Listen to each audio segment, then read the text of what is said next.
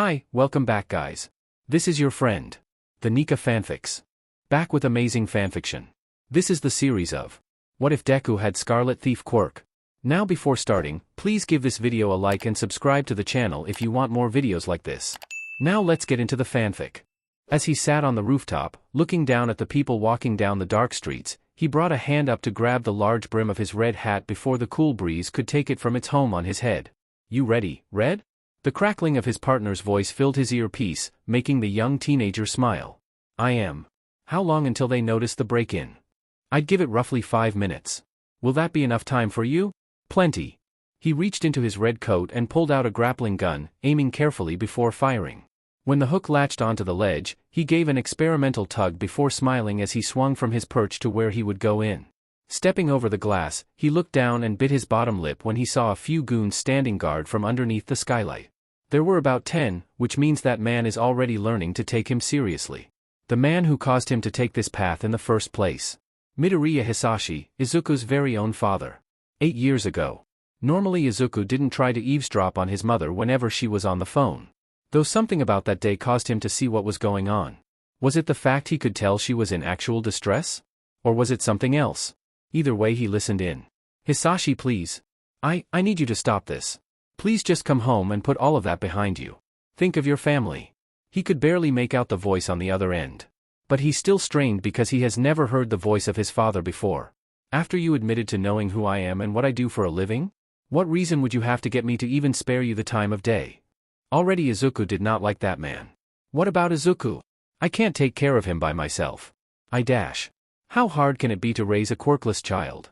Be honest with me and just say you're too incompetent and bigoted and I may consider it, the man continued, his voice taking on a similar tone to Kaken whenever he would insult Izuku. Izuku's mother held her breath and looked down. I am too incompetent and bigoted to raise a quirkless child, please Hisashi. Please come home and dash. Cruel laughter came from the other line. Well, this was certainly enjoyable. But it seems you have proved to be useless to me, and that boy isn't of any value either, so I might as well pretend you don't exist. Consider it a kindness. Wait, And what can you do about it? Call the police? The heroes? What will they say when they learn you willingly married a villain? I think it's best you pretend to have never met me, that your son is simply a BSTRD, and leave it at that. At the age of 7 Izuku learned once more how unfair life can be. As he watched his mother cry over a man who doesn't care about them, he felt a burning resolve wash over him. He will make sure that Midoriya Hisashi regrets the day he chose to cut Izuku's mom completely off. Present day. Red? Are you still with me? He shook his head. Yeah, sorry. Was just caught in my head again. His partner gave a small laugh in response. Thinking about him again? She asked. In a way, mostly what led me to this moment right here, Izuku said, reaching into his coat for the next gadget that his partner designed for him. A small torch disguised as a pen. His partner really is a genius. The day he quit sending your mom financial support? Well, I'm sure he's regretting it now, or he just sees you as a fly. Or did he figure out you took? Oh, he knows I took something he's been wanting since long before I was born. It is the only thing stopping him from attacking us immediately, Izuku hummed, pressing a gloved hand against the glass to cut a circle with the torch. His heart pounded as he remembered that the adhesive was still in its experimental stages, either it would fail and he would get his cover blown immediately or... He let out a breath when the glass didn't immediately fall to the ground and shatter on the heads of the goons. Melissa, you're a genius and I love you. His partner gave a laugh in response. Focus, Red, you still need to reach the vault, Melissa said, though Izuku could just tell she was smiling at the compliment he gave her. It truly was a daily occurrence when he tested her inventions during his heists. He nodded, looking down to see most of the guards had started to move away. Likely done socializing or doing whatever it is villain guards do in large open rooms. As soon as it was clear, he started to lower himself to the ground, keeping his eyes wide open for cameras, tripwires, and any lingering guards. Hey, you think this will be another self-locking vault? Izuku asked, checking over the layout of the building he has downloaded on his current work phone. So far he's had it for about a week, which is a record considering how many he's gone through last month alone. Melissa probably has plans to make one that's not only indestructible, but also unable to be too far from Izuku's bright red ensemble. I hope not. How did you even get out of the last one? Melissa asked. Izuku tried not to cringe at the memory of how he even got out of that pickle. He just knows that it made him incredibly grateful for that one near-death experience mixed with the genuine panic of meeting the one hero he has admired and looked up to for very long. Even if he knows that that hero would not look to Izuku with the same kindness were he to realize that Izuku was a criminal. Well, criminal isn't accurate anymore. You remember when I told you about getting attacked by this villain with a quirk that made his body into sludge? You didn't. I kind of did, and now I'm even more grateful I did. He could hear Melissa give an exasperated sigh, meaning he would likely be faced with a big lecture once he's home free with the loot. Even though it was worth it in the end, he still regretted tricking All Might like that. Melissa gave a sigh from the other end of the line. We'll talk about you tricking my uncle once you're far from the crooks and the heroes who will be coming once I send the signal. Do you think they'll actually look into it this time and figure out the truth? Izuku asked, stopping before the entrance that would lead to the vault he needed to break into. Or will they still be stubborn? As far as everyone who even knows is concerned, that villain was killed by All Might roughly 5 or 6 years ago. They may think it's a minor syndicate that's not connected to anything larger, delegating this to the police, Melissa said. Izuku peeked around the corner, seeing only 2 guards standing by the vault door. Neither showed any heteromorphic quirks, which means it will be all the easier for him. Well, that's why I'm doing this. Remember, I was moved up from being a criminal to a villain recently. I just don't know what class they put me under, he explained, pulling out a bottle of eye drops and blinking quickly to prepare himself. Which brings us back to what you took that he wanted more than anything. He gave a smile, pulling a pair of sunglasses out next before putting them on. He then stepped out into the open where the 2 crooks could see him and his bright red coat clear as day. Keeping his eyes on the 2, Izuku watched as they suddenly got confused before he ultimately rushed and knocked them both down with quick punches to their stomachs. I can see why he would want it. Hopefully the owner can understand why I took it in the first place, Izuku said, making sure the guards were thoroughly knocked out and restrained. Though he could feel doubt start to crawl into him, especially with his first and only meeting with All Might. Can someone still be a good person even if they do bad things? I'd think not. It's better if they instead not do the bad things and go through the proper channels for help if it's as dire as you described the situation. Izuku took a deep breath, shaking All Might's words from his head as he focused on unlocking the vault as quickly as possible while not making any sloppy mistakes that will result in alarms being set off. Perhaps he can't be called a good person for all the people he has robbed, but he will deal with this once he's made sure his father has paid for everything he has done. His father and anyone who has helped him. His name is Midoriya Izuku, the Scarlet Thief, and he won't stop until his mission is complete. Tsukachi Naomasa wanted nothing more than to slam his head against the growing mountain of paperwork. Not even the smell of coffee that permeated the air of the police station could hope to remove the stress that the Scarlet Thief has been causing him as of late, making him wish he was back in the simple days where he was chasing down the vigilantes in Narahata with Eraserhead and other heroes. Well, he wouldn't call that situation simple, but compared to this mess with the criminal-turned-villain, he would take chasing down 100 crawlers to this. Naomasa turned towards the door when he heard it open, looking towards Aizawa Shoyuta and giving a half-hearted smile. "How's your vacation treating you?" he asked, though he stopped because he knew that the man was not in the mood for a lighter atmosphere. "Did you track the brat down yet?" Aizawa asked, already moving to sit in front of Naomasa's desk. He leveled a glare when Naomasa only shook his head.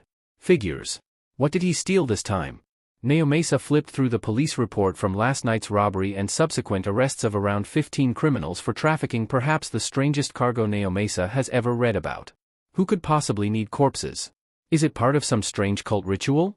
While the criminals were trafficking corpses, that wasn't what the Scarlet Thief seemed to be after. "We actually don't know what he stole from the vault, but it did allow for us to catch these traffickers," Naomasa said, shaking his head. "It doesn't change the fact that he's a villain, especially with what he stole." "I know. If it wasn't for the fact that we're trying to keep this out of the public, I would have asked All Might to dash." Naomasa shut his mouth at the sight of Aizawa's grimace at the idea of involving the number 1 hero. However, he was starting to feel that they might not have a choice, especially if the Scarlet Thief starts to work in broad daylight instead of during the dead of night. Slowly, Naomasa stood from his desk and headed for the coffee machine that has been working far more overtime than those who are dealing with this case. Maybe one more cup of pure caffeine will have him clear his head enough to read through the files to possibly find some clues that could lead them to finding and then arresting this villain. But where in Japan is the Scarlet Thief? Bakugo Katsuki practically crammed his sandwich into his mouth as he sat on the roof. He ignored the extras sitting with him and talking about whatever pointless things are going on in their lives. Neither of them matter, especially with how they're just riding on Katsuki's coattails to possibly use his eventual fame to boost their own reputation and climb up whatever social ladders they are after. All of it is background noise as he focuses on the one who has ignored Katsuki for the past 8 years, thinking he is suddenly too good for all of them as he pretends none of them exist. Not even greeting Katsuki, barely participating in class outside of attendance, and now? Now Deku seems to think he's too good to even apply for UA, when he could have easily made it into the Gen Ed department or even management. It irritates Katsuki that Deku believes he can simply look down on each and every last one of them. You know, if I didn't know any better I'd think Katsuki has a crush on Dash. Suddenly Katsuki turned towards the extra who dared suggest that and gave him the most hate-filled glare possible. Finish that sentence, I dare you. The extra gave a nervous gulp before trying for a joking smile, but it wobbled with the fear that was emanating off of him. Oh come on, I was just joking. You always stare at Midoriya during lunch, so it becomes easy to assume that you might have some kind of dash. Katsuki simply grabbed at the sandwich in the extra's bento and shoved it in his mouth. I don't even like Deku. He just irritates me, thinking he's too good for all of us when he should be a pebble looking up to me in awe as I beat All Might. Well, maybe Midoriya has other things to worry about? I heard rumors that his old man hasn't been sending them money for the past 8 years, the other extra piped in. Well, it's rumors my mom heard from Midoriya's neighbors. They think his father is embarrassed that his son is quirkless or even believes that he isn't actually his son and is trying to save face Dash. He rolled his eyes. Those are just rumors. Besides, look at his lunch. He's still eating fine, so it's obvious his old man isn't that kind of man to leave his family hanging, Katsuki said, taking a sip from his drink. He stood from the bench, empty bento in hand, as he prepared to go back to his classroom when something bumped right into him. Irritation spiking, he turned and glared when he saw who exactly bumped into him. What, you think you're so good that we're all invisible to you? Katsuki asked, planting a smoking hand on Deku's shoulder. Deku stopped and looked at Katsuki. However, the look in his eyes sent chills down Katsuki's spine for some strange reason. Almost dead, that shine he would have whenever Katsuki would use his quirk or whenever they would talk about heroes was completely gone. Sorry Bakugo. Wrong, that name felt wrong to him. Especially since the last time Deku actually talked to him he still used that nickname. I'll watch where I'm going next time. He hated how dull and lifeless Deku's voice was. How he continued to ignore everyone around him. Katsuki pressed down harder on Deku's shoulder, smoke rising from his hand as he could feel himself ready to burn through his classmate's uniform and right into his shoulder, so he's forced to actually pay attention. A gust of wind blew for a few seconds and Deku stared at him, his eyes flashing slightly before he blinked and quietly walked away as if the encounter never happened. Katsuki didn't realize he stopped using his quirk. Whatever, he grumbled, heading down the stairs to finish the day. Besides, even if the teachers turn blind eyes to Katsuki's attitude he still can't risk getting a black mark on his record. Not if he wants to go to UA. Togata Mirio was quick to activate permeation before Recovery Girl could wallop him with her cane. His arms already hurt and he didn't think he could handle the additional pain of a smack upside the head from the school nurse. I thought that mentor of yours would have taught you better. Mirio gave a sheepish smile. Well, sir can't see everything coming. I don't think he expected my arms to shatter like that, neither did I honestly, he admitted, wanting to bring a hand up to scratch the back of his head while he laughed. Only to be reminded that both of his arms are currently wrapped up in thick casts. Didn't All Might warn you about the backlash from One for All? She asked. He did, but he said because I was already trained it shouldn't be too bad, he said, shrugging only to hiss with pain when he jostled his arms too much. Maybe he should work towards lessening the output? Or maybe he should just get used to using it at 100% and hope for the best. What would Sir tell him to do? Maybe he should call and ask him once he can move his arms again. Just be more careful, we can't have you destroying your career before it begins for real. You'll be in your final year soon, that much closer to being a full-fledged hero, and we can't afford to have you retire straight after graduating. Mirio gave a sheepish smile. I know, especially if I want to be the next All Might, he said, remembering the words Sir told him as soon as he got One for All. It's his destiny as the 9th holder of One for All after all. To become the next symbol of peace. I've been tracking his current organization's movements, and right now they seem to be closing in on a girl your age, Melissa said, typing away at her computer to pull up a few files. In her lap sat a pair of what looked like a pair of sunglasses she had been tinkering with before she got the alert. Next to her laptop was the phone she had just torn apart to rework yet again because it wasn't quite up to her specifications. Not quite able to sync with the glasses, but at least only someone who is wearing them will be able to see past the wallpaper and generic apps downloaded to the phone. Why? Does she have a regeneration quirk? Or something equally powerful? Her partner asked, his voice trembling ever so slightly before he quickly took a deep breath. Tell me what you can, I'll make sure that he won't take her. Melissa smiled, remembering what had drawn her to Red in the first place. Even if he was a thief, she knew he still had a heart of gold and the desire to save people like a hero does. While he may accept being called a villain, Melissa knows the truth about her friend and partner. Red is a good person and she will continue helping him with his mission. Her name is Yutaka Natsuki and she has a shock absorption quirk. The record states she can get hit by a bullet train and walk it off like it's nothing. At this moment she plans on applying to various hero schools, with Shiketsu as her first choice, Melissa stated, looking at the picture of the girl before forwarding it to Red. For a few moments there was silence, likely because he was busy studying the image and reading the details Melissa included. She decided to take this as a chance to go to the mannequin that was covered by a black sheet, ready to remove it so she can get ready to have it synced up to the phone and glasses. However, Melissa quickly dropped the sheet right as her dad knocked on the door. Melissa, dinner's ready. Are you still working on that project with Carmen? Her dad asked, reminding Melissa of the name she gave to Red just so her dad would not catch wind that she has been doing something that is highly illegal. Even with the guilt eating at her, she could feel that this was the right thing to do and that her dad would understand if he found out. Especially once they finish with the primary mission. I am. We'll be finishing phase 1 real soon, so I'll meet you downstairs in a few. Melissa called out, holding back a sigh of relief when her dad wished her luck before leaving. She didn't realize that Red had gone silent during this entire exchange. I still don't get why you picked that name. Isn't it a little on the nose? Red asked. Melissa laughed.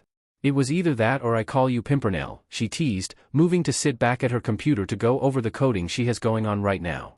Red gave a sigh as something rustled, likely him sitting down on his bed or something. I don't know if I can do this. She has her whole life ahead of her and I can tell she will be an amazing hero, he said, voice soft.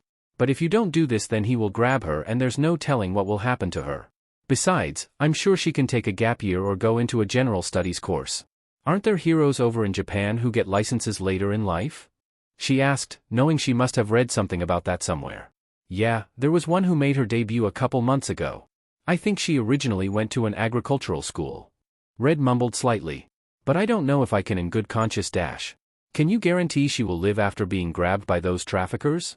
For all we know, they will kill her and then ship her body off to wherever they bring those corpses. I know you exposed a good chunk of them to the police, but they couldn't have grabbed them all. Melissa hated doing this. Hated being realistic to her friend, but sometimes he needs to hear it straight. Besides, you can give it back once we're done with the mission. I'm sure she will understand and be happy that you saved her from this fate. Somehow she knew Red was smiling. You're right. It is only temporary after all. I just hope she will understand in the end.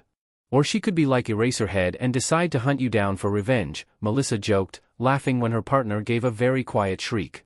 Please don't remind me. I still feel bad, he almost got killed that night. If it wasn't for Ms. Joke patrolling nearby then dash. Melissa couldn't hold it back anymore, her laughter spilling from her as she leaned back so far her chair slammed into the ground. Good night, Red, I'll get back with you for the next meeting. She quickly said, hanging up right as her dad came into her room. Are you okay? Melissa looked up and gave a bright smile. Yeah, Carmen just said something really funny and I couldn't stop myself. She couldn't see anything, but she figured she's probably in a hospital or something based on the smell alone. After wrinkling her nose and making a move to get up, she realized she was strapped down and wearing a blndfld. That thief is becoming more and more of a nuisance, a voice said, followed by a hand pressing against her face. Thinking he can save this girl. A sudden dread filled her, visions of her own death filling her mind as she gave a whimper. Such a shame you can't go after him yourself. Not without bringing attention to our organization before we're even ready, another voice chimed in. Perhaps not, but there might be another way to punish him. The blndfld came off suddenly, however the only thing she saw was a wide grin before everything went black. Izuku could feel chills go down his spine as he slowly opened the door. All he needed was the files from the computer in this office, set the alarm to go off long after he's gone, and then let the heroes take care of the henchmen in the building. Yet another chip in this criminal empire that has steadily been gaining more and more power. Is something wrong? Melissa asked, likely noticing Izuku's hesitation from her cameras. No, this just seems too easy. Is it because I've gotten better or? I mean there weren't any real guards, all of them staying in one spot actually, he said, feeling around the wall for the light switch. Though he noted a distinct smell in the room. Iron maybe? Finally locating the light switch, he flicked it on. The entire room was covered from wall to floor in blood red, the scent actually growing stronger now that Izuku can see what it is. His eyes completely wide, he looked up only to pale and hold a hand up to his mouth when he saw a body swaying from where it hung from the ceiling. The rope wrapped tightly around the neck. Izuku nearly puked when he realized who was hanging from the ceiling. Gray-green hair tangled in bloodied knots, he was relieved that her eyes were closed because he doesn't know if he can stand to see them dull and lifeless. Not when he had seen them so bright and full of light, filled with hopes and dreams, just a week before. Red! Behind you! Snapping from his daze at the sound of Melissa's shout, Izuku turned behind right as a large black fist rammed into his chest and sent him flying into the wall. Standing in the entrance was what could only be described as a monster with a bird-like face, dead eyes staring at him as he struggled to peel himself from the wall. What is that thing? Izuku asked, not wanting to take his eyes off of the monster that stood before him. Something about it felt almost lifeless, especially with the way its eyes were unfocused as it stared at him intently. I don't know, but you need to get out of there. Izuku found himself agreeing as he slowly sidestepped. However, he was only able to slide his foot an inch before the monster barreled into him faster than he could blink. So fast that the sound of glass breaking was delayed by a few seconds and Izuku realized that he had been tackled out the window and over the street. Straight into the building across the street. His back hit the wall and he nearly crumpled, knowing that by this point his bones should be broken under any other circumstances. Truly they should be. He dove to the side right as the monster punched the wall, where Izuku's head was just a few seconds prior.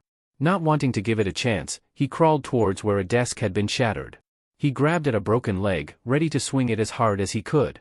Only for the monster to not even flinch, instead grabbing Izuku's outstretched arm and flipping him down onto another table. Izuku, dazed, could only stare up at the ceiling and realize that this might just be the end for him. Come on, Red. You have to get up. He tried to smile. Sorry, I guess this is the end. Red. Come on, you have to get out of there. Power. Why couldn't we go for snacks again? Tamaki asked, his voice soft as he smushed himself between Mirio and Nijire. Because we have to celebrate. Our special guy here went a week without breaking something, and there's a new cafe that only opens at this time of night. With reviews saying that they have the best drinks in the city. Mirio held back his grin at the way his two best friends debated on the merits of their own ideas. They were both things he wanted to do with them because just spending time with them is the best thing in the world. Celebrating with friends who he wishes more than anything to form an agency with to work together as a great hero team. That was his dream for the longest time. Maybe if I go 2 weeks without breaking something then we can go get snacks and hang out at one of our houses and watch movies together? Mirio suggested, finding that it would be best to compromise with them both. Nijire's smile widened at the idea. That's perfect. Every other week when you succeed at not breaking your bones then we can take turns deciding what to do to celebrate. Tamaki seemed slightly hesitant, but he also nodded. Maybe if it's something we all like, he said, though he seemed to freeze and look up at the sound of a particularly loud crash and alarms going off from one of the skyscrapers. Mirio also looked up, seeing a large form that almost blended into the night sky shoot across with someone. Dressed in bright red. He could tell that whoever was in red was in danger, probably an innocent civilian or maybe a young hero in training from another school. He turned towards Nijire and Tamaki, seeing they were already getting into stances. Nijire-chan, I need you to launch me into that building there. Then you and Sun Eater help evacuate the civilians, Lumillion ordered, already getting into the hero mentality that Sir has drilled into him when he was first taken on as an intern. Right. Just be careful, Lumillion, Nijire-chan said, grinning as she grabbed Lumillion's arm and started to spin him around in circles to increase his momentum. She then released him, sending him flying straight towards the building where that villain tackled the person in red into. He gave a wide smile as he activated his quirk, only to forget one very important detail. Sun Eater brought a hand to his mouth, watching as the clothes fell from Lumillion. He still can't believe they are doing this right now and out of their hero costumes designed specifically for their quirks to avoid this kind of thing from happening and. Nijire-chan set a hand on his shoulder. Come on Sun Eater, Lumillion will be fine. I know, but I wish he could have thought this through a little more. I don't think he can afford to have another compilation on Yap, Tube. Izuku could only stare on in shock as a naked man literally popped out of the ground and punched the monster with such force that it became embedded into the wall. His mouth completely gaped open because he never expected that someone would actually come in and. The monster peeled itself from the wall, focus taken from Izuku as it stared at the NDE hero, instead. Whatever injuries it sustained healing itself, but it seemed to still feel that punch that might have been strong enough to completely shatter bones. The stranger turned to Izuku and gave a smile, only to suddenly hiss when he finally noticed his arm was mangled and purple. There goes that record. Anyway, you should get going. My friends are down there evacuating civilians until the rest of the heroes arrive, so you'll be safe now.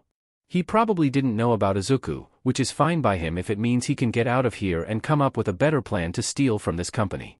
Where they even got that monster from though is what he wonders. Right, thank you, he said, quickly turning and slipping away while the weirdo has the monster distracted. Though part of him wonders if he will be okay, especially with that broken arm he seems to be nursing. Slowly pulling his work phone out, Izuku dialed for an ambulance as he left the building and gave the operator the information needed so they could hopefully dispatch quickly. It is the least he can do. Red, are you okay?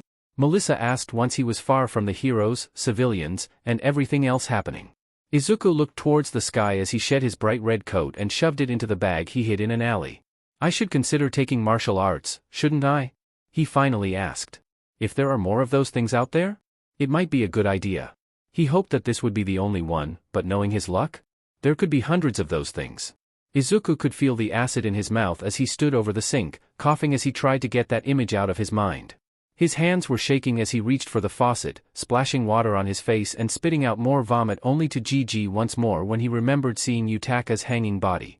All the blood in that room which could only belong to her. Why did she have to die?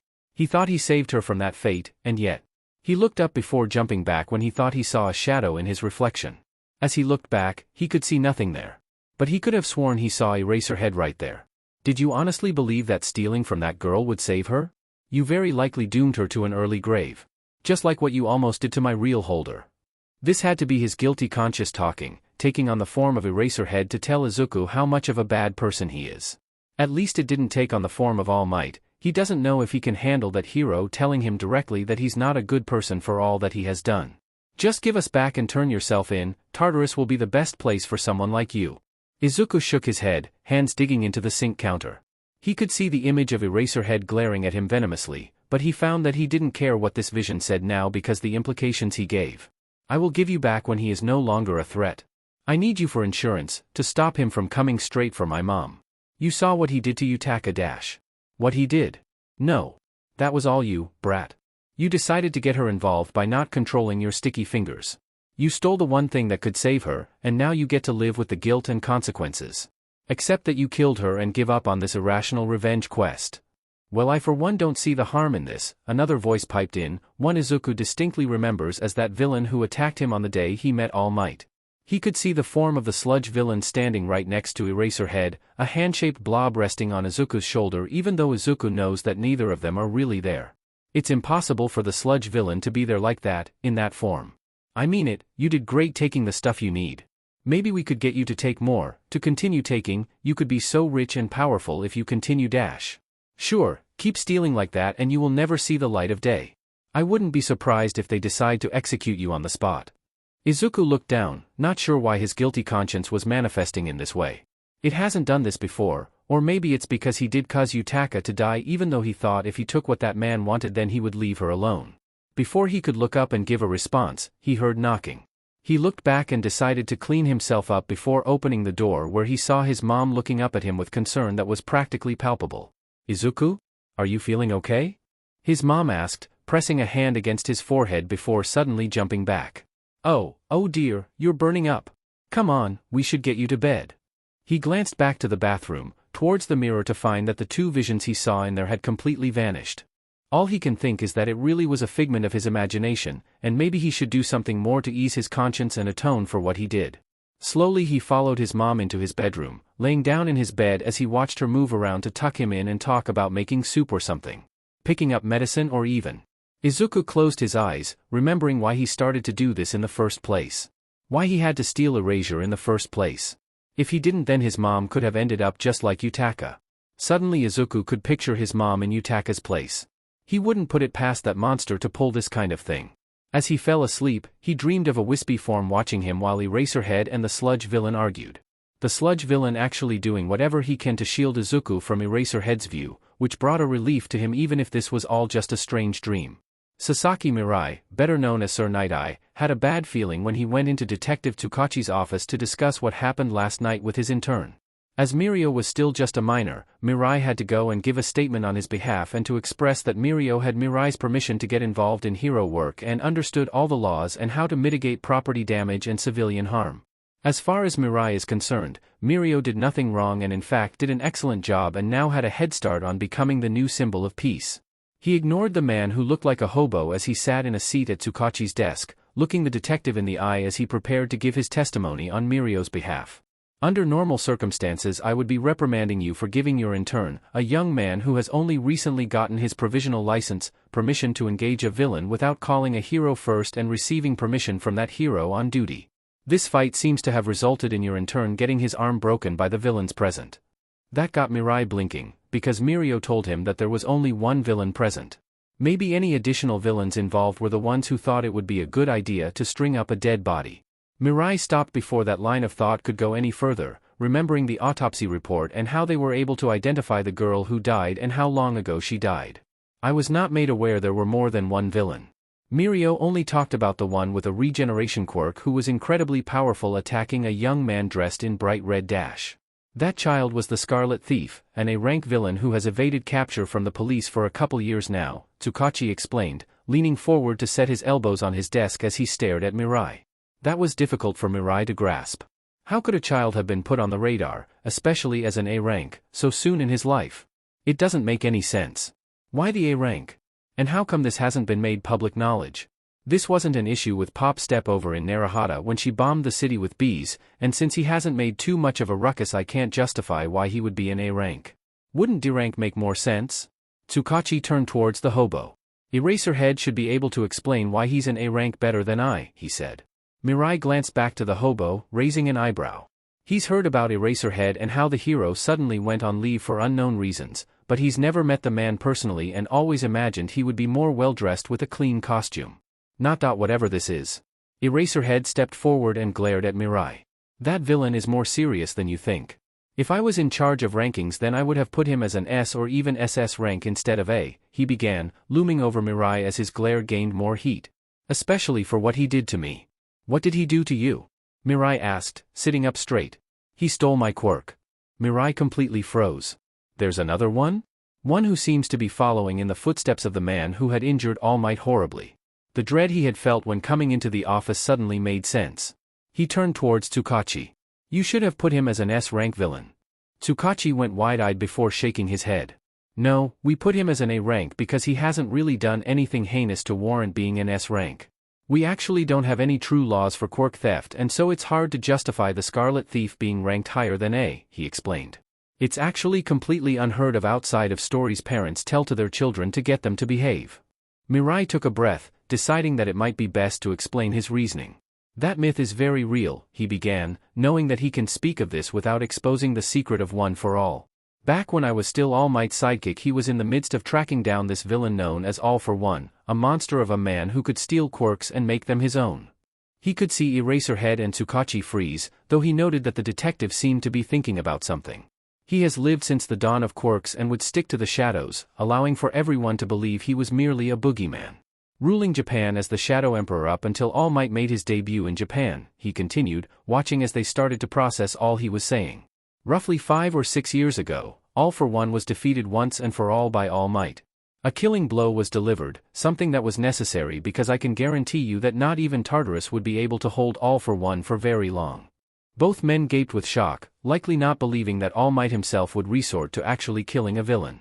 It's completely unheard of for heroes to straight up kill villains, most deaths being covered up by the PR department to prevent their good names from being tarnished. This Scarlet Thief you speak of? He could easily be All for One spawn, following in the footsteps of his father to continue where he left off. If we don't treat him as the threat he is then he can and will destroy everything we know and love. Tsukachi looked down. If what you say is true, then we really should tell All Might dash. No. Both Mirai and Eraserhead said at the same time. It's best that we handle this quickly and discreetly before he grows into a huge threat. If we can grab him before he takes any more quirks then we can keep him locked up in Tartarus. Eraserhead nodded with agreement, resulting in Tsukachi giving an exasperated sigh. Tsukachi turned towards Mirai after a few moments. Perhaps we should use your quirk then, see if we can figure out what our next move should be, he suggested. I want to know if and when I will meet that brat again, Eraserhead said. Mirai Sked in a breath before nodding. Very well, if this doesn't work for you then I may need to find someone else who is likely to meet the spawn and we can go from there.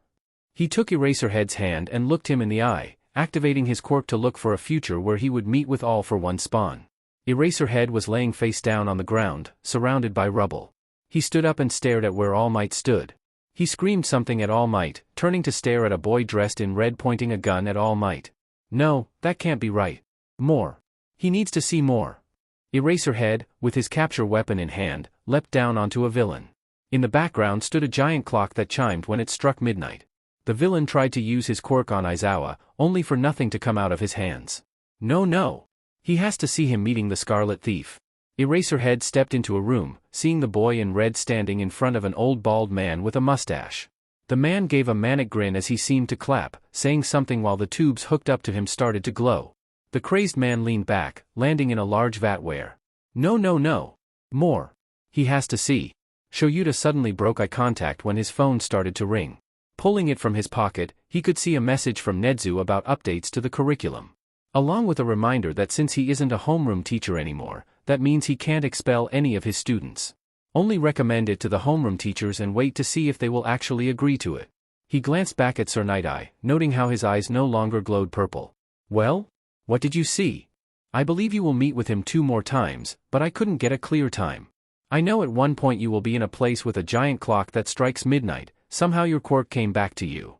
Meaning we arrest him and make him give me my quirk back. Sir Night-Eye shook his head.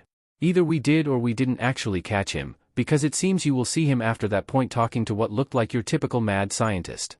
He might be making some kind of deal or bargain with him. Shoyuta shook his head, standing up.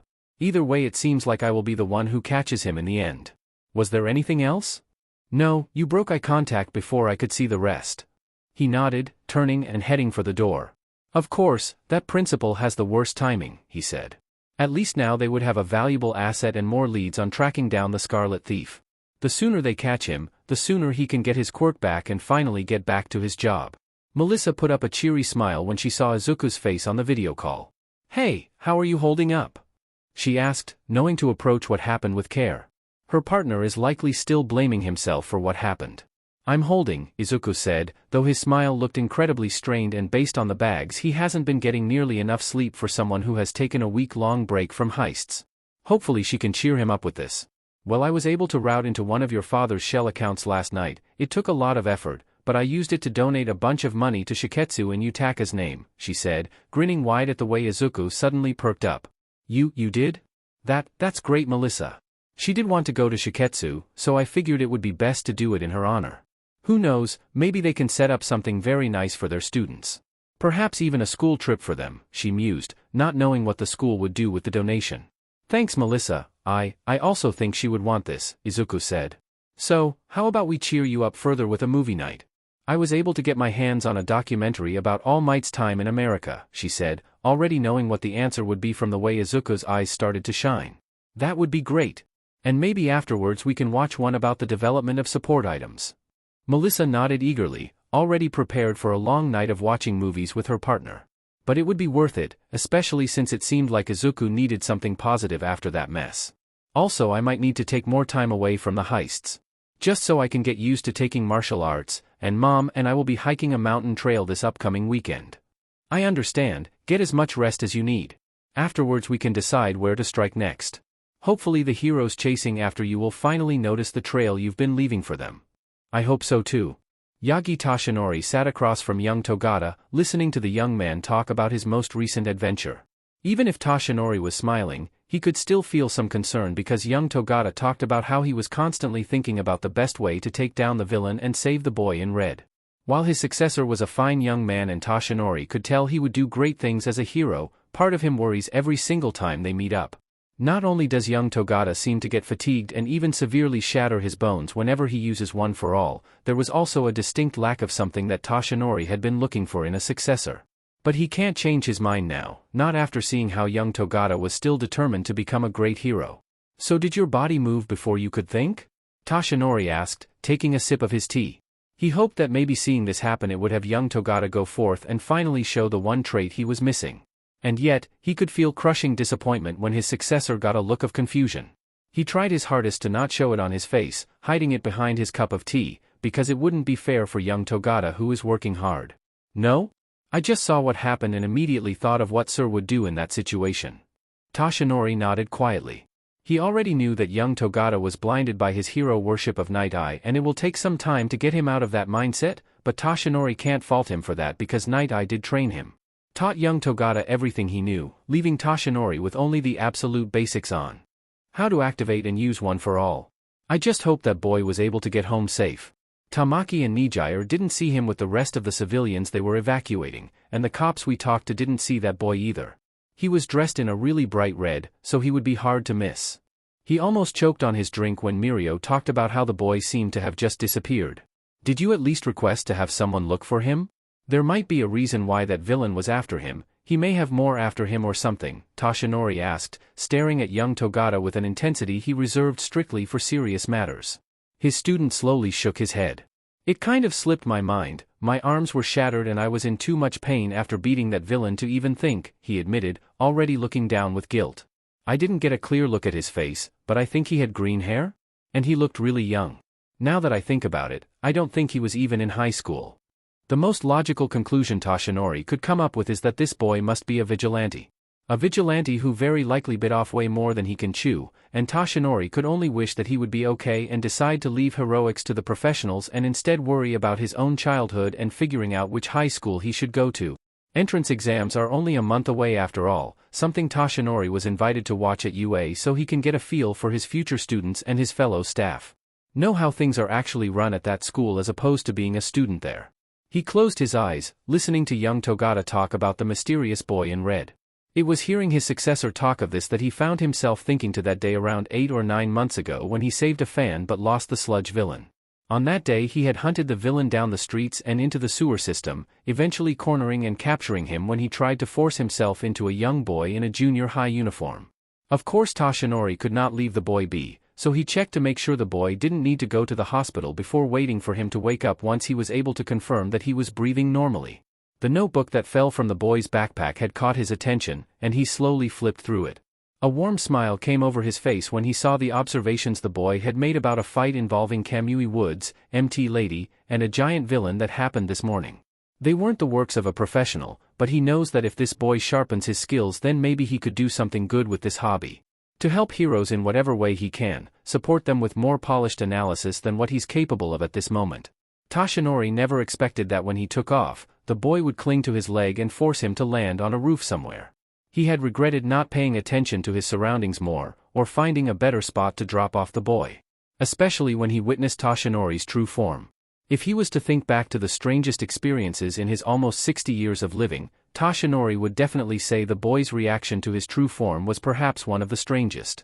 He expected the horror, yes, but not the lack of screaming, nor did he expect the horrified look to morph into sorrow, borderline apologetic even. Finally, the boy spoke, giving the reason why he pulled that stunt, saying that he had a very important question to ask Toshinori. Very well, what did you wish to ask? He remembered asking, knowing that this boy must be desperate enough to hear an answer. I have a friend. His dad is pretty terrible, the boy began, gazing to the side. It was apparent that he was likely talking about himself, but he continued with the metaphor.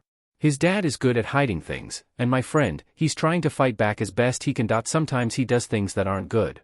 The boy had paused, likely gripping his arm from behind his back before he looked up at Toshinori with something akin to pleading. Can he still be a good person? To this day Toshinori still occasionally thinks about this question he received. He knew the boy had to have been talking about himself, either his father was abusive or a downright villain. And it seemed like the boy was on the verge of committing crimes himself as an attempt at stopping his father. So he gave an answer that he hoped would steer the boy away from this path. Can someone still be a good person even if they do bad things? He started, repeating the question so the boy knows he's considering it before giving an answer. I'd think not. It's better if they instead not do the bad things and go through the proper channels for help if it's as dire as you described the situation. He knew this was not something to make light of, but if he can prevent this young boy from going down that slippery slope. If only Toshinori had done more. If only he had pressed for more details or even given better direction for the boy. If only he had stopped this boy from becoming a vigilante, then maybe he wouldn't have almost gotten killed by that villain. Izuku watched quietly as his mom bent down to pick up the water bottle she dropped instead of using her quirk to lift it up into her waiting hand. The rock named guilt that made a permanent home in his stomach rolls, reminding him of the years he spent borrowing his mom's quirk. So many times without even telling her, to the point where she had completely given up on using it. His mom turned and gave him a bright and almost carefree smile, the kind he hasn't seen until she learned that their bills would no longer be an issue and she could focus her attention on her online store selling the small crafts she had gotten into making. Izuku returned the smile, though he kept most of his face hidden in his scarf that she made based on All Might's Silver Age costume. The bright red was a comfort to him, even though it's the color he wears when he moonlights as the Scarlet Thief. Maybe that's why it's so comforting to him? Speaking of which, he really needs to think carefully on where to strike next. There's no telling if he will come across another one of those monsters, plus his body is still getting used to the kickboxing and Muay Thai lessons he started taking just last week. He doesn't actually know how he is able to manage this trek with his mom, but he knew he had to be there with her because if he isn't there then that man might use this as an opportunity. As long as Izuku holds erasure and that man is still in his injured state then he won't have to worry as long as Izuku is with his mom. He swore he would make sure nothing bad happens to her, not while that man is still alive and able to pull something. Let him fear the idea of dying for good because of erasure shutting down what's keeping him alive. He tries not to flinch when he feels the illusion of Eraserhead glaring into the back of his skull.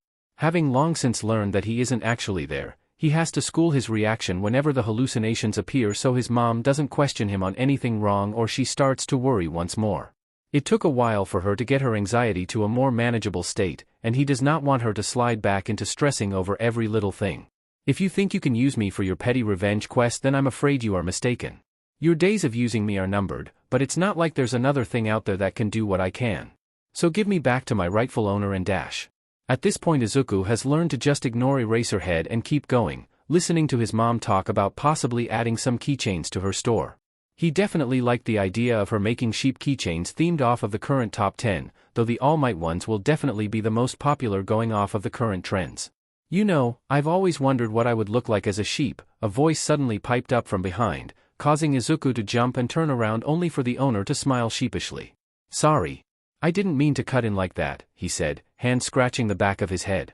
It took a few seconds for Izuku to process who was talking to them. The friendly-looking face brought out his inner fanboy as he suddenly wished he brought one of his notebooks to ask for an autograph because he never thought he would get to meet Tensei.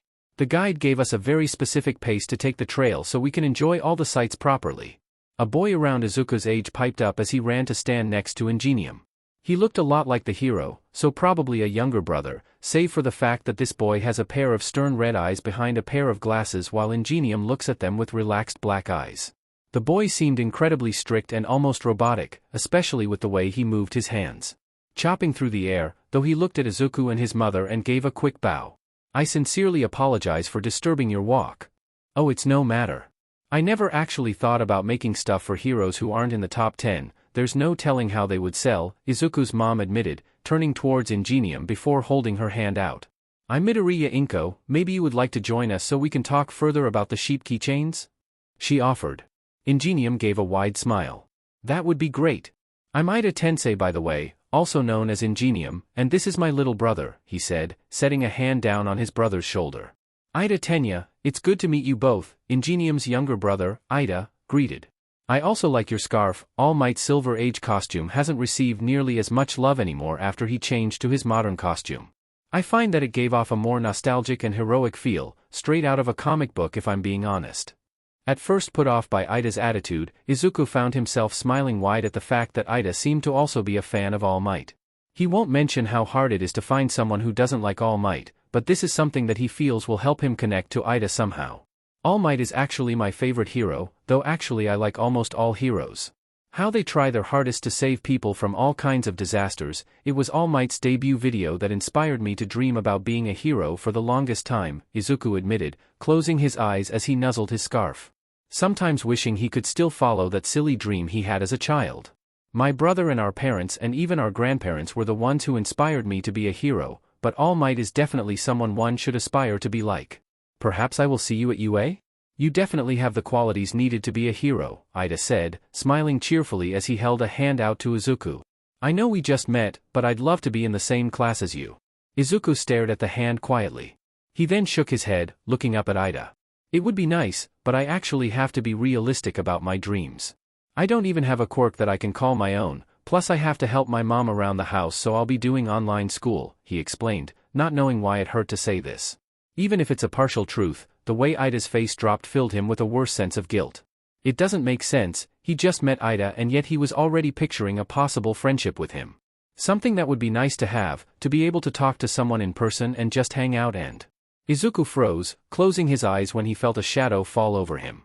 He could picture a cold and hungry gaze looking at himself and Ida, especially as the picture of Yutaka's body flashed in his mind, reminding him what will happen if he tries to get close to someone within his reach. As he looked up at Ida, he could see a flash of pity in his eyes before he kept the smile up. Well, I'm sure you've found a path that will help save a lot of lives, I just hope we can work together in that case, he offered, pulling his hand back. Slowly he gave a nod before remembering. Oh right, I'm Midoriya Izuku. Sorry for not saying so earlier, Izuku said, deciding that it should be fine to only introduce himself and then never talk to Ida again once they're done with this trip, to hopefully avoid a connection being formed that can later be exploited. It's all good, Midoriya-kun. Why don't you tell me more about your favorite heroes and we can discuss what makes them great? Ida asked. Izuku looked up ahead to see his mom and Ingenium deep in a conversation about crafts. He then looked at Ida and gave a small smile. That would be nice, he admitted. By the end of the day, with the sun setting, Izuku found himself forgetting about the looming threat in the shadows as he and Ida exchanged phone numbers, promising to keep in touch and to maybe hang out whenever they're available. Ow, Achiko groaned, trying to pull herself from the rubble as she looked back to the large zero-pointer that they were warned about. Her stomach felt like pure acid, especially with how much she had used her quirk during this exam. So far it wasn't looking good for her, and she might just not achieve her dream. She closed her eyes, sending apologies to her parents at her failure, only to snap them open when she heard rapid explosions heading right in her general direction. She caught sight of Explosion Boy with an absolutely feral grin on his face as he leapt up and smashed the zero-pointer's face in with an explosion. Die! The boy screamed even as he started to free-fall down to the ground. Even if she doubted he saved her on purpose, instead wanting to beat a strong-looking opponent, Achiko still felt herself move to push past her nausea as she slapped one of the remnants of a faux villain and climbed on, holding a hand out to slap Explosion Boy in the face. Coughing, Achiko held the vomit in as she released Explosion Boy and the chunk of robot she was laying on. Though she ultimately puked, turning her back on the boy she saved to avoid letting him or anyone else see that embarrassing moment. She couldn't hear anything past the ringing in her ears, but she noticed the other applicants were starting to leave the testing grounds.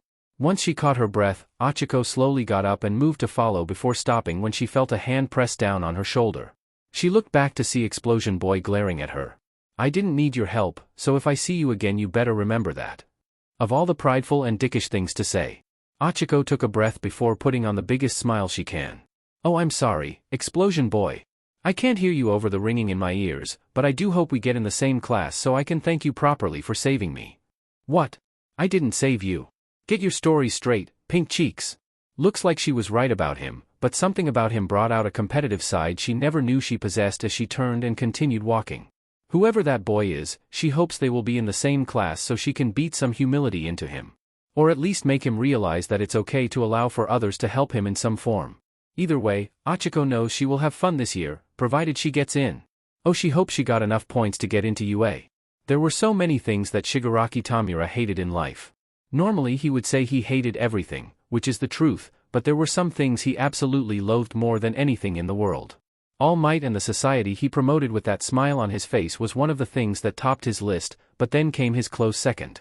That thief who was giving Sensei all kinds of grief, stealing all the things Sensei wants and even summoning those DMN cops and heroes to arrest all their goons. It took Sensei a long time to gather those NPCs for that planned attack on UA, to potentially kill All Might and make society fall into chaos immediately afterwards. But not only did a majority of their forces get arrested, but they lost a key component for Numu and then lost it entirely when Sensei decided to send it after that red brat to maybe get the last component along with the other things Sensei has been wanting. Grumbling as his stack of cards toppled over, Tamura turned towards the computer screen where Sensei's voice would come from. Can I go after that brat? Not like we can attack All Might at UA this week, not without the Numu, he asked, his hands already itching to ring around that brat's neck and watch as he slowly turns to dust and no longer becomes an issue for them. No. That boy has erasure and might just take your quirk if he sees use in it, so it's best that we wait. Give him a false sense of security before taking him off guard. Truly that Numu might have been enough of a deterrent to get him to stop long enough for us to regroup and then strike the heroes at the core, Sensei spoke. Once we take down the heroes, then we will take care of this little gnat. Tamura nodded quietly, realizing that it made sense in a way. Why waste too many resources on something so insignificant? The doctor has plenty more Numu in the works, maybe they can get one that will be even better to send after All Might. Something superior to the one that should have gotten shock absorption. Besides, this might be for the best. There is no telling with those first years, my source says that there is at least one student who does know how to fight. There's no telling what will happen with that kind of person. So save any attacks on the first years until after the sports festival? Yes, that might be for the best. Tamura gave a wide grin as he grabbed at the deck of cards Kurogyri had stacked for him. He leaned forward as he contemplated the best way to attack the students and then All Might. So many options, so many opportunities. Red, are you sure about this? They aren't connected to him at all. Izuku could hear the concern in Melissa's voice, and he could understand why. Normally he wouldn't go after the Yakuza because he hasn't found many that were closely linked to his primary target, but lately it has become more and more difficult to trace good targets to strike without risking the possibility of another one of those villains from appearing. There's that, and lately he has started to become unsure about something? I'm sure. We should let him think that I was scared off before going after him again, Izuku explained, hoping Melissa wouldn't pry any further. At least it was a logical reason, and also fairly smart when it comes to his ultimate goal. Plus it's not like they're at full power, not after Stendhal took out their executives. The perfect opportunity to get back into the swing of things after taking a break to train. The moment the flashlights moved away from his path, Izuku shot forward and hid behind the bushes. His relief was palpable when he went unnoticed by the guards, seeing them continue around the corner for their rounds around the base. As he pressed his ear to the door, he could hear a few voices speaking about the current happenings in the criminal underworld. It would help to know what's going on outside of his target's ring of influence, just so he isn't caught completely off guard by a new threat. I hear the Shai Hasaikai is developing a new type of drag, something inspired by Eraserhead's Quirk, one voice spoke up. Even if he hasn't been very active as of late, it's still something interesting. Curious, Izuku decided to take a few moments to listen in a little further. Also to make sure that they had all left. Maybe we could get in on that. Could make a decent profit if we sell our own supplies of it. How do you think he makes this supposed quirk erasing drag? No telling, maybe we could replicate it somehow? Izuku pressed his ear further against the door, hearing the voices start to grow quieter. Once he's sure the coast is clear, he turns towards the lock. He held his pinky towards the lock, the finger turning into sludge as it made its way into the lock to slowly pick at it. Once he heard the click, Izuku carefully opened the door to avoid making a sound before going into the room. As he carefully viewed his map of the complex, checking the quickest route to the treasury, he froze when the lights suddenly clicked on. Izuku gulped when he saw around 15 people staring right at him, a good portion with heteromorphic type quirks. Even still the majority didn't have any obvious quirks, so he pulled the sunglasses on and got in a ready stance.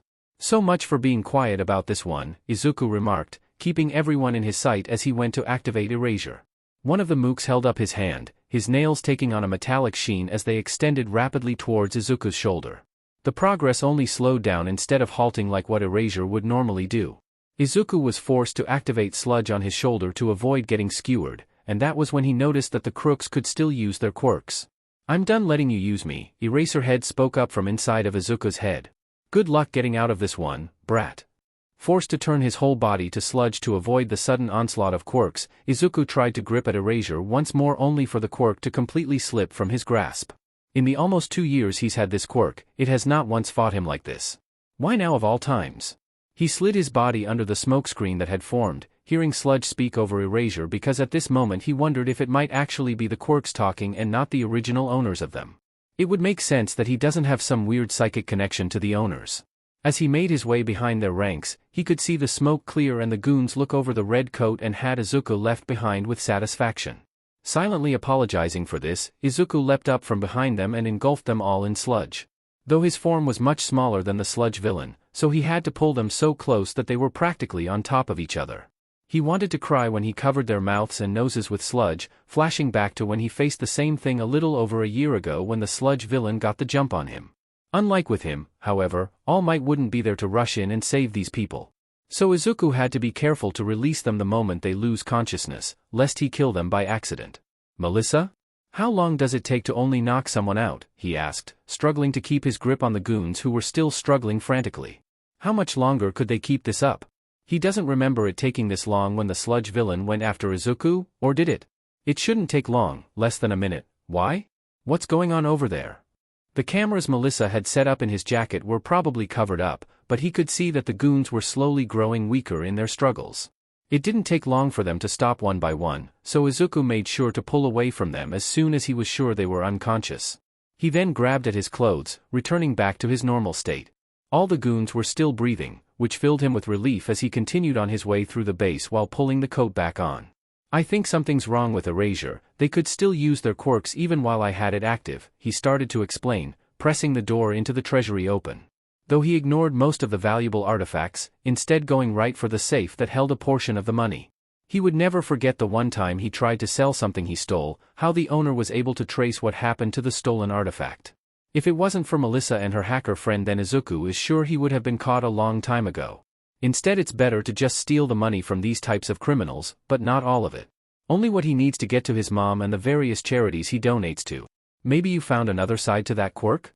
Perhaps Erasure has a level for halting quirks, or maybe it can partially erase quirks. Melissa suggested. Izuku frowned, remembering what Erasure told him earlier. No, I think that. Do you think it's possible that quirks can gain some level of sentience? He asked, closing and locking the safe. Or that maybe my natural quirk can give them sentience? He could hear Melissa hum in contemplation. Likely thinking over what he said to her, making her own theories of some form. It was her silence that had Izuku thinking about what he heard earlier. If it's true that a different Yakuza was developing a drag that could erase quirks, maybe he should? Maybe this is more of your subconscious? I know you still regret taking Erasure from Eraserhead, so you could just be imagining him criticizing you, and this is leading to the quirk not working for you. I think once you learn to forgive yourself for this, then things can go back to how they were with Erasure, and by that point you may be ready to give it back, Melissa finally said. Izuku bit his bottom lip. The logic his partner gave was very sound, plus this has only started happening after Yutaka's death. A death that only happened because he took her quirk instead of trying to find a different way to protect her from getting her quirk harvested by that monster. As he slipped past the guards and far from the base, he made his way up a building to sit on the roof and think. While Melissa is probably right about what's happening with Erasure, he still can't risk the idea that it will malfunction the way it did tonight, especially if he's faced against him. Hey, Melissa? I heard some of the guys in there talk about something and it might be worth it in the end, he began, looking down at the relatively empty streets. It was definitely a quiet night, the best kind to rob what remained of a Yakuza. There's another Yakuza out there, called the Shai Hasaikai. Apparently there are rumors that they're developing a drag inspired by Eraserhead's quirk, he continued. I'm shocked they haven't been wiped out yet. Wouldn't the boogeyman try to crush someone who is trying to jack his style? Either he's too injured from when All Might blew off his face, or I'm being more of a distraction than he likes to admit. Or he thinks they're just ants he can crush later, there's no telling with him, Izuku explained, leaning forward against the railing. Anyway, do you mind looking into them? I might pay them a visit and get some samples to test them for myself. Just as a backup in case Erasure continues to give me trouble. Yeah, I can look into them for you. For now you should head home and get some rest, you do have training tomorrow after all. Izuku gulped, already not looking forward to it. Especially since it was already 3 in the morning, which means he will only get anywhere from half an hour to a full hour of sleep if he hurries home. Right, thanks Melissa. Let me know when you get all the information. Shoyuta stared down at the students gathered at the track, 20 kids dressed in their gym uniforms as they all looked at him with varying degrees of nervousness. They likely heard rumors about him from their upperclassmen, how he ran his classes throughout the year. Since he lost his position as a homeroom teacher, he also lost the privilege of expelling anyone who he sees as being unworthy because he doesn't teach hero students anyway, so there wouldn't be much point in having him expel people. Even still, he found ways to get around actually teaching these kids because he has more important things to do. First do your warm-up stretches, and then you will all be running laps around the track, he said, pulling his sleeping bag out that contained the latest information they had collected about the Scarlet Thief.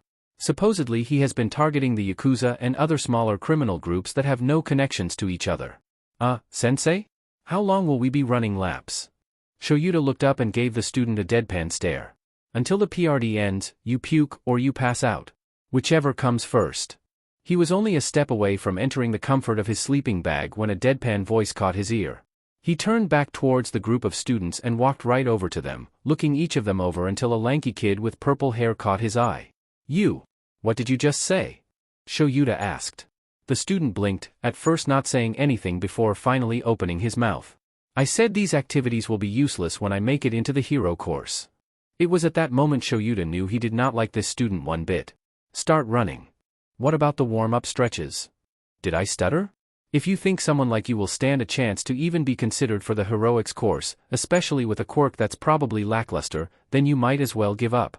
Even if you do have a decent quirk, it won't make up for your lack of physical fitness," he lectured, now growing more irritated because he did not plan to actually teach anyone today. He has more important things to do. And how would you know? You probably aren't even a real hero. Slowly, Shoyuta pulled out his class roster and looked at the pictures and names. He committed the name Shinso Hitoshi to memory before looking at the rest of the students who had pretended this confrontation wasn't happening as they worked on the warm-up stretches. Smart group. Get running.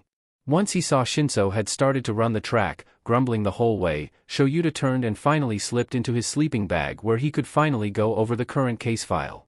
Hopefully he can go straight to the station once he's done with his last class of the day, provided Midnight and Present Mike don't drag Shoyuta off for some drinks. Slowly he closed his eyes as he thought about the predictions Night Eye made. What could possibly result in Shoyuta going overseas? Would he be sent there after getting his quirk back for some secret mission? Or will that brat somehow escape after returning erasure, and it would be up to Shoyuta to hunt him down? Either way, sometime in the future Shoyuta will be going to London and he won't know why until the time comes. It could also relate to the other people Night Eye saw in those visions. Shoyuta took a breath, allowing himself to relax in preparation for slipping out of this place and straight to Tsukachi and Sir Night Eye to continue hunting for clues. Completely ignoring the few students who had already started to vomit because, frankly, they aren't his problem right now. Melissa stared at all the documents she collected onto her computer. Not only did she collect information on the Shai Hasaikai, but she had also grabbed information on smaller criminal groups that had stuck to the shadows in fear of Japan's two titans. All Might, who was phenomenal at bringing down any who came to the surface as villains, and then the boogeyman who used to destroy them before they could even come onto All Might's radar. She brought a hand up to rest fingers below her eyes, knowing that she likely had permanent dark circles and possibly eye bags from the past few weeks where she only got roughly an hour or two of sleep per night. Most of which got cut short from nightmares she got about one of Izuku's heists going wrong. This isn't like robbing businesses connected to the boogeyman in some form, or even taking quirks from people who would get targeted by the boogeyman. These are people trained to kill, not caring if they're going against a high schooler or a seasoned hero because one wrong move and... Melissa held a hand to her mouth, especially as she reviewed the information she gathered on the current leader of the Shai Hasaikai, a man named Chisaki Kai. This man would definitely kill Izuku without any hesitation, but he also had the exact type of quirk the boogeyman may literally drool over. With the capabilities to heal and restore all sorts of injuries, cause the equivalent of a factory reset to a person, it would be the perfect quirk to restore him to full health. Which means if Izuku gets killed by Chisaki, then the boogeyman will catch wind of this. Melissa looked towards the photograph sitting on her desk. Seeing her father and All Might smiling with her as a little girl with her very first prototype, she realized that All Might's sacrifice would be for naught if the boogeyman, if All for One got his hands on Chisaki's quirk.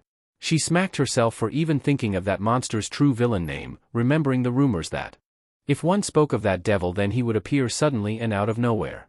While she isn't normally superstitious, there's no telling what quirks he still has in his arsenal. Slowly, she opened a message to send to Izuku. She tried to think of the best way to tell him that robbing the Shai Hasaikai would be a bad idea, explaining all of the dangers that could come with because they aren't like the other criminal groups they have targeted. Maybe an ultimatum? She thought to herself. No, that should only be a last resort. I'm sure he will listen to reason, Melissa said, deciding to also include the rest of the information she gathered. Making sure to highlight anything that would indicate how big of a threat this group could be. Once everything was encrypted and sent, Melissa shut down her computer and stepped out of the room to join her father for yet another late dinner. At least she could focus a little more on the upcoming I-Island Expo, even if it wasn't for another 2 months she could still feel the excitement. Maybe she could invite Izuku to come to the expo? It would be nice to meet in person? So Ojiro, what's it like at UA? Is All Might one of your teachers? Izuku glanced up at the small crowd gathered around the top martial arts student. He figured everyone would have asked Ojiro about it by now, even he wanted to ask a couple questions to get a different perspective outside of Ida's. Ojiro gave a small smile as he scratched the back of his head. It's pretty intense. I only see All Might a few days a week, probably because he has to split his time. There's us first years, then the second years, third years, along with his work as a hero. Wow, he is literally a god among men, Uzumaki remarked, his large fox tail fluffing up as he started to bounce with excitement. I hope to spar against him one day, and even become the next #1 hero. What about your classmates? Do you think you'll be able to take first place during the sports festival? Haruno asked while Urameshi stood next to her, rubbing at his wrist after Master Genkai flipped him during the lesson she was teaching earlier. Oh come on, I doubt anyone would stand a chance against Ojiro. Izuku tuned out most of the chattering from the crowd, instead thinking about UA's sports festival. An event that big would surely attract so much attention that no one would notice a robbery occurring in broad daylight. It would actually be the perfect opportunity to break into the Shy Hasaikai's base and steal the Quirk-destroying drag. As much as he would love to watch the sports festival and cheer Ojiro and Ida on, Izuku can't let this opportunity pass him by. Reruns also exist, so he could watch the highlights at a later time. Pulling his work phone from a hidden pocket in his backpack, he pulled up his very short contact list, just Melissa and their supplier, and clicked on the kitten icon he set up for Melissa with the name Best Friend, and smiled at how she has an email waiting for him with the information. Typing out a message, he read over it to make sure nothing incriminating could be taken from it just in case before sending it. Sad that I will probably miss UA's sports festival. Do you think you can record it for me? Putting the phone away, Izuku stood up straight and stepped out of the building. He had a lot of documents to review and a plan to make, especially if he wants to get out of there unscathed to avoid worrying Melissa further. Tashinori sat across from Principal Nedzu, warm cup of tea in hand as he thought about why he was called here. Did Nedzu wish to go over the award ceremony for the sports festival, to make sure Tashinori is able to optimize the few hours he has in a day? Or maybe he wants to give his own observation about young Togata's progress with mastering One for All? Nedzu smiled at Tashinori as he set his own cup down. I just got a message from an old friend of yours, requesting you give some aid on a case he's been working on for roughly 2 years now. He says he would greatly appreciate it if you help while the students are on summer vacation, so as to avoid any conflicts in your schedule. I'm sure I can make time for this now, especially if he thinks he needs my help with this. While that's true, he explicitly said that you can't be put on this until the summer. He has been having issues with a couple colleagues, they actually told him to not bring you in on this, Nedzu explained, picking up his cup once more. Even I don't know the full details of this investigation, only that it relates to why Aizawa has been benched for the past 2 years. Tashinori did wonder about that. Whenever he tried to ask Aizawa, the man would just brush him off.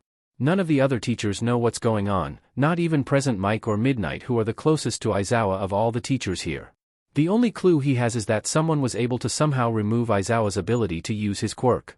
Under any other circumstance, Tashinori would have immediately blamed this on All for One and continued forth on his crusade to end that monster once and for all. But he knows All for One is dead, been dead for coming close to 6 or 7 years now. Not even he would have a quirk that would save him from getting his head ripped off. Do you think it could be a new drag? I know a short while ago there was that influx of Trigger and the villain factory Tsukachi was investigating, perhaps this is a different criminal group. He asked, figuring Nedzu knew that Aizawa was having quirk troubles. That might be it, but you should save your theories for the summer when you get put onto the case, Nedzu said, chuckling softly when Tashinori scratched at the back of his head. Now, we should probably talk about Togata's progress and the concerns I'm having. Tashinori nodded solemnly. I also have concerns. I noticed that the more he uses the quirk, the more it starts to drain his energy. Sometimes he seems to zone out and forget things, he explained. I also noticed his hair has started to turn white. It is an interesting phenomenon involving powerful quirks and a body that isn't suited for those quirks. Recently some scientists have been looking into this when Endeavor brought his late son, Tuya, to a few specialists. He had red hair that had slowly turned white, and then there was a villain named Ghoul. Originally named Kaneki, his hair had turned white when he reached adulthood and snapped from the strain his quirk was putting him under. But what about those who were born with white hair? Tashinori asked, leaning forward. He immediately thought about young Todoroki who only has half-white hair and young Kurwaro who was likely born with white hair. It appears those born with white hair are fine, likely having bodies that are fully adapted to their quirks or something. It seems more related to hair changing. But back to Togata. Some students have also noticed some mysterious scars appearing on his body in areas where he's channeling One for All, Nedzu continued. Tashinori nodded. I will have to look into this, because this is very unusual for One for All. I did expect some semblance of backlash considering the amount of power it has stockpiled over the generations, but this is Far more severe than I expected. Perhaps there is more to one for all than we expected? Probably. I'll have to look into it, maybe see if any details about the past users can give us some light? He asked. That would be for the best, yes, Nedzu said, finishing his tea. I wish you luck, All Might. He smiled at the principal, knowing that he will need all the luck he can get with this mission. It was a good thing her dad was out of the house for work and there was no one else in their home within earshot because Melissa wanted to just scream. However, she kept her face neutral as she listened to Izuku go over the plan for stealing the drag from the Shai Hasaikai. The only thing I need to figure out is where they're keeping the prototype and the best possible escape route. But I'm just glad we're at a point in time where it would be perfect to do this in broad daylight. They would expect a potential robbery in the middle of the night and set up defenses for that kind of scenario. But with everyone focusing on UA and the sports festival dash. Izuku, did you even read what I highlighted?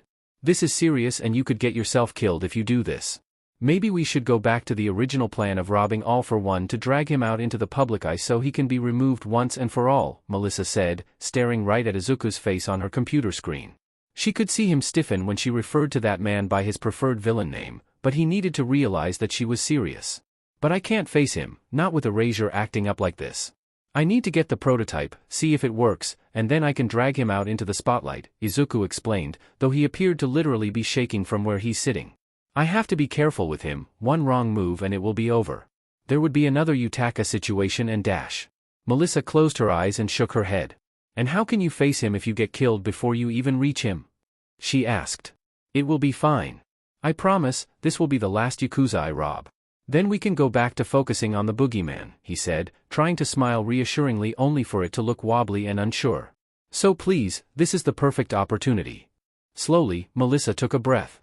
A small part of her wanted to believe Izuku, to help him with this mission and then move on to targeting All for One.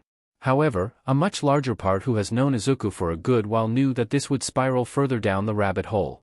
A slippery slope that may even take him well past the moral event horizon and into becoming something worse than his father. No, this needed to stop. Especially before he decides to make sure those he uses sludge against won't be breathing anymore. Izuku, I can't do this. She could already feel herself apologizing for what she's about to do, because she really does value her friendship with Izuku. What do you mean? Slowly breathing as she prepared to give her ultimatum, Melissa prayed that he would listen to her and stop before he goes too far. Then they could plot out how to bring All for One down and then she could move him to Island where the Japanese heroes wouldn't be able to arrest him and then they could figure out what to do next. I can't support you in this endeavor, she started, looking down to avoid looking Izuku in the eye because she knows if she does then she wouldn't be able to do this. If you keep going down this path then I won't support you any longer. Melissa. Please. If you do this then I won't speak to you ever again. Glancing up when he felt a rumbling, Overhaul turned towards Chronostasis. What has him making all that racket? He asked, hand pressed against Eri's arm to put her back together. He motioned for Nemoto to come and take Eri back to her room. Maybe he watched an interview featuring Miruko again? Chronostasis suggested. I thought we banned all things related to those sorts. Overhaul shook his head, though he stopped when he noticed the ceiling was starting to crack. Slowly the cracks started to grow larger and he swore if Rappa broke through the ceiling again then he's going to remake him until he gets the hint. As the cracks started to widen and the shaking intensified, Overhaul turned towards Chronostasis. Go remind Rappa what will happen if he brings the place down, he ordered, fingers pinching the bridge of his nose as he gave a sigh of exasperation. Sometimes he forgot why he even recruited Rappa, when there was plenty of muscle out there. Drip. He blinked when he heard that, followed by more until he looked back to see a strange green liquid dripping through the cracks. Slowly, until a hole opened and more of the strange liquid poured down, followed by a pair of eyes, a bright red cloak, and an equally red hat. The liquid came together into a human shape until it disappeared, leaving a child wearing the clothes that fell down with him. The boy stared at him with wide green eyes, seemingly taking in the room he had just broken into until they fell onto where Nemoto was standing with Eri in his arms. His eyes hardened as he stood up straight, though his short stature made him look like he couldn't possibly be a threat. How unfortunate, Overhaul said with a sigh, the irritation that some brat had somehow come this far growing. What were his 8 precepts doing to let some kid reach the labs? He wasn't paying them to slack off, and now Overhaul himself will have to get his hands dirty. It made him itch. Nemoto, take Eri back to her room and bring the others down here. They need to remember what they're getting paid for, he ordered, slowly removing his gloves and carefully placing them in the pocket of his jacket. Hands pressed against the sterile ground, He still felt hives grow across his skin as he activated his quirk to send spikes at the boy. Part of it likely came from the fact that he would have to have this room recleaned and sterilized from the blood and other unknown substances that would come from this disease-ridden brat. There's no telling what is in that sludge he turns into, and from the way its stench permeates through Overhaul's mask isn't giving him any pleasant thoughts. The boy was quick on his feet though. Seeing the spikes coming, he morphed back into the sludge form and slithered out of the way. The spikes went right through the boy, but no screams of pain came from him. Instead he heard a garbled noise. Overhaul looked and saw Nemoto was completely engulfed in sludge, the man struggling while Eri was left on the ground. Not a single piece of sludge touching her. Disgusting. Tensei could feel himself smile as he walked around the city. So far everything seemed to be relatively peaceful, but that didn't mean he could slack off on his job. The Hosu Police Department did call and ask if he and his agency could help patrol while their primary heroes took the day off to watch UA's sports festival. As much as Tensei wished to watch the sports festival and support his little brother, he knew he had to put his job as a pro hero first at this moment. Especially with rumors that the hero killer was sighted in the area, though so far they held no base. He still didn't let his guard down, especially as he went into an alley that emanated a sense of pure malice and foreboding. This would be the kind of place he would strike, and if Tensei could lure him out into the open then he could get the police to apprehend the hero killer. A buzzing vibration suddenly shook Tensei's entire body. He pulled his phone out and looked at who was calling and gave a small smile, knowing that his little brother probably wanted to tell Tensei how he was doing in the sports festival. "I'll have to call him back after my shift," he said, ready to put his phone back in his pocket. "Shift, is that how you see this?" A raspy voice spoke, followed by the sound of metal dragging on concrete. "A fake like you does not deserve the title of hero." The moment he released Nemoto from his grip, Izuku looked around the room. He then flattened himself down to the ground completely and slipped under a cart that had syringes and scalpels. He didn't hesitate as he gripped the bottom of the cart with sludge and expanded his body to launch it and its contents in Overhaul's direction. The man hissed when a couple of the scalpels cut at his face, but he broke the cart down into dust particles before it could fully slam into his face. He followed the cart, careful to avoid Overhaul's hands as he wrapped all around the man. A small bit of guilt reared its ugly head in Izuku's consciousness at all the hives that were popping all over this man's skin as he struggled to try and touch Izuku but to no avail as Izuku carefully kept out of Overhaul's reach. "It's nothing personal, but I need to take the quirk-destroying drag for a field test," Izuku said, watching as Overhaul went limp in his hold. Slowly he pulled away from the man and made his way to where some samples were labeled. He carefully picked up two of the small black cases and slipped them into the pocket of his coat. He then turned towards the little girl. Seeing the wide-eyed look she gave, he attempted to reassure her with a smile before remembering the monstrous form he was currently in. "Sorry. Do you need any help? I could get you back to your home if you want?" he offered, wondering why Overhaul had even kidnapped a little girl. Maybe he was using her as a test subject for the quirk-destroying drag? It would make sense, especially if she had an extremely volatile quirk and her parents thought this would be a good idea instead of trying to teach her how to channel it properly. The little girl shyly looked down, hands gripping at the skirt of her tattered dress as she shook her head. Can you really get me out of here?" she asked. "Of course I can. I'll even find you a nice place until we locate your family," he offered, moving closer as he prepared to shut off sludge and go back to his regular form. And then, faster than he could react, something incredibly sharp went into his right eye. For a few seconds Izuku stood there in shock. Then he screamed as spikes, or were they painful pinpricks, went further into his eye before he was forced to pull away from the spike, seeing what was left of it stuck on a skewer before it ultimately got crushed by Overhaul's hand. Slowly feeling himself revert back to his regular form, Izuku held a hand up to his right eye socket. Covering it up to try and staunch the bleeding, he looked on in horror as Overhaul slowly made his way over to him. Izuku stepped back, tripping over himself as he fell on his butt. A single wide eye staring as he started to tremble lightly. "You should have made sure I was dead before leaving me," Overhaul said, reaching a hand towards Izuku's face. Tensei stumbled backwards before the blades could hit him. So far the only thing he knew about the hero killer was that he used a lot of bladed weapons, would jump unsuspecting heroes from the shadows, and then kill them. Not even his quirk was known, which made him all the more dangerous to face alone. "The Turbo Hero Ingenium, you are a stain on the name of heroes. Treating heroics like a job, accepting paychecks and talking about patrols like their shifts. You disgust me," the hero killer spat out, throwing a few knives in Tensei's direction. He pressed against the wall, grateful he was wearing armor as the blades only scratched the surface. Though he suddenly realized how cramped this alley really was. the walls so close together that it would be difficult to use his quirk, and with the hero killer blocking the exit? Tensei turned to face the hero killer, his hand going up to tap at the side of his helmet where he could calm in Hosu's police department. "This is the Turbo Hero Ingenium requesting backup," he said, crouching down as he fired up his engines. He only had one shot. He thought of his younger brother, knowing that he had to make this so he can watch the reruns of the sports festival with him and congratulate him on how far he's made it. Tensei knows his little brother would definitely make it to the top 3. "I am in an alleyway about 5 streets south of the hospital, near the Echo shopping district," he continued, running straight towards the hero killer in hopes that he would dive out of the way and then chase after Tensei. "The hero killer is here." He passed the hero killer, briefly feeling something stab into him. Not paying it any mind, he nearly reached the exit where hopefully the police would be there, when suddenly his body fell to the ground. Heavy footsteps approached him as the hero killer stared down at Tensei. "You call yourself a hero, yet you only work for fame and money," the hero killer spoke right as his sword went into Tensei's spine. Tensei held back a scream, unable to move from where he laid. Forced to listen to this madman give a speech. "All of you are fakes, and I won't let anyone unworthy to bring me down. Because you are not like him, you are not All Might, and so you will be used as an example."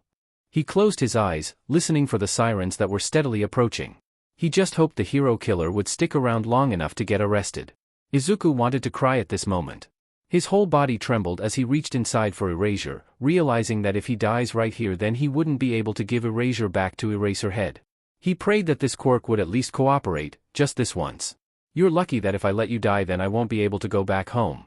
For the first time in what felt like forever, Izuku actually grabbed a hold of Erasure and stared at Overhaul with his one remaining eye right as the man placed his hand on Izuku's face and tried to activate his quirk. A few seconds passed, Izuku held his breath as he kept his eye open and trained on Overhaul. Knowing that if he blinked even once then he would be dead. Dawning realization crossed Overhaul's face. "I heard rumors that Eraserhead himself has not been active for a couple years now, not since after the events in Narahata," he said. Izuku gulped as he reached into the pocket of his coat, keeping his eye trained on Overhaul. He didn't bother speaking, already knowing what conclusion this man would come to. There was no need to explain how he got Erasure. Somehow he knew Overhaul was still talking, but his speech was blocked out by a ringing static in Izuku's ears. He felt himself start to sweat and shake, realizing that he might pass out or even blink. He had to get out of here and fast. Suddenly Overhaul stiffened as he was surrounded by a glow. His form shifted and changed a few times through various states of being injured and fully healed. He leapt away from the source, though his form was left lacking his left leg and he stumbled to the ground. Not wishing to look a gift horse in the mouth, Izuku immediately turned and fled the room. He was grateful that he didn't run into anyone else as he ran right through a window and jumped over the wall to get as far from the house as possible. Eventually he stopped when he reached an alleyway, taking a breath as he sat down and closed his eye. He worried about how he could possibly explain this one to his mom, especially since she has never really questioned him whenever he came home with a few bruises. But losing an entire eye? Slowly, Izuku tried to catch his breath because he needed to take this one step at a time. In his haze, he didn't notice someone start to approach him. "Are you okay?" Tenya whispered when he saw the state his big brother was in. He held his crying mother close, but could only stare on as a cold numbness crawled through him. Far worse than when Todoroki froze his engines only a few hours prior. He wanted to step closer, to run and hug his brother. Hoping that this was some sort of elaborate prank, or that this was some terrible nightmare that he would wake up from. Wake up to then convince his big brother to come watch the sports festival and cheer Tenya on. Even if this was selfish of him, part of him wished that his brother had taken the day off just this once. But he knew that his brother was too kind, wanting his sidekicks to be able to enjoy the sports festival themselves. No, Tenya knows exactly who to blame for this. As he hugged his mother close, Tenya made a silent vow that he would track down the hero killer and make him pay for what he did to Tensei. Even if it means killing the hero killer. Mirio never thought he would actually see the boy in red again. Let alone in an alley with a missing eye and blood oozing out of his socket. Slowly he approached the boy, grateful that he always kept a first aid kit on hand because of how One for All continued to shatter his bones. Part of why Mirio requested that he not participate in the sports festival, instead spending his time patrolling and working out a way to maybe manage an output that won't have him breaking any bones or feeling so exhausted he won't be able to move. As he stood in front of the boy, he noted that his left eye was open but practically glazed and unseeing. If it wasn't for the steady rise and fall of his chest then Mirio would have assumed the boy was dead. He crouched down, reaching a hand to rest on the boy's shoulder. The boy flinched, eye snapping into focus as he stared at Mirio. Breathing growing more rapid as he seemed to be in a state of fight or flight, the boy started to shuffle away. Hey, it'll be okay. Do you remember me from when that villain with a regeneration quirk attacked? Mirio asked, sitting down and lifting up his hands in a non-threatening gesture. He smiled when the boy stopped moving and stared at him. I was actually hoping to meet you again, mostly to apologize for not making sure you got home safe. Bonehead move, I know. I'm a hero student and this was one of the first things they taught us. He tried to laugh at his own rookie mistake while reaching for the first aid kit. He quickly held a hand up when the boy started to shuffle away again. No wait, this is just a first aid kit. Kind of have to keep it on me at all times now, but it works out great because you look like you really need it, Mirio said, pointing to his own right eye. Do you mind if I? The boy stared at him once more before cautiously getting closer to Mirio. My hero name is Lumillion, mostly because I have a goal to save 1 million lives. To see 1 million smiles, and even give 1 million smiles to reassure people that everything will be okay, he explained, first carefully cleaning the wound. But you could also call me by my civilian name because I'm not a real hero yet, he continued. Mirio smiled while wrapping the gauze around the boy's head. Togata Mirio, though Mirio is just fine for you because I'd like to be friends. Friends? The boy asked, voice practically a whisper as he stared at Mirio with shock before he finally shook his head. Sorry, but it wouldn't be a good idea for you to be my friend. I'd rather you forget I even exist, for your own safety, he said, getting up on shaky legs. Swaying as he pressed a hand against the wall to try and keep his balance. Is it because you're a vigilante? I think it would be safer for you to have friends on the hero dash. Villain. Mirio blinked. What? I'm a villain, not a vigilante, the boy said quietly, slowly making his way further into the alley. Ask Eraserhead about the Scarlet Thief and you'll learn why. He quickly shook his head and moved to go after the boy. Wait. It's common for vigilantes to be mistaken for villains, but I'm sure it's all a big misunderstanding.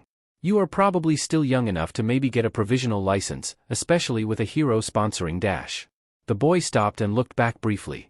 Do you truly believe someone who steals quirks, someone who caused the death of an innocent girl out of a foolish attempt to save her from a monster, someone who plans to kill his own father can still be a hero?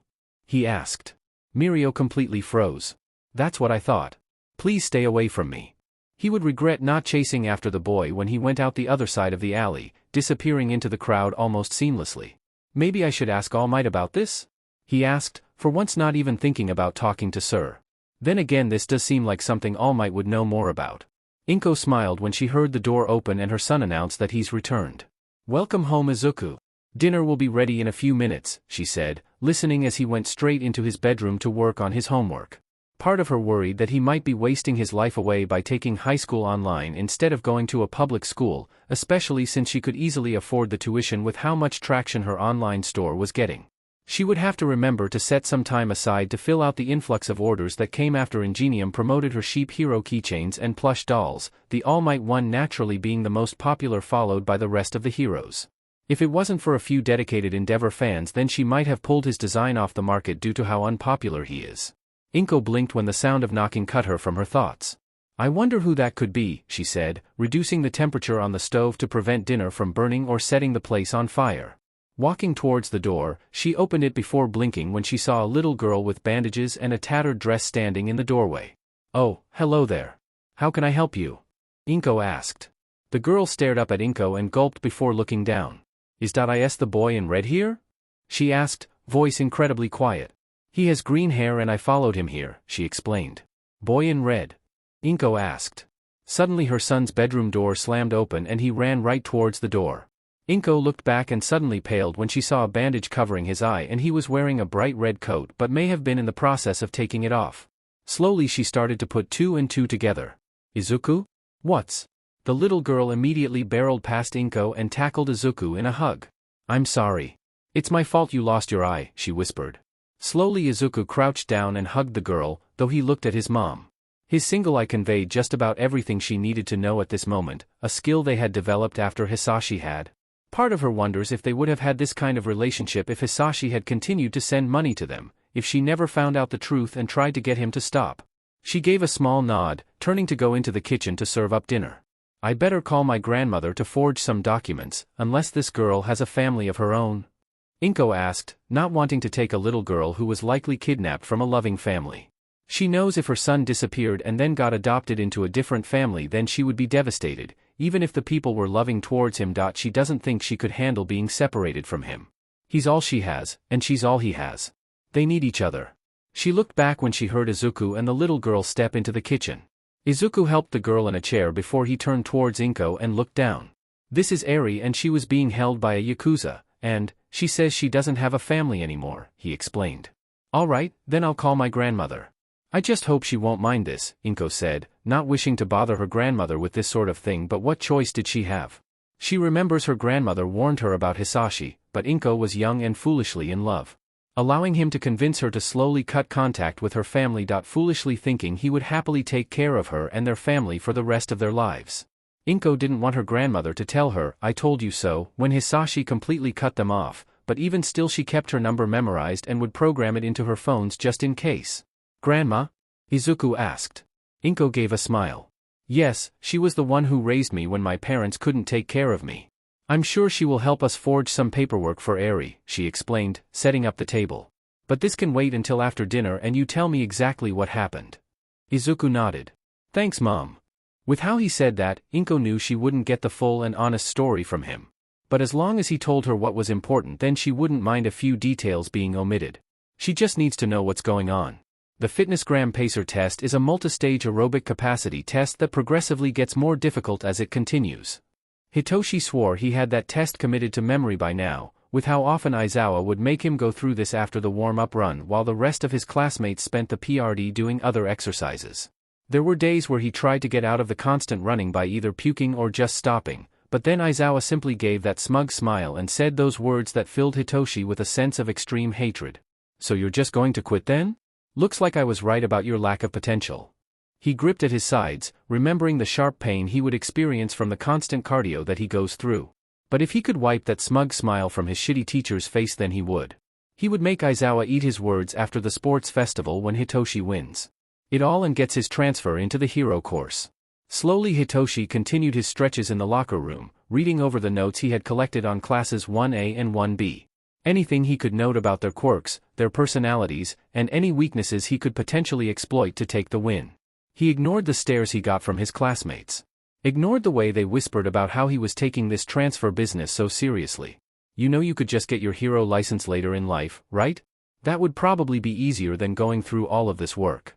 Hitoshi actually stopped and looked up to glare at his classmate who said that. "It's the principle of the matter," he said, closing all the notes and putting them away as he finished his warm-up stretches to be ready for the pacer test from hell. Only a couple more weeks and then he would finally take his first true steps at this school and get as far from Aizawa and his pacer test as possible. Around lunchtime, 3 days before his day of destiny, Hitoshi stood by Class 1's door.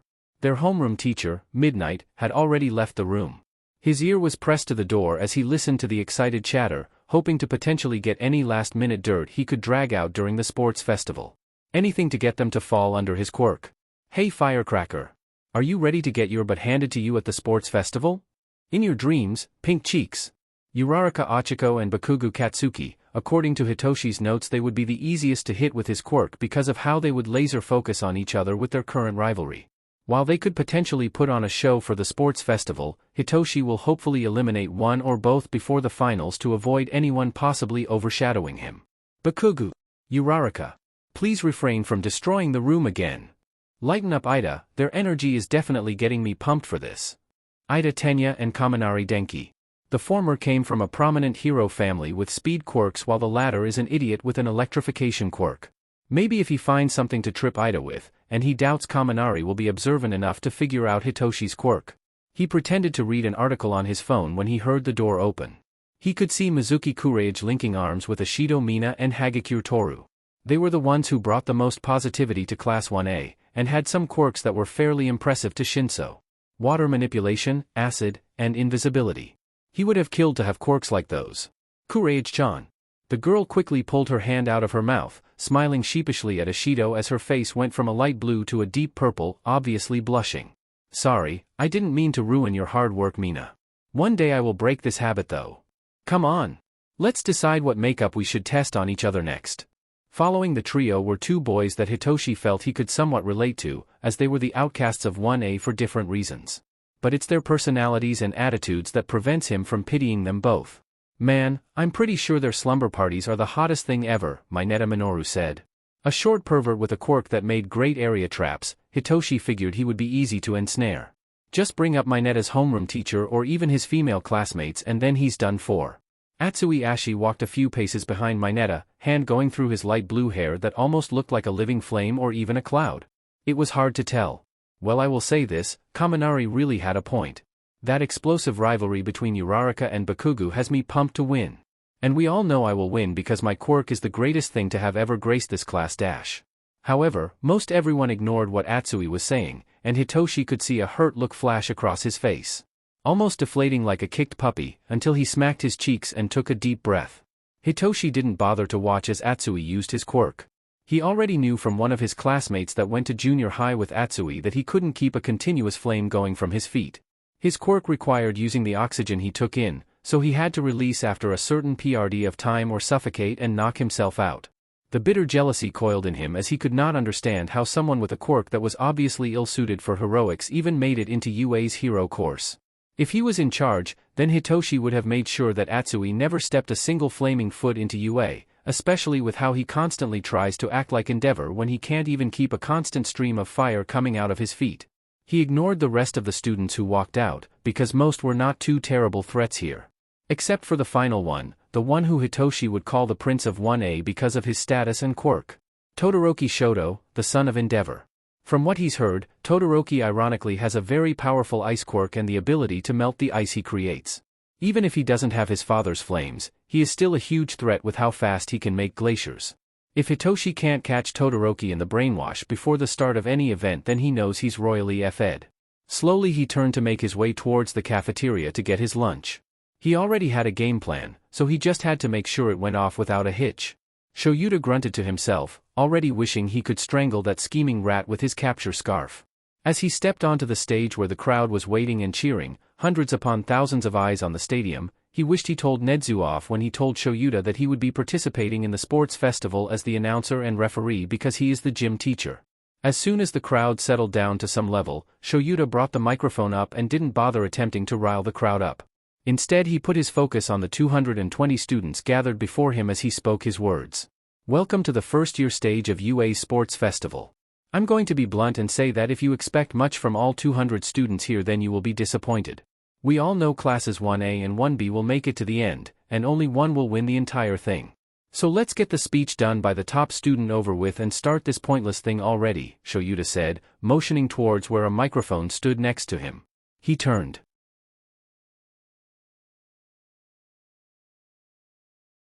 Against Mineta, just have to say something about Midnight or one of the girls in 1A and it wouldn't matter what kind of warnings Mineta got. He will reply no matter what. After that is Azui against Mizuki. Without any water to control, Mizuki is pretty much screwed out of this one, and Azui appears to be a well-rounded fighter. Hitoshi will need to use all the cardio training he got to hopefully outrun her tongue and try to catch her with her vocal tick. Bakugo going against Todoroki could go either way, but Hitoshi is sure that Bakugo will overpower Todoroki and whoever else he goes up against. But he's a loudmouth through and through, so Hitoshi isn't worried about him. It would be a different story if Todoroki won that fight. He had no reason to worry about Aoyama and Shoji, nor would he need to worry about Komori, Shiro, Ashido, Ida, or even Kendo. Yaoyorozu, Tokoyami, and Uraraka are the ones Hitoshi would need to worry about the most. Especially Tokoyami and Yaoyorozu, because neither seemed likely to respond to whatever jabs Hitoshi could possibly throw at them. But if he goes up against any of those four, then he will be runner-up anyway and have a good chance at being considered for the hero course. Perhaps he should review his notes one final time, just to be safe? Toshinori took a breath as he thought carefully how to time his appearance just right.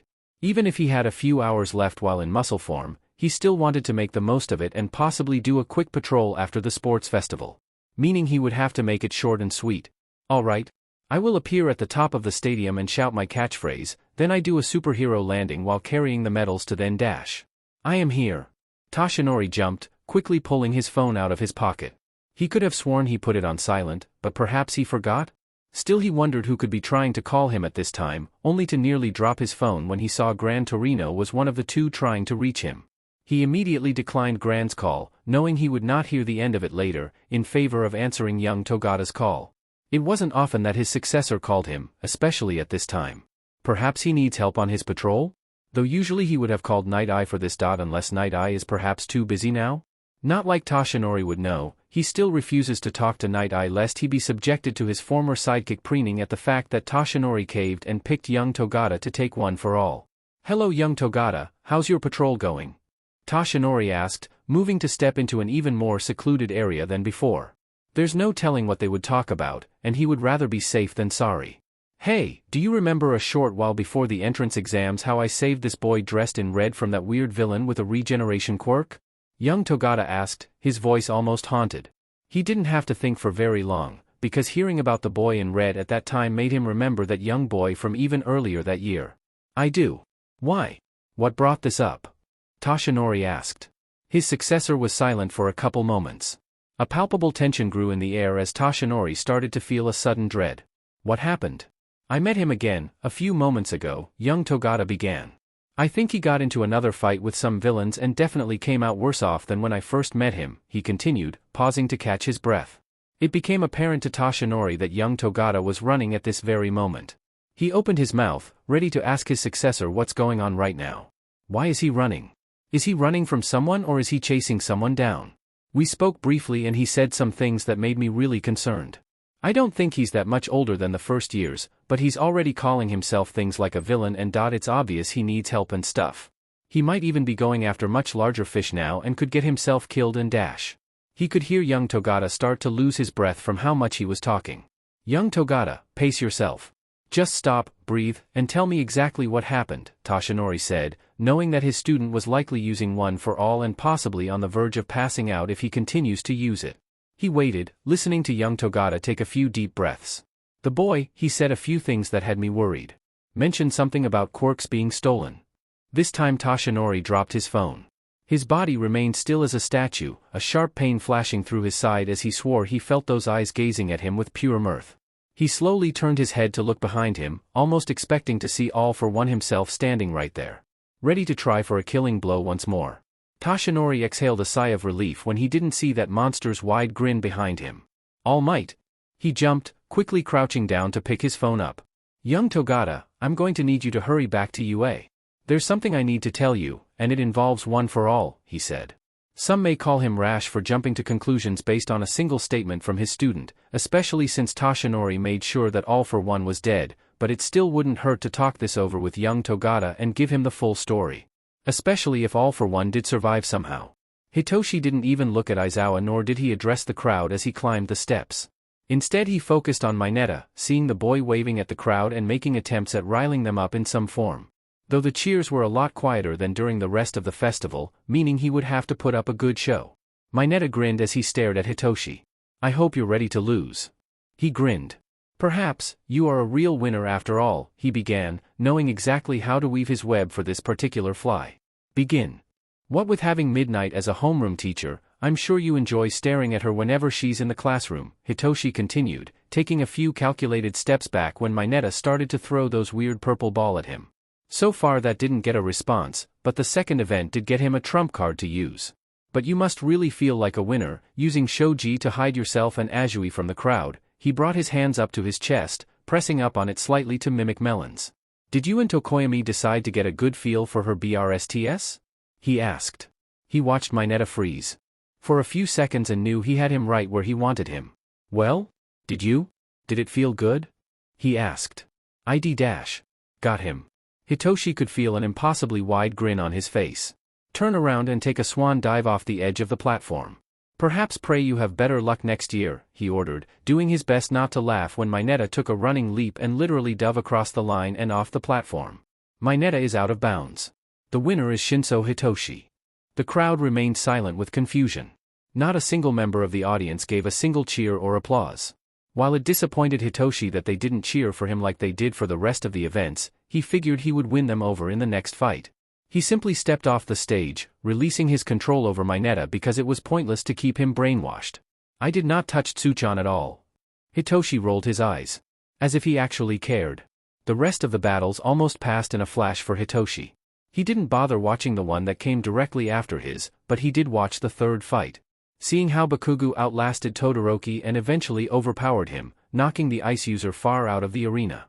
He gave a smile of satisfaction, knowing that he would definitely make it to the final match. The only other one he cared to watch was between Ishido and Komori, only because he took entertainment in watching the field get covered in mushrooms only to have them melted almost immediately. While it was a bad matchup for Komori, it still gave enough entertainment. He found himself back on the field soon enough, standing across from Azui Tsuyu. You know, it must have been rough during the cavalry battle. I could never understand why a boy like Mineta would think it was a good idea to assault you or even have the thought of doing it, Hitoshi began. He didn't hear Aizawa tell them to start, but he must have because Azui had immediately leapt right for Hitoshi, her tongue lashing right towards him. It took everything in him to dodge and run from her.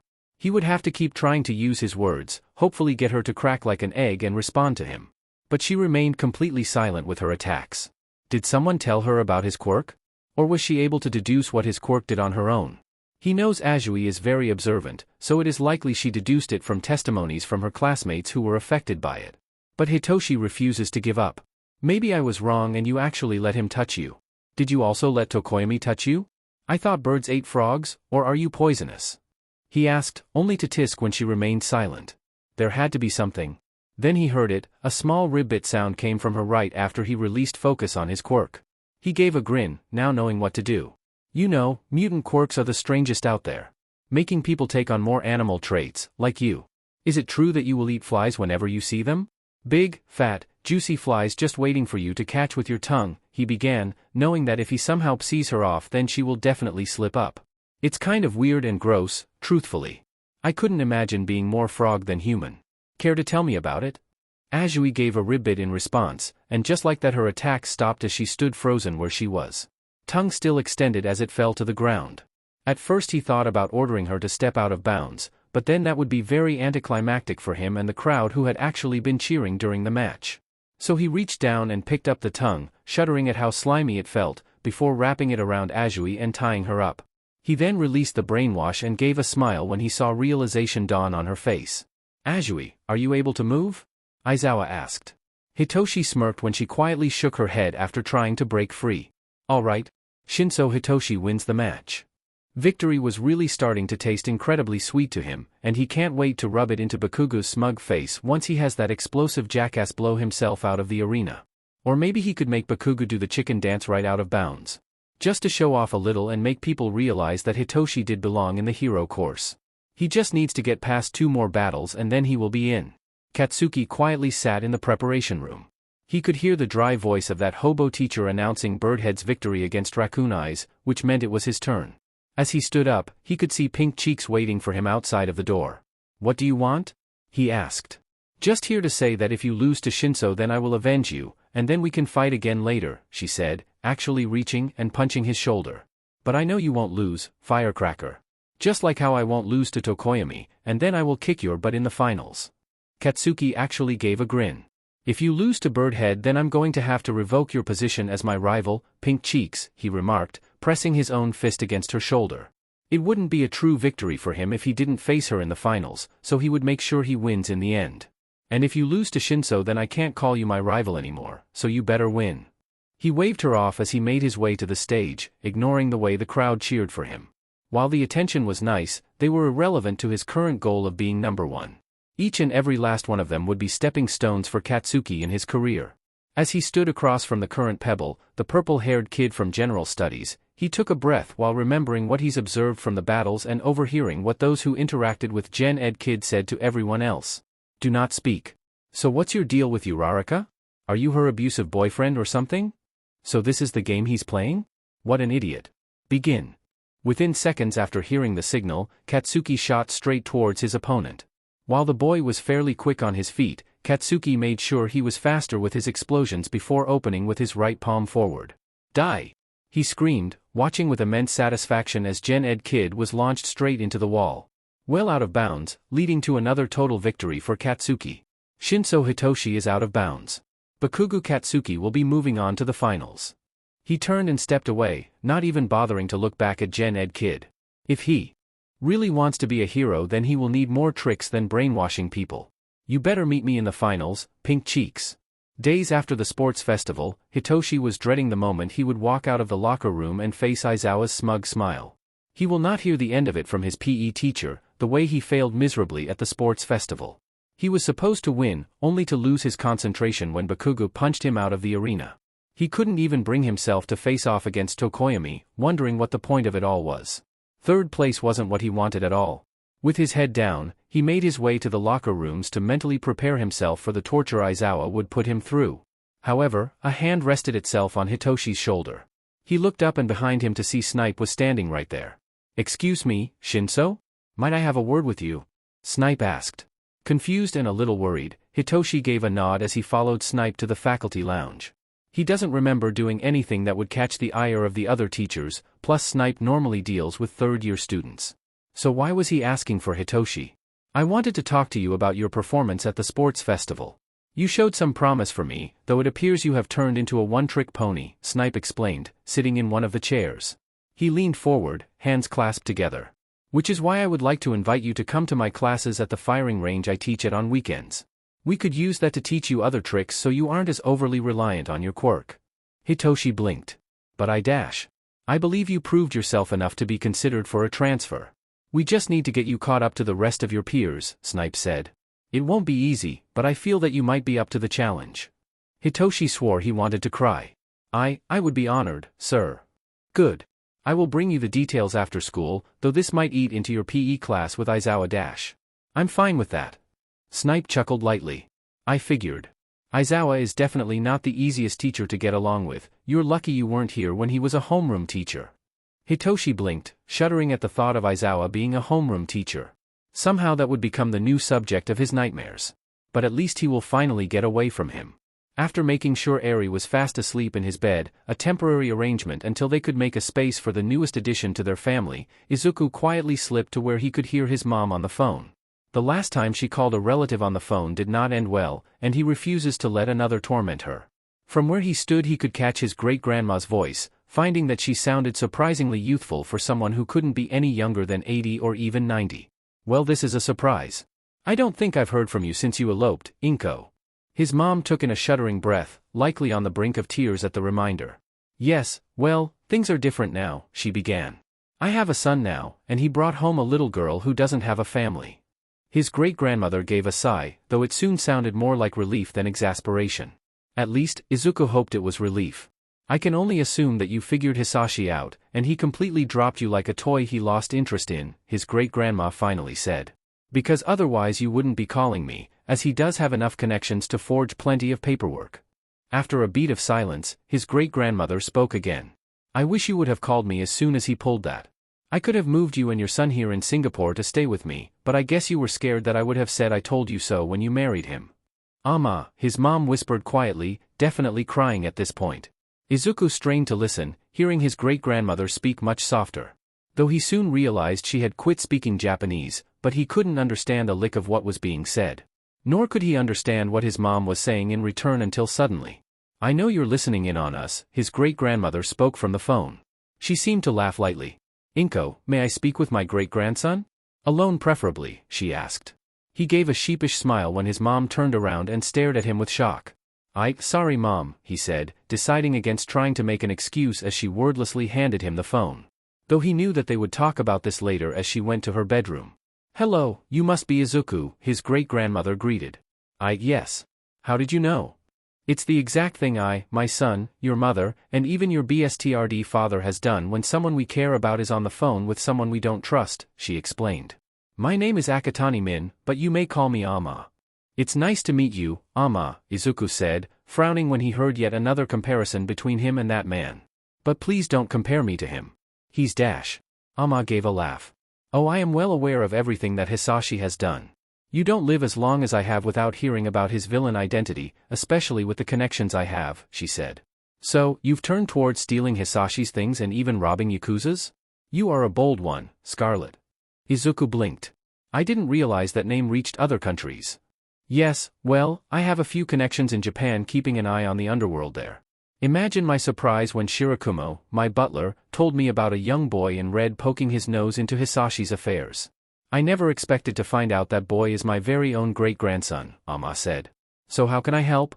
If it involves screwing over Dr. Quack then I can dash." "No I dash," Izuku started to say, but then he looked towards his mom's room and to his room where Eri is sleeping. Actually, there is something. If it isn't any trouble for you, that is. I'm sure it wouldn't be much trouble. After all, I value my family above all else. He smiled, grateful that she seems to be open to fulfilling this one request. Naomasa rubbed at his temples, wishing he could take in the atmosphere of the cafe and simply relax. However, he couldn't bring himself to with how Scarlet seemed to completely disappear after a rumored sighting.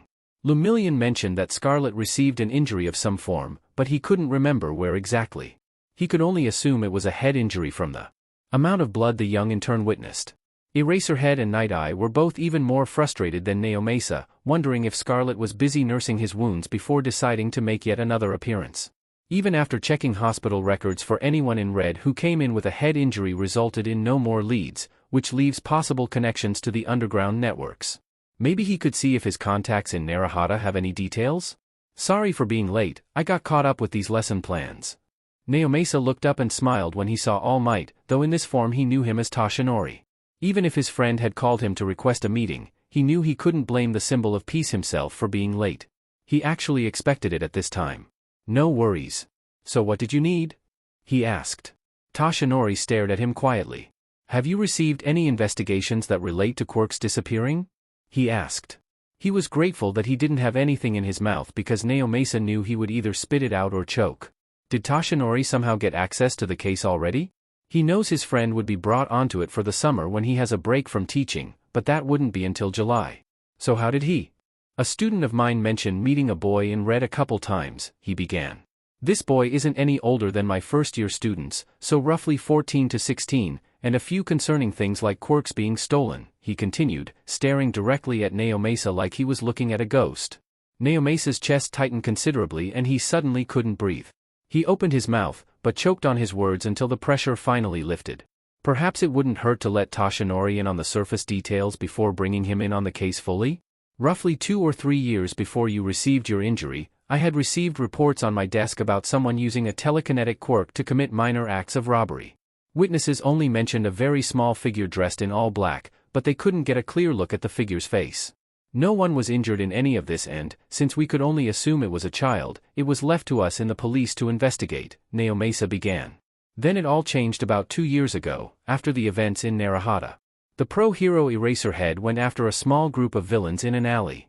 When he went to use his quirk, nothing happened and they almost killed him that night. Toshinori dug his fingers into the surface of the table. The next night, after being healed by Recovery Girl, Eraserhead witnessed a boy dressed in bright red breaking out of a building while carrying a small bag of loot. He prepared to apprehend the boy when villains actually stepped out and attacked the boy. However, the boy's eyes glowed and the villains couldn't use their quirks. Naomasa picked up his cup of coffee, taking a sip to allow for all of this to sink in. As the boy has not caused massive property damage, direct harm onto people, and that quirk theft isn't a known crime, he has been labeled as an A-rank villain with the potential to become an S or even SS rank if he isn't stopped soon. That must be why that boy called himself a villain to young Togata and brought up quirks being stolen, Toshinori whispered. However, he seems to be primarily targeting villains according to young Togata and might be going after even larger fish. Are you trying to insinuate that he is still alive? Naomasa asked. It's what my gut is telling me, but I would have to see the rest of the investigation for myself. Either way, this boy had to have been connected to All for One in some form, but I want to reserve judgment until I see what that connection is. He blinked. That? I thought you would have dash. No. If I did, then I would be the same as him, and I refuse to stoop myself to that level. Naomasa nodded. Just don't be surprised if the boy is trying to follow in All for One's footsteps. He debated on telling Toshinori about Sir Night Eye's vision, but he held his tongue. There's no telling how far in the future that is, and it could possibly change if they catch the boy before that future can come to pass.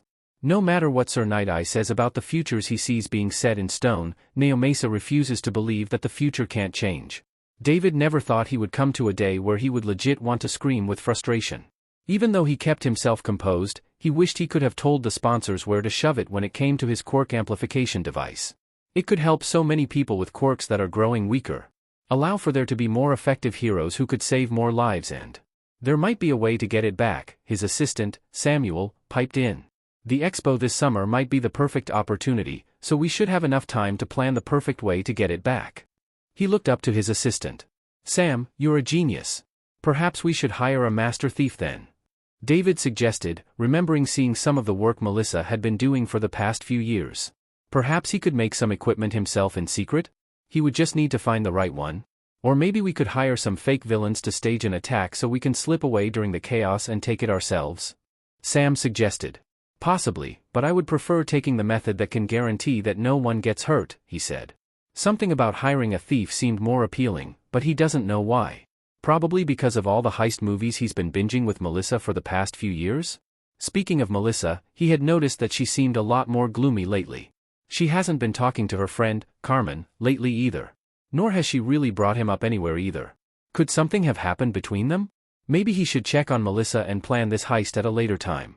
Make sure she's getting rest, eating, and not completely throwing herself into her work. How about we discuss this later? It is almost dinner time and I think it would be good if I ate with my daughter tonight, David said, stepping out of his lab. Though he pulled out a burner phone he got recently after seeing a sticky note on his daughter's computer. Normally he doesn't go snooping, but something about this number and the name Red had him wondering if maybe she had gotten herself into something shady. Not like he can judge, especially with what he's planning to do. Plus she knows she can talk to me about this if she really needed to. 3 days had passed since he read the news. Izuku stared down at his phone, seeing the message he sent to Ida as soon as he realized what happened to Ingenium. Part of him feels like he should have been able to do something about this. He could have looked into the hero killer more. He could have gone to Hosu before the sports festival, before Ingenium was attacked and set up a large enough heist to attract more heroes in the area and then he would have still been on speaking terms with Melissa. Izuku looked up from his phone after seeing no response from Ida, deciding he could message him again later. He stepped into the building, checking in with the receptionist to get his badge. Moving to the waiting room, he sat next to a boy around his age with purple hair. Something about the boy was familiar, but he ignored it for now. Even though the boy was in his blind spot, Izuku could feel him look at him strangely. He's been getting a lot of stares and pity from people lately, not helped when he gives the partially true story of how he lost his eye. He just won't say that he lost it in a fight. Guess I'm not the only first year here. Izuku blinked, looking around to see that the rest in his group were primarily third-year students and even some adults who he recognized to be heroes. He turned towards the kid and gave a nod. Why are you taking this class? He decided to ask. I could say the same about you. Self-defense mostly. But I want to make sure I'm being safe with this and don't pull anything stupid, Izuku said. I was offered this by a teacher, the boy said. It's going to help me transfer into the hero course at UA. Izuku nodded, now knowing where he's seen this boy from. You're the one who was immediately blasted out of the arena by Bakugo, he said, remembering watching the recording of the sports festival. Even then he only watched it to possibly congratulate Ida on his progress, and to unwind after? That seems to be the only thing I'm known about, better than being known for my quirk I guess. Sorry, though at least you made it far enough to get offered training by a hero, he said. Do you mind if I ask you what your quirk is? Izuku asked. The boy shrugged. Brainwashing, it's not a pretty one but it's mine and I'm going to make it a hero's quirk. Izuku blinked and gave a small smile. Yeah, that is a nasty one. I can relate though, to the point where I feel like I would have been better off quirkless, he admitted, looking up at the fluorescent lights. He honestly doubts this boy will talk to anyone who knows Izuku or even mention this encounter. I see. Do you go to Shiketsu, Ketsubutsu, Isamu, or? None of those. I actually have to do my schooling from home to help support my mom, plus I'm not even in a heroics program. I really doubt I could get a hero license with the quirk I have, he said, though he didn't think it would be a good idea to say the other reasons why he can't get a license. Try me. Because I doubt your quirk is worse than brainwashing. Izuku blinked and gave a dry laugh. Trust me when I say there are way worse quirks than brainwashing. You're actually the fortunate one here, so don't say you have the nastiest quirk anywhere. Not when there are quirks that can suffocate you to death and then puppeteer your body, poisonous gas quirks, quirks that allow for you to turn people into walking landmines, quirks that can turn people into a literal hive mind, quirks that drain someone's life force, or even dash. He stopped, looking down at his hands before closing them into fists. Quirks that can steal quirks. The boy sat there in silence for a few moments. Yeah, those are pretty bad. Which one is yours? The suffocation one? Izuku shook his head right as Snipe walked in and started to call for names. He stood up when his own name was called, following the group into a small classroom and sat at the desk. He noticed a few different kinds of guns were laid out on the table. Snipe stood in front of the table and picked up one of the guns. No one here will be touching a gun until you can prove to me that you will handle it safely and with care. So for the first 2 lessons I will be going over gun safety, and this is mandatory if you wish to shoot in any gun range or even own a gun. Owning a gun will also require that you return to my class every 6 months to get recertified and refreshed on the safety course, he said, setting the gun down. A gun is a weapon that can and will kill, even in a society with all kinds of quirks out there. We are still human and incredibly vulnerable, he continued, pressing a button to kick off a slideshow. The most important one is to not point a gun where you do not intend to shoot. Keep it pointed in a safe direction, and while you are in the range, if anyone breaks blue, then you will be escorted out and banned from all ranges. Izuku carefully wrote down everything that was being said. Even if he only planned for the death of one person, he would rather be safe because he has never held a gun in his whole life and would feel more comfortable if he knew what he was doing before running out and accidentally shooting someone like All Might with a quirk-destroying bullet. Sorahiko never thought he would step foot in UA after the last time he retired as a homeroom teacher. Really, teaching All Might's class was supposed to be his one and only year of teaching until that, possibly immortal, rat of a principal sweet-talked him into teaching a full class for 3 years with the condition that he would not come back as a teacher ever again. That wasn't why he was here though. He looked at his call log, seeing roughly 30 attempts at calling that oaf only to be ignored every single time. At the start of the school year he got a letter from All Might asking him to watch the first years at the sports festival and to give him advice on how to teach these fledgling heroes best, only to turn around and ignore him every time he tries to call him. Frankly, Sorahiko was frustrated and figured it was time he met his old student in person. Maybe give him a well-deserved heart attack for completely ignoring him. He made his way past the old training rooms, knowing that most were not used with the addition of more advanced ones. Though he stopped when he saw one of them had the in-use sign turned on. Maybe All Might decided to come here for some privacy? Scanning his old teacher's pass that Nedzu was more than happy to reactivate, he blinked when he saw a kid with blue hair standing in the middle of the room. Wondering why this kid was just standing there, Sorahiko decided to slowly go in and watch the kid. The kid seemed to take a few deep breaths before activating his quirk, flames coming out of his feet as he hovered in the air for a few seconds only to collapse onto the ground, panting in an attempt to catch his breath. "Come on Ashi, you can do this," the kid said, getting up again and trying again. The kid stood up, taking a few deep breaths before trying again. And again. And again. Each time he crashed into the ground, panting and out of breath. It reminded Sorahiko of when he was this kid's age and training his own quirk alongside Nana. He would try to match her by trying to fly continuously, only to quickly learn that he still needed oxygen for the rest of his body. This kid definitely needed to be taught that lesson, if he hasn't figured it out by now. "Kid, do you even know how your quirk functions?" he asked, finally announcing his presence to the kid.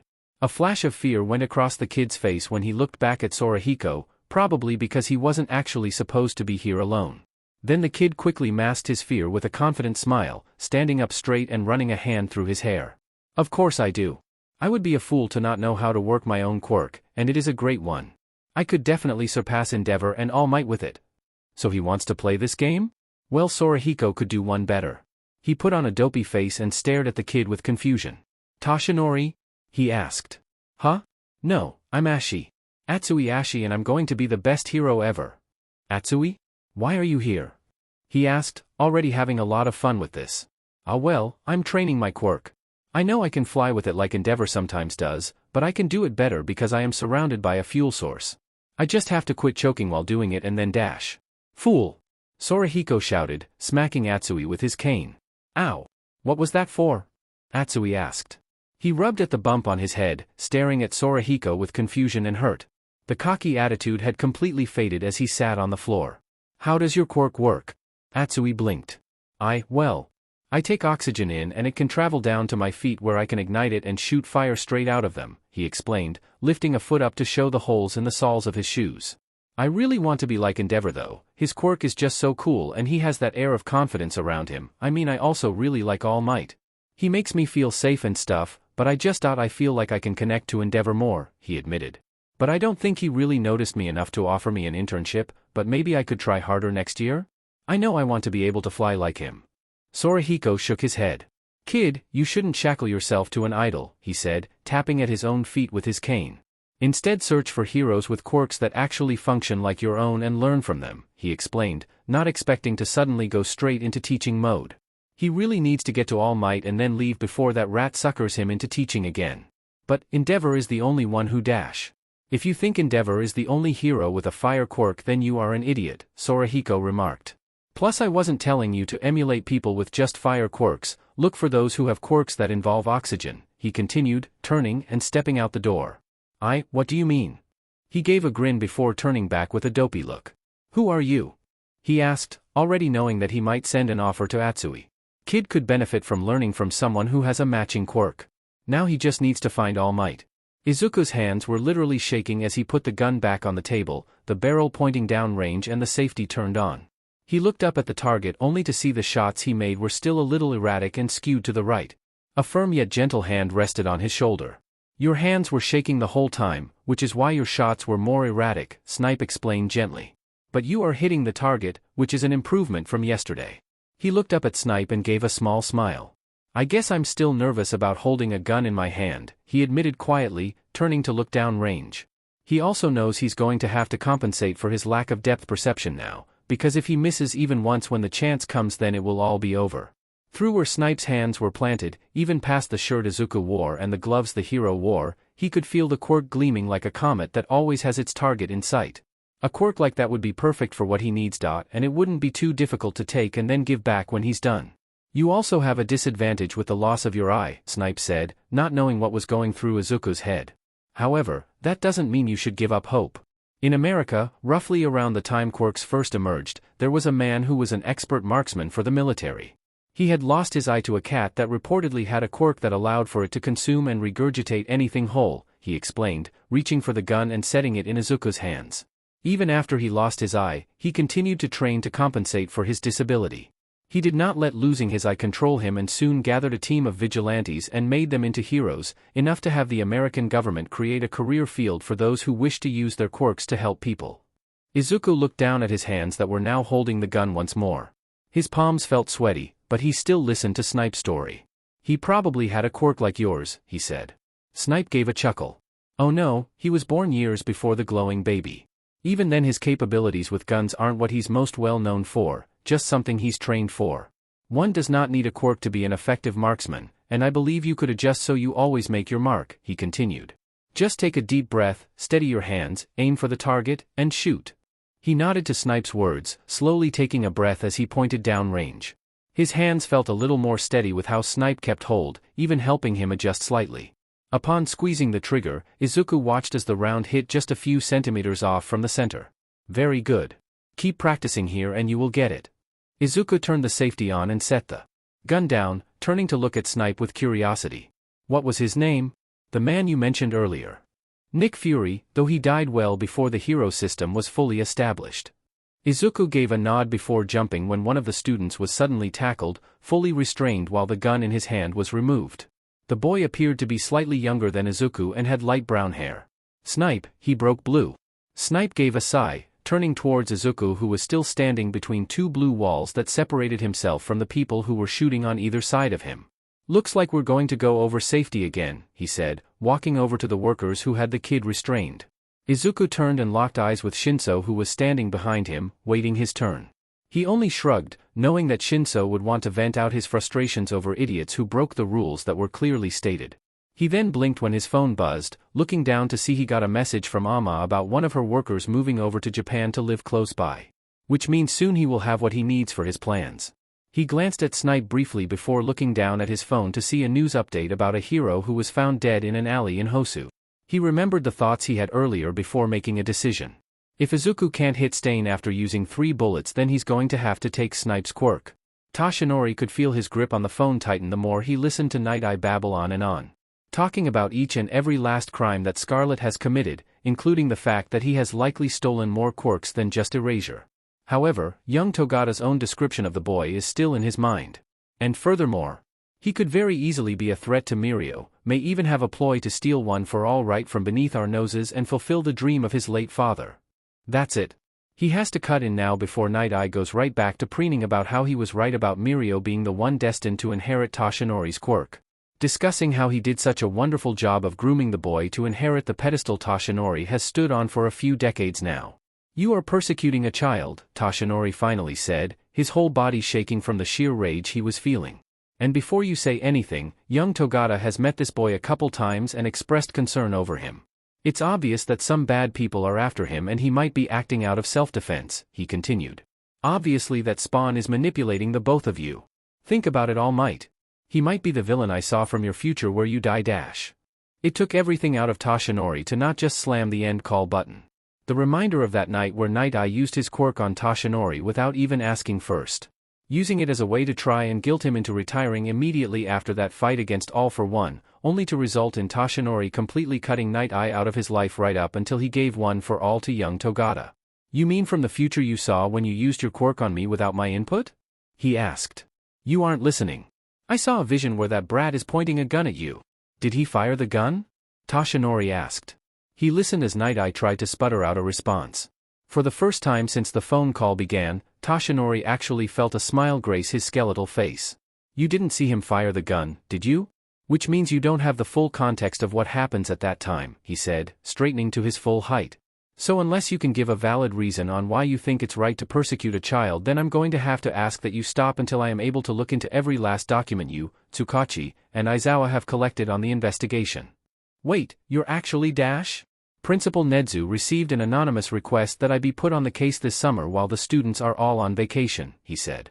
With that said, he hung up on Night Eye before he could go on a tirade. Slowly he gave a sigh, turning his phone onto silent before putting it down. He knows he doesn't want to deal with Night Eye any longer, but this call was necessary to try and figure out how he will go about working the case with Night Eye on it. It's probably best that he review the documents away from Night Eye and Aizawa at least. So what's this about a child being persecuted? Toshinori jumped, unable to hold the blood back as he turned to stare at his old teacher. Gee, Gran? He asked, taking a step back as he felt his whole body shake. How long have you been standing there? He asked, despite knowing the answer. It was always a habit of Gran Torino's to eavesdrop on all kinds of conversations, especially over the phone. I was there to hear Night Eye talk about the fact that All for One might have a child. Gran, there's more to the boy than being the son of Dash. Teaching really has made you soft, hasn't it? Gran asked, leaning against the doorframe. I find it hard to believe you would even give this boy a chance before you started teaching. Is he around the same age as your students? Toshinori looked down. Possibly, according to young Togata at least. He believes that this boy might be going against some big fish in the underworld, he explained, remembering his speculation from that phone call with his successor. Gran didn't say anything for a few moments before giving a sigh. You think he's still alive, don't you? What are the odds that that monster found a way to survive? Toshinori asked, looking up at his old teacher. The look on Gran's face confirmed it for Toshinori. It could be possible that this boy is not allied with his father, and if All for One is alive and the boy is going against him, then we will need to help him. Be careful with your words, Toshinori. Especially when there are too many unknowns, Gran said, turning to walk out of the room. I will trust your judgment here, but if it backfires somehow, then let this be a learning experience for you. Toshinori nodded, grateful to actually have a peaceful conversation with Gran Torino for once. Also one more thing. I'm going to send in an offer to Atsui Ashi. He blinked, wondering what about young Atsui had caught Gran's attention. Should I dash? He started to ask, only to find that Gran had already left the room. Perhaps Toshinori should let Atsui decide for himself if he wants to go to Gran Torino for the work-study week or if he wants to go to a different hero. Stain glared down at the brat he had pinned with one of his blades, already disappointed with the lack of conviction he displayed. Nothing more than an immature man-child who had grown used to having everything handed to him on a silver platter. It would be a mercy to just kill him now before he realizes that he won't make it out there in the real world. However, before he could give a speech, the monitor in the corner lit up. He looked to the black screen with the words, sound only, glowing a bright green. The true mastermind perhaps? Apologies, Tamura, but I believe our guest here may be an asset somewhere else, a voice spoke, the tone hauntingly familiar for Stain. Though he doesn't know where he's heard it from. The hero killer Stain, so that is the name you're using now, Stendhal? The man asked. So someone from that life? Probably connected to Hachisuka. I've cut all ties to that name and that life. The man chuckled. Perhaps, but it won't change how much of an asset you were to us, he said, probably grinning. In any case, I am sure you have heard word of a recent bounty thrown out there? He asked. No. As I said, I cut ties from that life, Stain said, though he knew exactly what this man was talking about. A promise for dreams to come true if they bring the target to a specific meeting spot upon accepting the bounty. What need does he have when he has the power to fulfill his ambitions himself?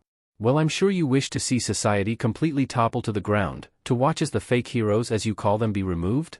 Bringing the boy in red to me will allow for all of your ambitions to come true, among more. Stain blinked, forgetting about the brat he had pinned as he stared at the screen. I don't care about whatever beef you have with Scarlet, especially since he obviously has more conviction and a clear concrete goal compared to this pathetic whelp laying on the ground, he says. Conviction, you say? That's what I heard from the rest of the underworld. They call him crazy for planning to kill the Quirk-stealing cryptid, Stain said. We'll see what my own judgment says about him. I just need him alive. Stain looked back when he heard the man-child shift and grabbed the blade that had him pinned to the ground. Fine, bring me back to Hosu and I will keep an eye out. I still have unfinished business there, he said, watching the warper move and open a gate right in front of Stain. Very well, but one more thing. He sighed, already expecting this man to order that he bring the target in unharmed. Because he just seemed like the type to want to make a job incredibly difficult. I don't care what state you bring him in, only that he can still breathe and has a heartbeat. Well, there's something unexpected. He only gave a nod as he walked through, not really planning on bringing the boy in unless he doesn't live up to the stories his connections have spun about him. But it's not like Stain would see him in Hosu. Namuri smiled as she looked at all the choices her students made. So far they all picked ones that would either help them with their strengths or compensate for weaknesses. Though there were a few students who were going to pick a spot that wouldn't quite fit with what they need or even want.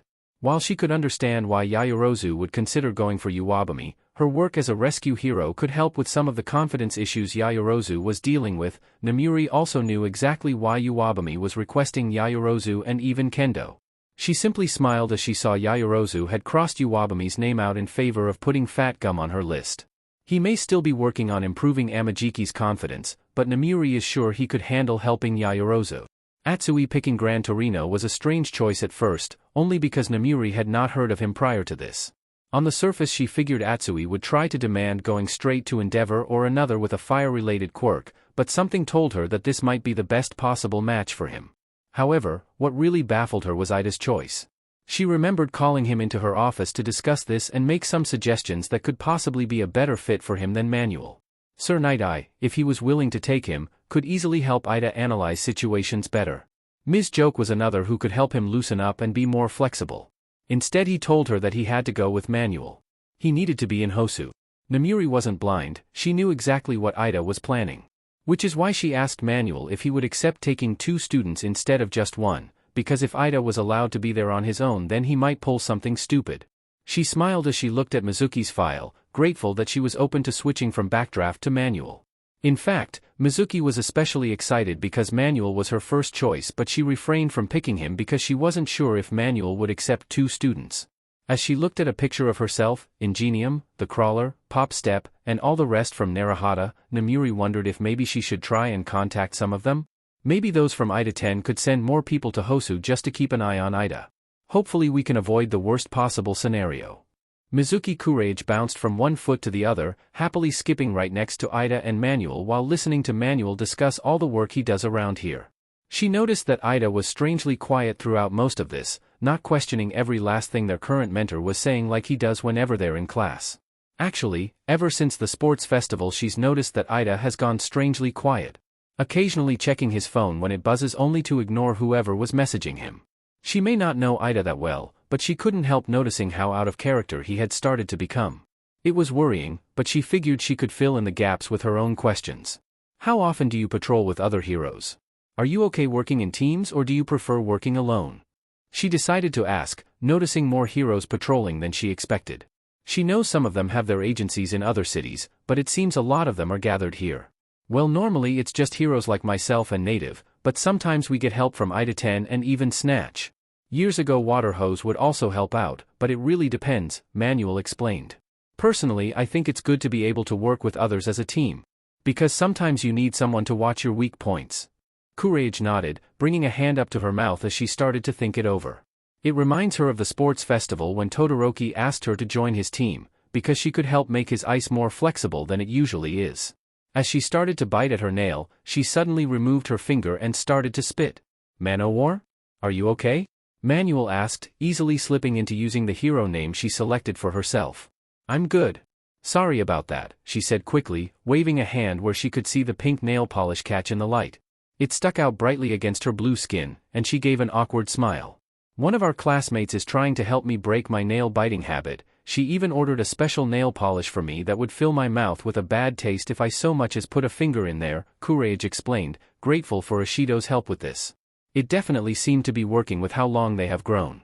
Manuel smiled lightly before turning his attention towards Ida. You've been quiet, do you have any questions? He asked. Ida blinked and looked over before shaking his head. He then put up a wide smile that almost seemed normal, if it wasn't for the way it seemed a little strained. Oh no.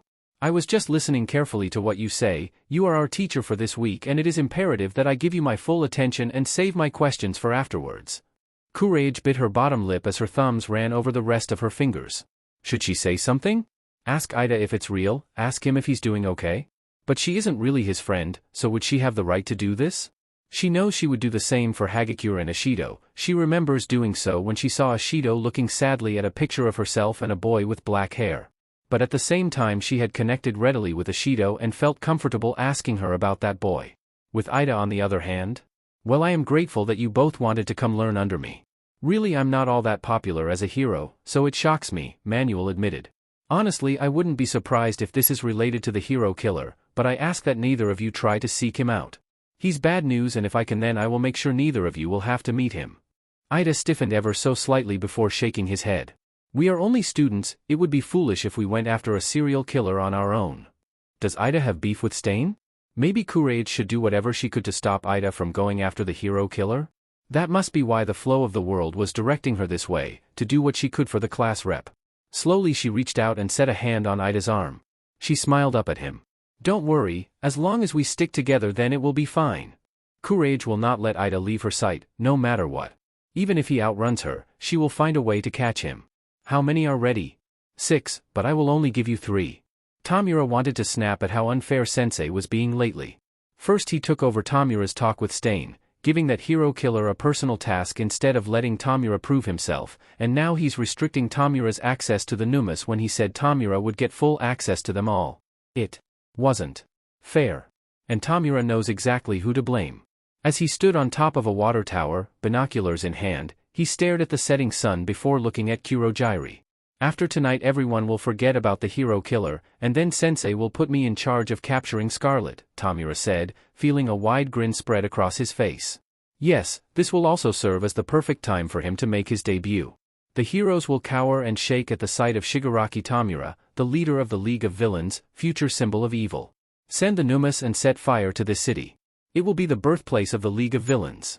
Kurogiri silently gave a bow, opening a warp gate to allow for 3 Numas to descend upon the unsuspecting ants down below. I will show Sensei that I am worthy. Izuku didn't know what to think about Shirakumo Sakiri when he first met him. All he knew is that this man was a butler who worked for Ama and he had a quirk that allows him to store things in clouds he produces, as long as they aren't alive. But there was nothing else that he could discern from the quiet man with dark gray hair that reminded him of storm clouds. While he seemed slightly more animated when talking with his mom, Izuku also noticed that his mom thought something was off about Shirakumo. As if he wasn't how she remembered him or something. We're almost in Hosu, young master, Shirakumo said. Even though Izuku tried to insist he not call him that, because he isn't the boss of Shirakumo nor is he a master in any form, Shirakumo still uses that title as if it was the most natural thing in the world. At this point Izuku was tired of correcting him. Izuku nodded quietly, accepting the water bottle Shirakumo offered him. Hopefully they can find Stain tonight, just to test out the bullets he got from Overhaul and make sure they will actually work. As he looked at his phone and the texts he sent to Ida, all of which were left on read, he wondered if he would even be here if Stain hadn't attacked Ingenium. Who would he have tested the bullets on instead? Himself maybe? A hero possibly? Some other villain? Slowly he hovered a thumb over the screen, debating on telling Ida that he was going to be in Hosu. Perhaps Ida would also be there, as an attempt at getting revenge? It would be nice to not be alone in his quest against Stain at least. But he would have to draw the line when it comes to his primary target. As the beginnings of a message started to form, Izuku was suddenly pushed to the ground by Shirakumo. His body hovering over him as something gave an inhumane groan, a being that looked like the villain Izuku encountered ages ago turned its eyeless gaze towards him and Shirakumo. He says eyeless as it had an exposed brain that covered the entire top portion of its face, with a large underbite that had teeth which looked like they were fused to the lower part of the brain. It made a grunt, hand reaching down to grab at Shirakumo only to suddenly be kicked in the face by an elderly man dressed in yellow. The force of the kick was enough to knock the villain out of the opening it created. Izuku stared at the elderly hero with shock, at this moment not expecting anyone to want to save him. Part of him expects heroes to look at him and immediately see either a villain who needs to be locked away or just a kid who knows how to stay out of trouble to a certain extent. The elderly hero helped Shirakumo and Izuku up, looking over the two of them carefully, before turning towards another boy who looked to be around Izuku's age. Firefoot, stay here and make sure the civilians are safe, I'm going to go after that villain. And just like that, the hero was gone. Man, Hosu looks like a mess. I hope Ida is okay, the kid whispered quietly as he got closer to look Izuku over. Izuku blinked when he heard that, turning towards the boy with a wide eye. You said Ida? As in Ida Tenya? He asked. The boy nodded quietly. Yeah, he's one of my classmates. Why? Izuku turned towards Shirakumo and nodded at him, grabbing the suitcase he pulled out of a cloud he made. Thanks for letting me know, please look over the others, Izuku said, jumping through the hole with the case in hand. If he hurries then maybe he can find and help him? Tenya struggled from where he lay. Pain flashing through his shoulder from where he was stabbed as the hero killer himself loomed over him. Probably in the same way as when he struck Tensei down. You claim to be a hero, and yet you allow yourself to be blinded by revenge. Acting out of vengeance is the furthest from the title of hero, Stain said, sword moving from where it pointed at native to hover over Tenya's neck. But I see that you will not learn from this, so it's better to purge the world of your type before you become a fake. Tenya closed his eyes, but he still tried to move past the paralysis. He had to get up. He needed to avenge Tensei. He needed to. He had to. He must. Bang! Tenya opened his eyes when he heard the sound of a gun going off. A small part of him wished that it might have been Snipe or someone who trained under him and got the appropriate permits, but instead he saw something bright red way up on the rooftop of the alley. You missed, Stain said, attention pulled away from Tenya for a few moments. If you were trying to kill me, then you would have landed your first shot. These bullets are not designed to kill someone like you, a hauntingly familiar voice spoke up. However, I will put an end to you for what you did to Ingenium, who was a true hero. Suddenly Tenya could feel a pressure crush him further to the ground. Pure malice rolling off of Stain in waves. If you truly wanted to purge the world of false heroes, then why did you go after one of the only ones who decided to patrol around and keep people safe when he could have easily taken that day to go and watch his little brother at the sports festival? Why did you go after the one who selflessly lent a helping hand to a family who was barely making ends meet, not for publicity reasons but because it was the right thing to do? Tenya was scared that if he moved his head then he would see Midoriya standing right there. But he knows it has to be him, because only Midoriya knew of those things. Or was going after Ingenium something my target paid you to do? Target? What is he talking about? Suddenly Stain started to laugh. You think I would lower myself into accepting money for purging this rotten society? No, I do this because it is my sworn duty. Now tell me, Scarlet, is this not why you are trying to kill the Quirk stealing cryptid? Because you see the rot he produces and want to purge the villain world of that? Now it was Midoriya's turn to laugh, from what Tenya could hear. Why is he laughing? This couldn't be right, Midoriya is not that type of person. He would never make a plan to try and kill someone, no matter how vile they are. Midoriya is not like Tenya. Initially I started on this path purely out of spite and revenge. He screwed my mom over, so now I'm going to make him pay.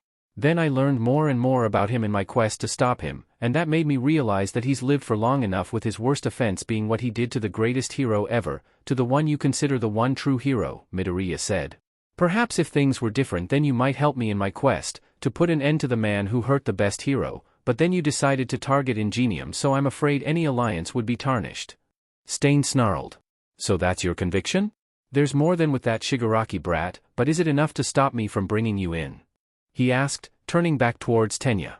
If it is, then shoot me before I kill him. If you can't do that then it will be a waste letting you continue on this path when you won't be able to even shoot the one you want to kill. Tenya went wide-eyed, his struggles renewing. He can't leave himself laying there like a helpless victim. He's a hero. He can't afford to be a casualty when he hasn't even saved a single. He hasn't. He really hasn't saved anyone, has he? Slowly, Tenya stopped moving. How can he really call himself a hero when he couldn't prioritize saving someone? And now his friend, who isn't even a hero student, who can't be a hero because he lacks a quirk, is the one coming to both save his life and avenge Tensei. He looked right up at Stain, seeing his own reflection in the hero killer's gaze and realized that he truly did not look like a hero in that moment. But there could be a chance that he gets better, right? As he closed his eyes, he decided that if he does survive this somehow then he will do better. Be better. But first, don't worry about me, save native. He shouted, hoping that maybe he can stop Midoriya from making the same mistake as him. Sorry Ida, but I will save you both, Midoriya said. Bang chapter text.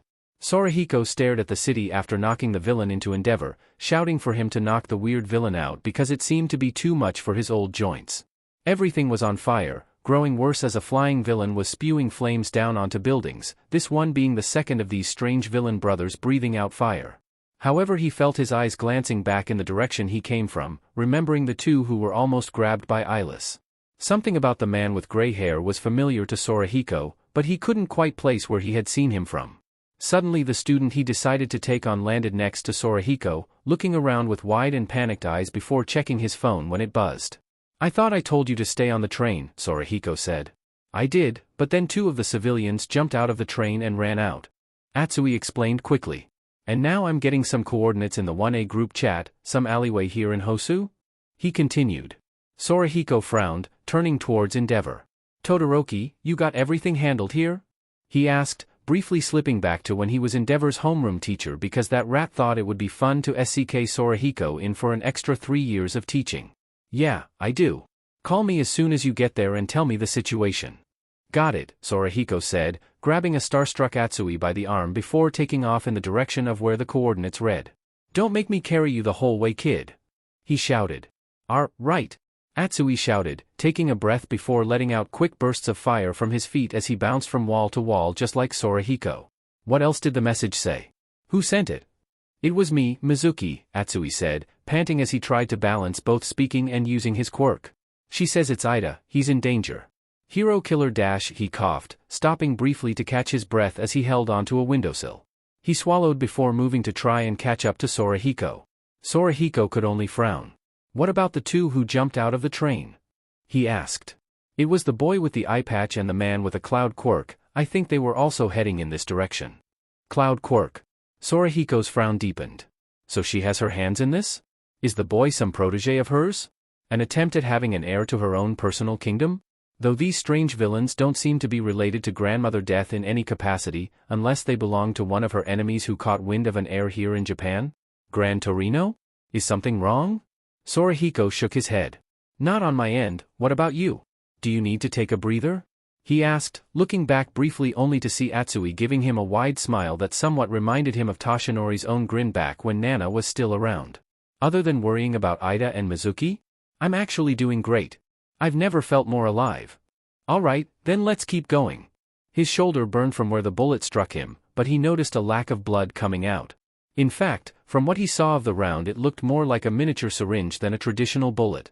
The force was enough to make Stain drop his sword before he could bring it down on the kid who dared to call himself a hero even with the intent to murder out of revenge. He looked up at where Scarlet stood, only for the boy to drop down into the alley. His body turned into a puddle of sludge before he pulled himself together and got in a stance, hands raised in fists while one of his knees rose up. Stain stared at the kid before giving a sigh.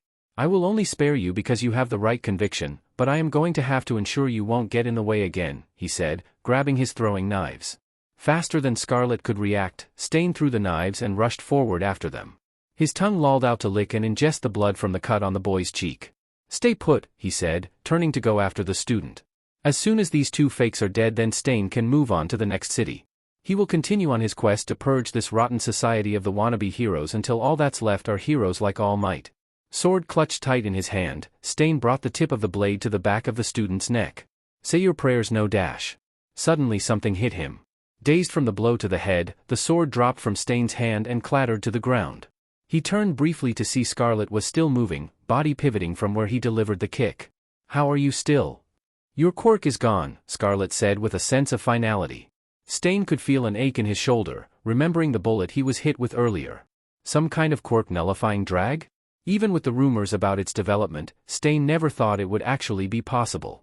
As far as everyone knew, the only ones who could nullify quirks are either the quirk-stealing cryptid, Eraserhead who has not been active, and Scarlet. Perhaps this is how Scarlet has been nullifying quirks? If I can't use my quirk to stop you, then I will use my weapons, Stain said, grinning as he charged forward. Courage tried to keep up with the scuffle in the alley. When she first arrived, it was right as the vigilante in red shot at Stain the first time. This gave her the chance to send that text to the 1A group chat, even though she doubts any of them would be in Hosu. She reached a hand up to her mouth at first before shaking her head.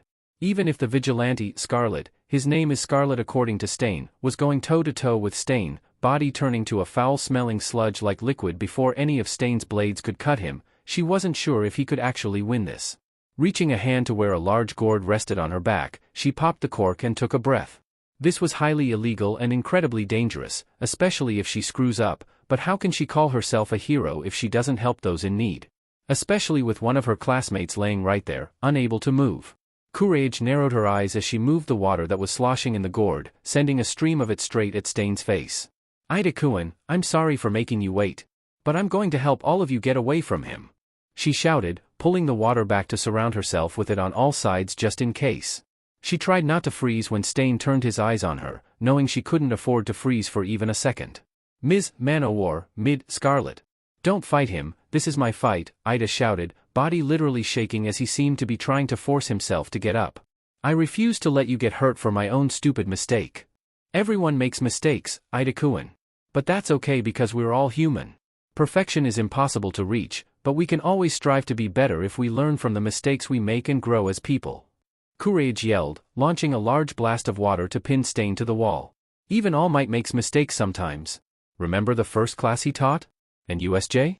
But we also know he's getting better with each lesson, because it's a learning experience for everyone. But how can you say dash?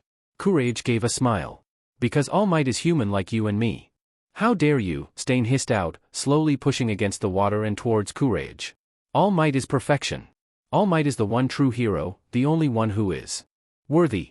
If heroes can't be like him then they need to be purged. She gulped before shaking her head, deciding to stand her ground. Have you actually met him? The real him? She asked. No, you only know him from what the media shows you. I think it's great that there aren't more heroes like All Might, instead there are ones who can help support the pillar he stands on so he isn't shouldering the burden alone. It was then she noticed that Scarlet had completely froze, staring straight at her with a single wide green eye. As if he was processing every last thing she had just said to Ida and Stain.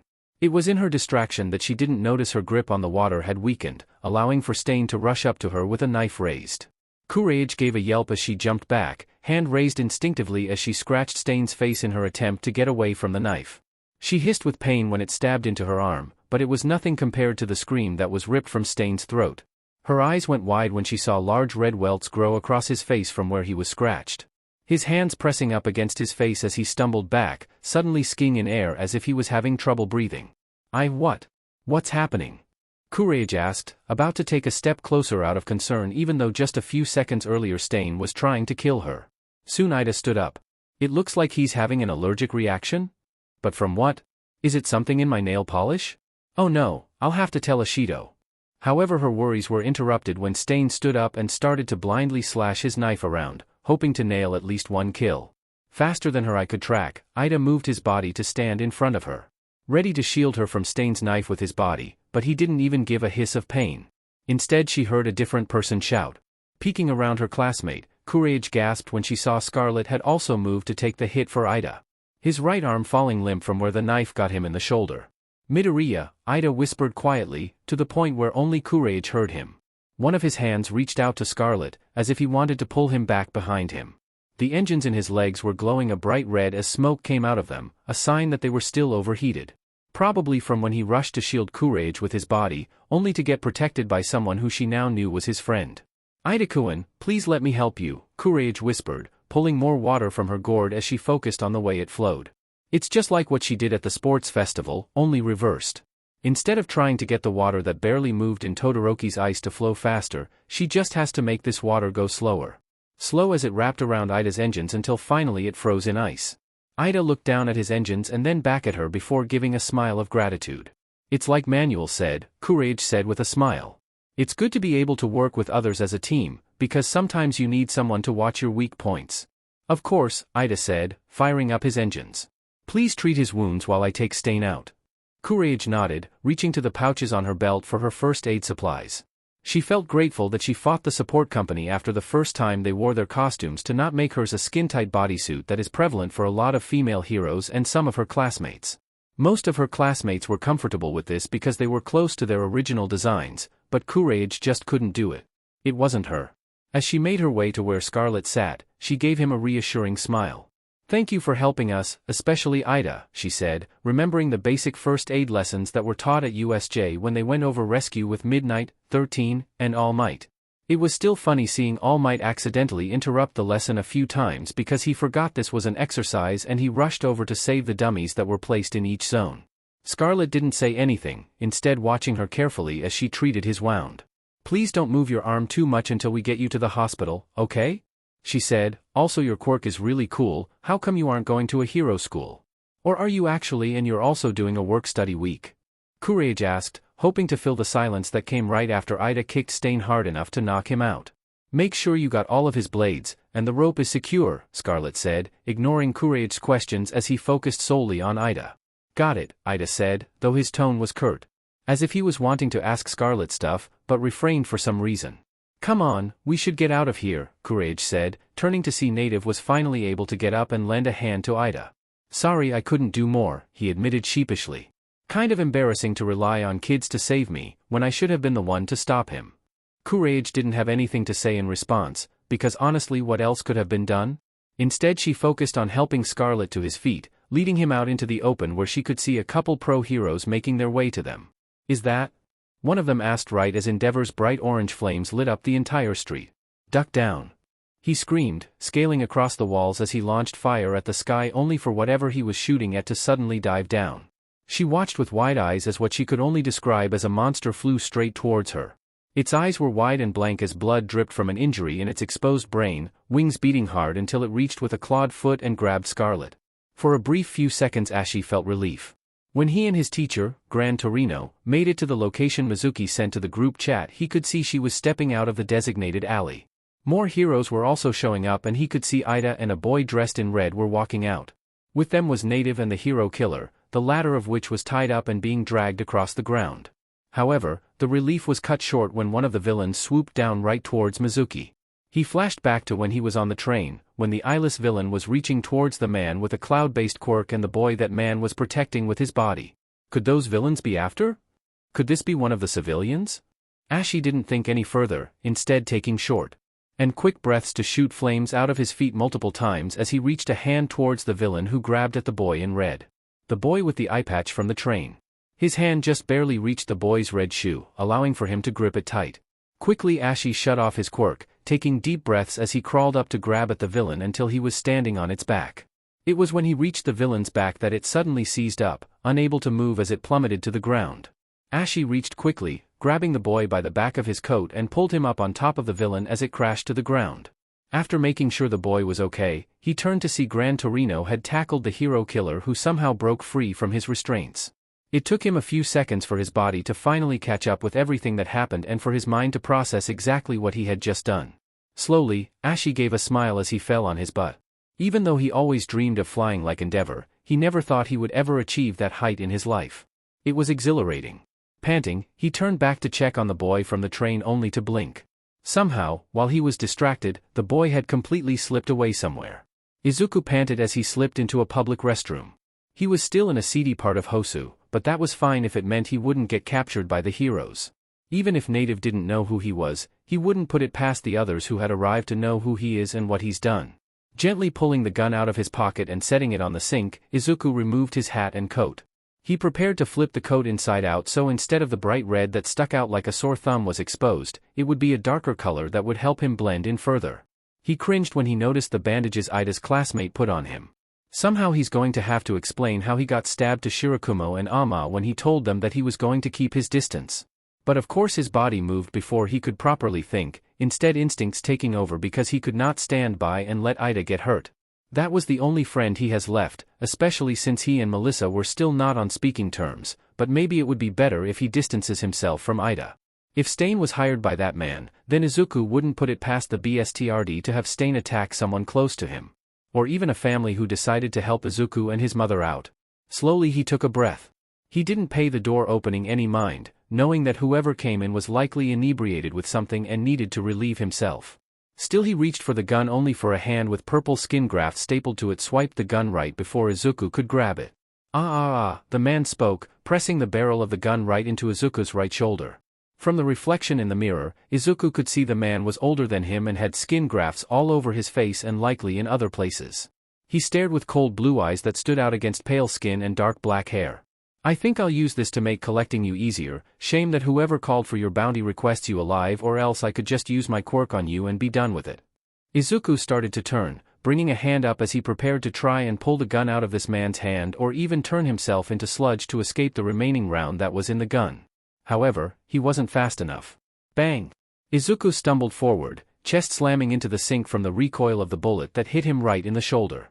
His shoulder burned and itched, the feeling soon spreading through the rest of his body even as he tried to reach for sludge to try and alleviate the feeling in some form. His skin rippled slightly, but other than that sludge did not heed to his call. The man made a clicking sound as he dropped the gun, his warm hand pressing harshly onto Izuku's shoulder. Only one bullet? And not even a hole in your shoulder? Talk about a lame toy, he said. Izuku kicked back, his boot slamming into the stranger's knee. He took the opportunity given to slip away from the sink. He did not want to get pinned again, especially with how reaching for his quirks was like reaching through mud and coming up with nothing. You little pest, the man said, his hand lighting up with blue fire briefly before he shut it off to instead grab Izuku by his hair and push his face into the mirror. He closed his eye just before his face was crushed into the mirror, hearing and feeling it crack from his temple.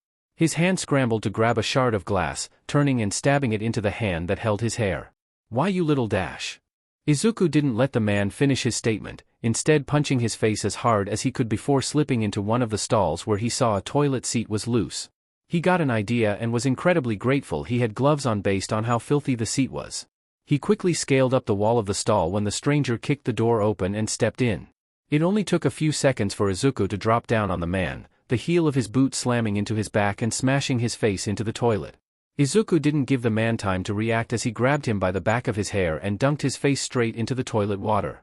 He cringed because he knew he saw something gross was still in the toilet earlier, but desperate times called for desperate measures as he flushed the toilet and ripped the seat off. The stranger got up, panting and gasping for breath as he turned towards Izuku.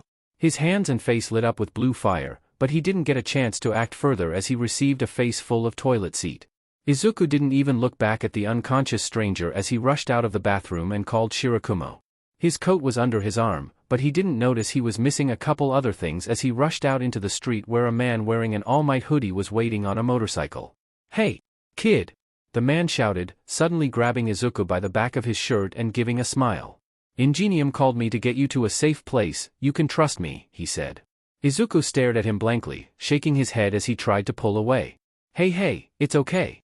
My name is Himawari Koichi, formerly known as the Crawler. So I know what it's like to commit acts of heroism without a license, he explained quickly, pressing a helmet down onto Izuku's head.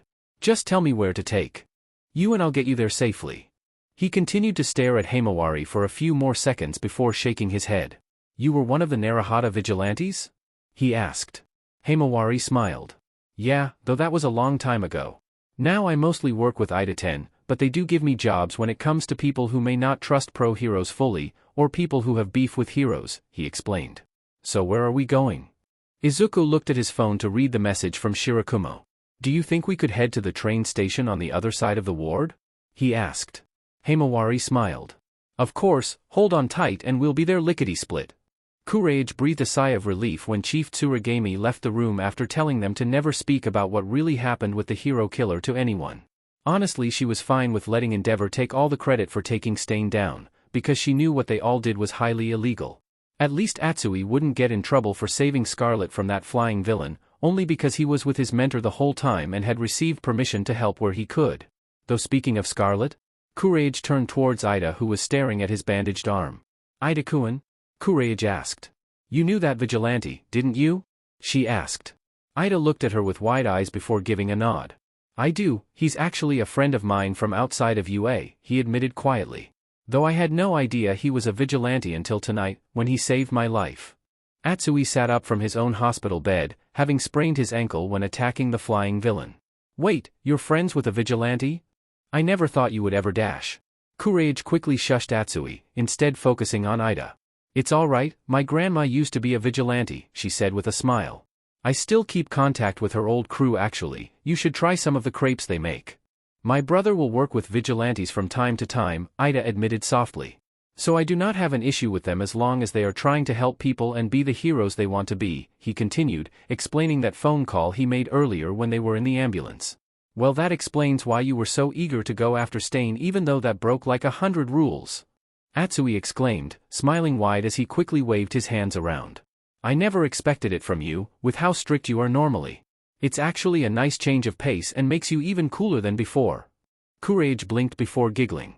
I'm shocked you aren't bragging about being allowed to keep the credit you got. You did save Ida's friend after all, she said. Atsui blinked and scratched the back of his head. Well, this isn't about me really. Suddenly 2 men stepped in. One Courage had seen a couple of times in the hallways at UA, and the other was a man with green and yellow hair dressed like a businessman in a white suit. The latter she recognized as Sir Night-Eye, a hero who has one of the 3rd years as an intern if she remembers what the other students have said in the halls. Hello, my name is Sir Night-Eye and this is Aizawa Shoyuta, also known as Eraserhead. We heard you 3 have had an encounter with the villain known as the Scarlet Thief. Night-Eye greeted as Aizawa glared at all of them with his cold dark eyes that bored into their souls. Courage gulped and shook her head. There was that boy in red, Stain called him Scarlet, but I thought he was a vigilante, she admitted quietly. It was my first time seeing him really. I saw him riding on a train, he wasn't wearing any red at the time and was with someone else. Then the strange villains attacked, one of them tried to grab the kid and the man he was with, Atsui explained. Then later I saw him wearing the red coat, but that was when the flying villain grabbed him and my body moved and I stopped the flying villain from taking him away because I thought he was a civilian who got caught in the wrong place at the wrong time, he continued. Ida silently looked at Aizawa and Sir Night-Eye with suspicion before shaking his head. I've never seen him before tonight, but I think he was as mad at Stain as I was over what happened to my brother, he explained. Courage looked at Ida with wide eyes, never expecting him to actually lie to a pair of adults. Aizawa stared at Ida for a few seconds longer before turning his focus on Atsui. Tell us about the man the villain was with. Atsui squeaked when the focus was put back on him, Aizawa seeming to be glaring at him much harder than earlier. The man he was with was pretty tall and had dark hair that looked like a storm cloud, he began, gulping before shaking his head and looking down. He also had a cloud quirk and I think his name was Shira something? Shirakumo, Aizawa whispered, hands clenched into a fist as he stormed out of the room just as quickly as he came in. Night-Eye looked at all of them before stepping out of the room. Thank you for your information, this will help us tremendously, he said. Courage waited a few moments to make sure they were actually gone before she turned towards Ida. I heard you say Scarlet's real name back there, she whispered, seeing him look up at her with shock. But something was off about those 2, like they were ready to lock him up somewhere and throw away the key. You also got that vibe off of them? Atsui asked.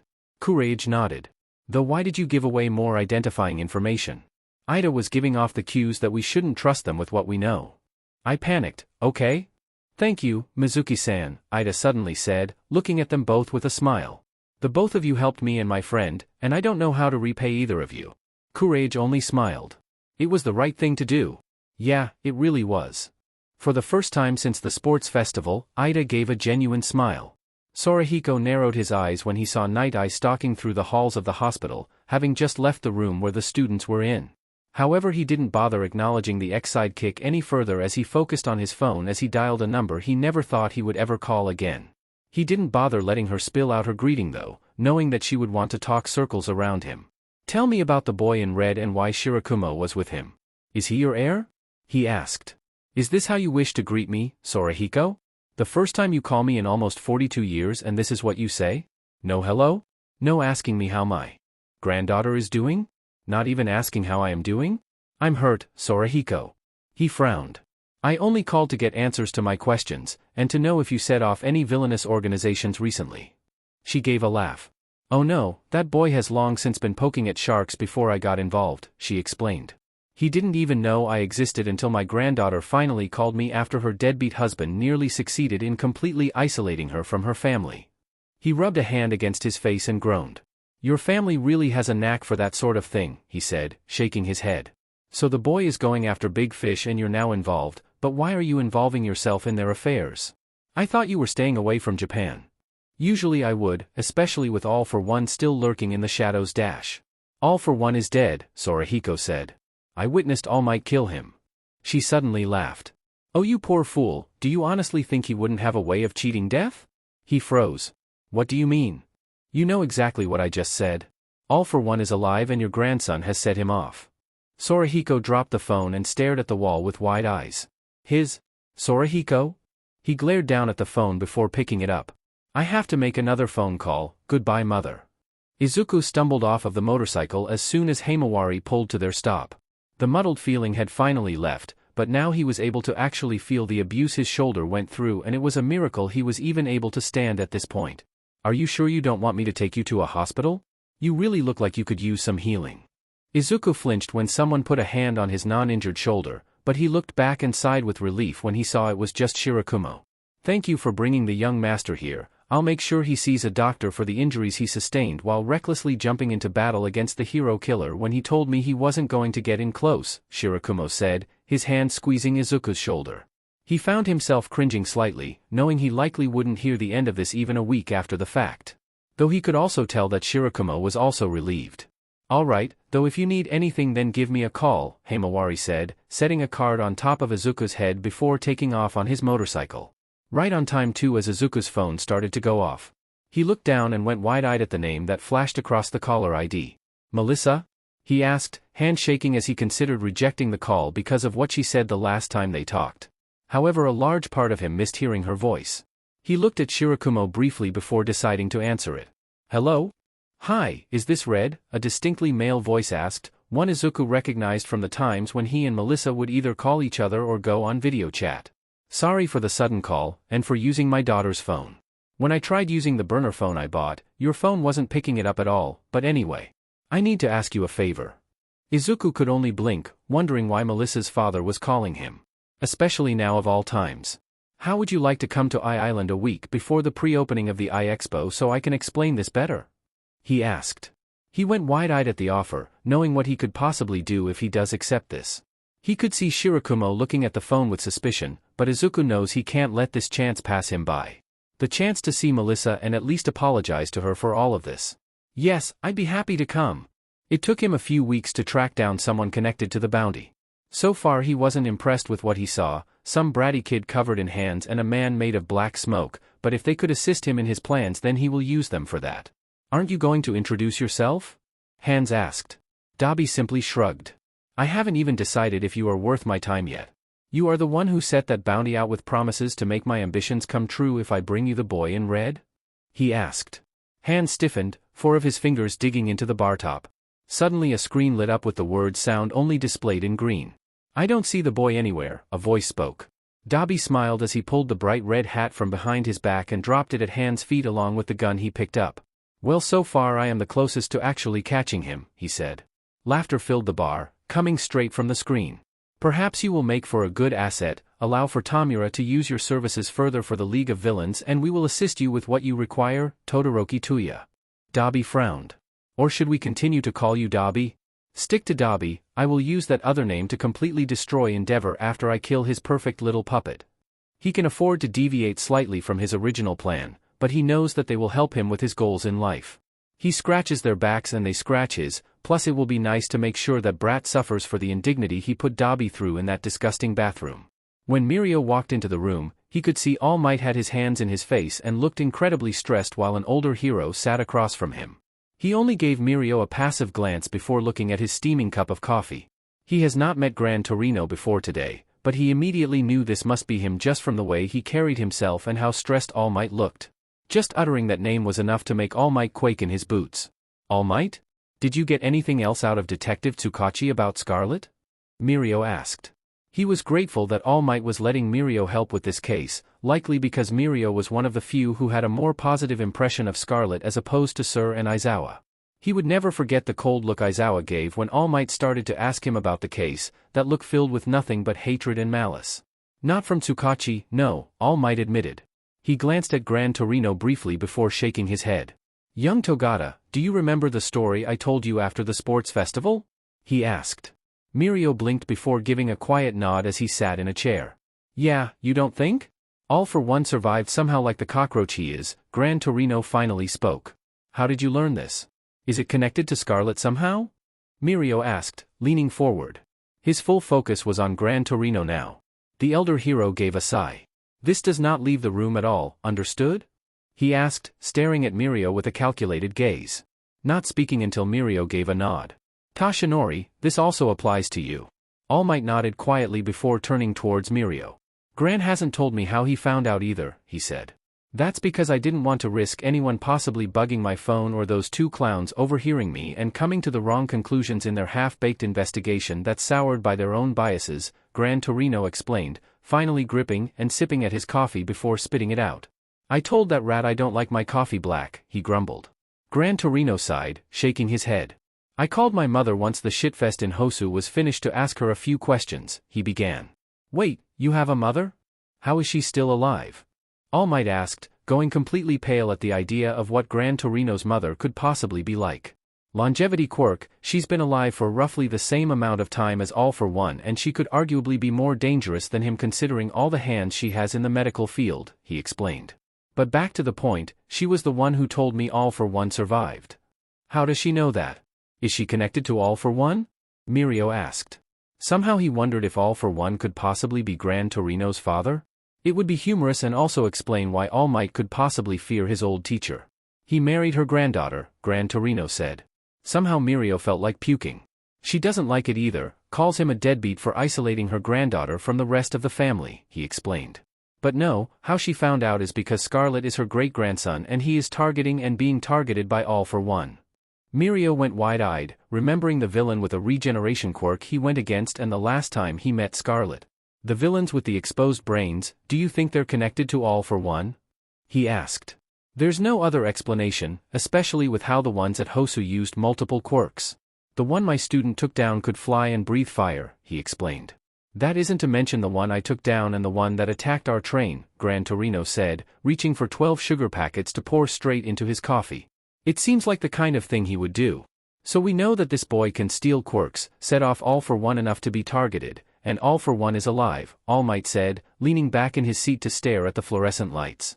How did you know he was even connected to your mother to even call her?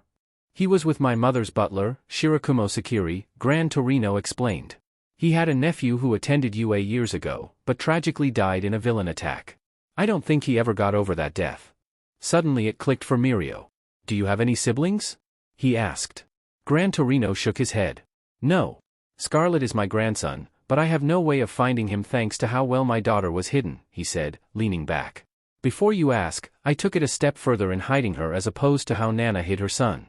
I didn't even look at my daughter's given name and allowed for my mother to give her the family name Akatani, but I already searched all over for those of the Akatani family in Japan but there's nothing. The only Akatanis are outside of Japan, likely because my mother wanted to keep them all out of All for One's hands. So what are we going to do now? Mirio asked. I'll be allowed to view all the details collected so far after final exams, until then the only thing we can do is wait and keep our eyes out, All Might said, checking his phone when it buzzed with a notification. A message from Melissa? Mirio blinked. Melissa? Who is that? For the first time since he came in here, All Might actually gave a soft smile and visibly relaxed. She's the daughter of an old friend of mine, he explained. I better go read her email now. It might be important.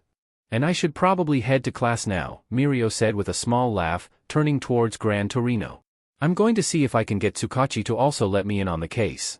Night Eye might be more open to me coming aboard early considering how I feel about All for One, Gran Torino said. It will be fun to whip both Aizawa and Night Eye into shape for missing the obvious clues we found with the limited amount of knowledge we have. Mirio smiled, knowing that this will be worth a watch. Please invite me to the show. Melissa stared at the package that remained sitting on her desk for the past few months, waiting to be shipped straight to the P.O. box Izuku had set up so she could mail things to him without his mother catching wind of what was going on. Though the cardboard on the package is torn from the number of times she's had to open it just to either add updates to her gift or to change out the letter she had written. Even now she considered opening the package again just to tear up the letter and start all over again because it doesn't sound sincere enough to her.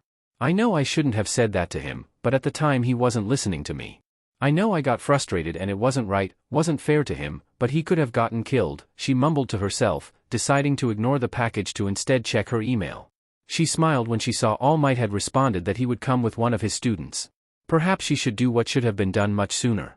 Then again it isn't her story to tell, and there's no telling if Izuku would forgive her for telling someone about this even though they have left so many hints for the authorities to investigate.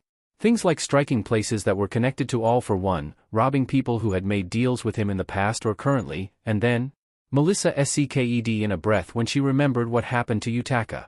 Her blood was on Melissa's hands as much as it was on Izuku's, but she also knew it was All for One who ultimately killed Yutaka and should be the one to take the full blame.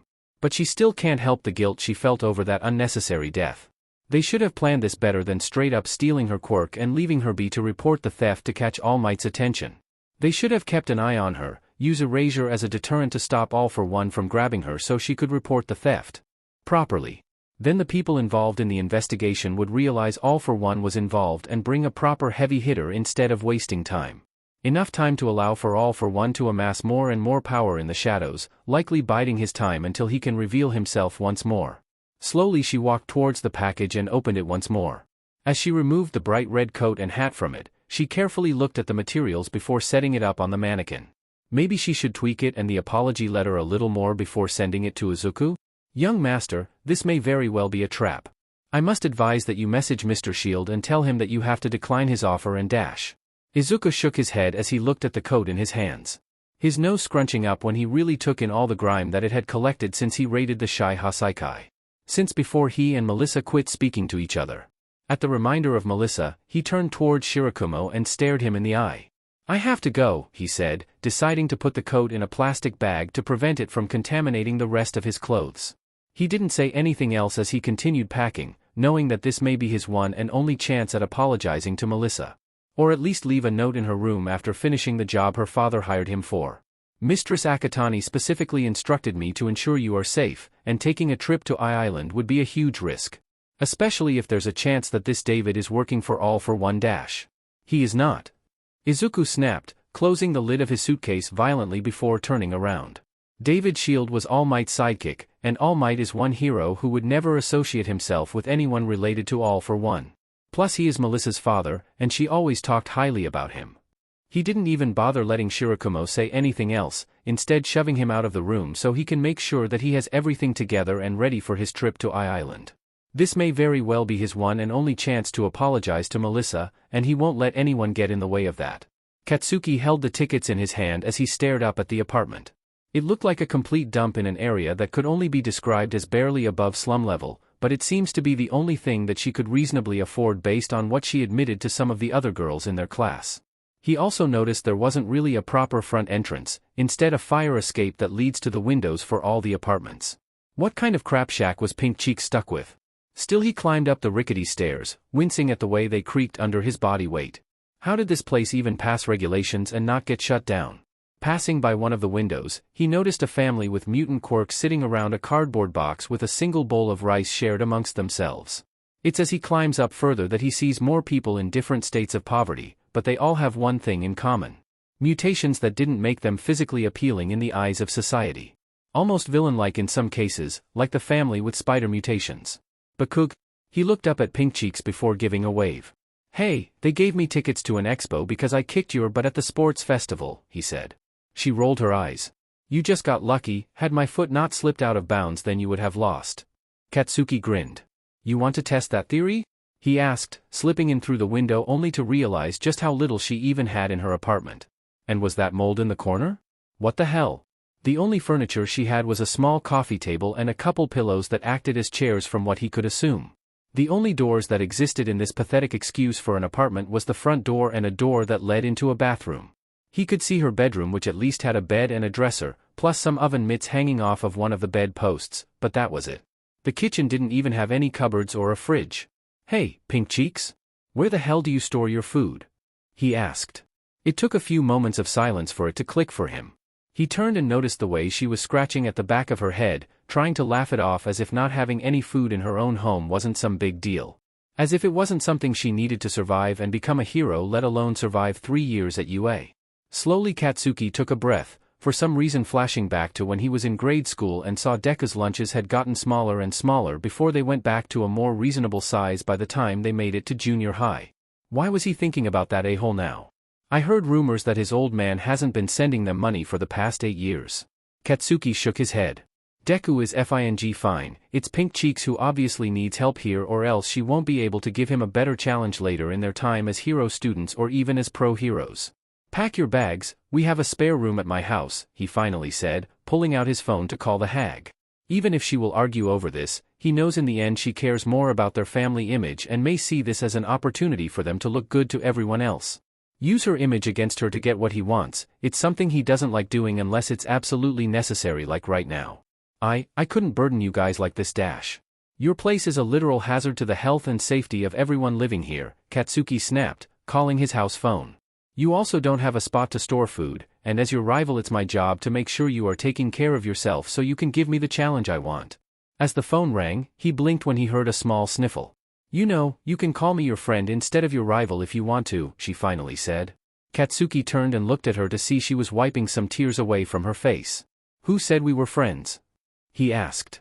Well, I did, just now. Whether you want it or not won't change, because at this point you are a friend and a rival all in one. He didn't say anything further as his mother picked up the phone to ask him what he wanted. However, he found himself giving a half smile. Here's your coffee. Thank you, Izuku said, smiling at the short boy he recognized from UA's sports festival.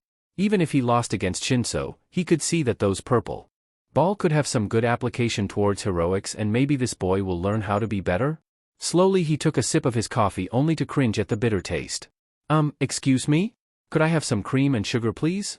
He asked, only to see that the waiter got distracted when some of his classmates came to one of the tables. All chatting and laughing amongst themselves, going over various inside jokes that made an emptiness become apparent in him. Izuku watched them all quietly, wondering if maybe in a different life he could possibly be part of something like this? Spending time with a group of classmates, or even friends, talking about meaningless things that matter to them at that very moment? Or at least, he froze when he saw 3 people walk over to the group. Ida lectured his classmates, the ones working as waiters specifically, for appearing to be slacking at their jobs. Though he seemed to have a more open and light-hearted smile, likely because he has finally connected with his class after Hosu. Then there was Togata Mirio, or Lumillion, the one who tried to offer a helping hand to Izuku. He must have recognized the group of first years, deciding to go over and join in on their jokes and even do what he can to make them laugh while having a friendly arm wrapped around the shoulders of the last person. For a very brief moment Izuku locked eyes with Melissa. Before she could say or do anything, he quickly left money on the table and walked off to disappear into the crowd because he knows. He knows that even if he's here to apologize, he isn't ready to actually face her in person yet. But there was something else he knows. He knows that she should be able to enjoy that life. Surrounded by friends, around heroes and helping them, to not be associated with him anymore because then it would completely ruin her life and chances at a good future. He carefully tugged his beanie over his head, knowing that his green curls still poked out but they wouldn't really stick out in the crowd. Especially in a crowd of people who knew nothing about him or didn't bother to pay attention. It's the benefit of having a plain face really. It was in his attempt to disappear that he didn't notice he was about to crash into someone until it was too late and he accidentally knocked down one of the people in the crowd. Wide-eyed, he quickly gave an apologetic bow. The man he bumped into gave a small chuckle before speaking in a voice that Izuku would recognize anywhere. It's all right, I'm pretty used to getting run over like this, he said, getting up and resting a hand on Izuku's shoulder. Izuku stiffened, not wanting to look up and see his all-time favorite hero. The one who may not hesitate to throw Izuku straight into prison the moment he realizes who exactly Izuku is. But maybe he doesn't know that Izuku is Scarlet? It could also be possible that he doesn't even remember that conversation they had on the roof. So how's your friend handling his father? All Might asked. Izuku looked up, seeing his hero in his weakened state and dressed in more casual clothes. His hero who was giving a gentle and knowing smile at him. Slowly Izuku shook his head, wondering why All Might even remembered him. He could have sworn he was the most forgettable person in existence, and yet. Hey. It's okay young man, All Might spoke quickly.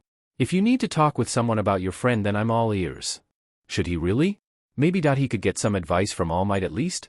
Izuku looked down once more, wiping the tears away as he nodded and took the offered hand. It couldn't hurt, could it? Besides, it's not like All Might would see him ever again after this.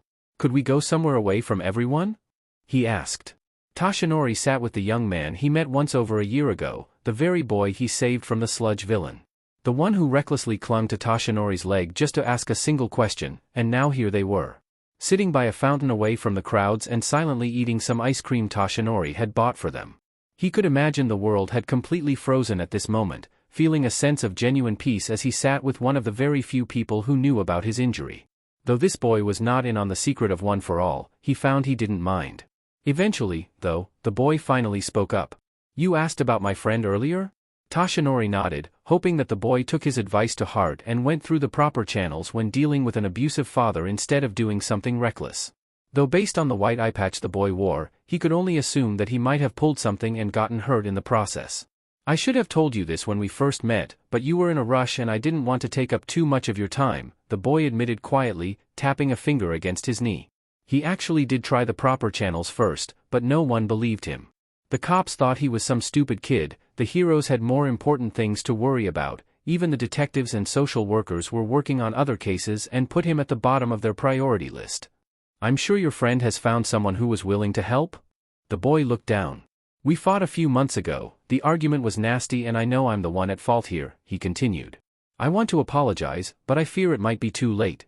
For all I know he could be dead and I won't ever hear about it because he's part of a demographic that won't be missed.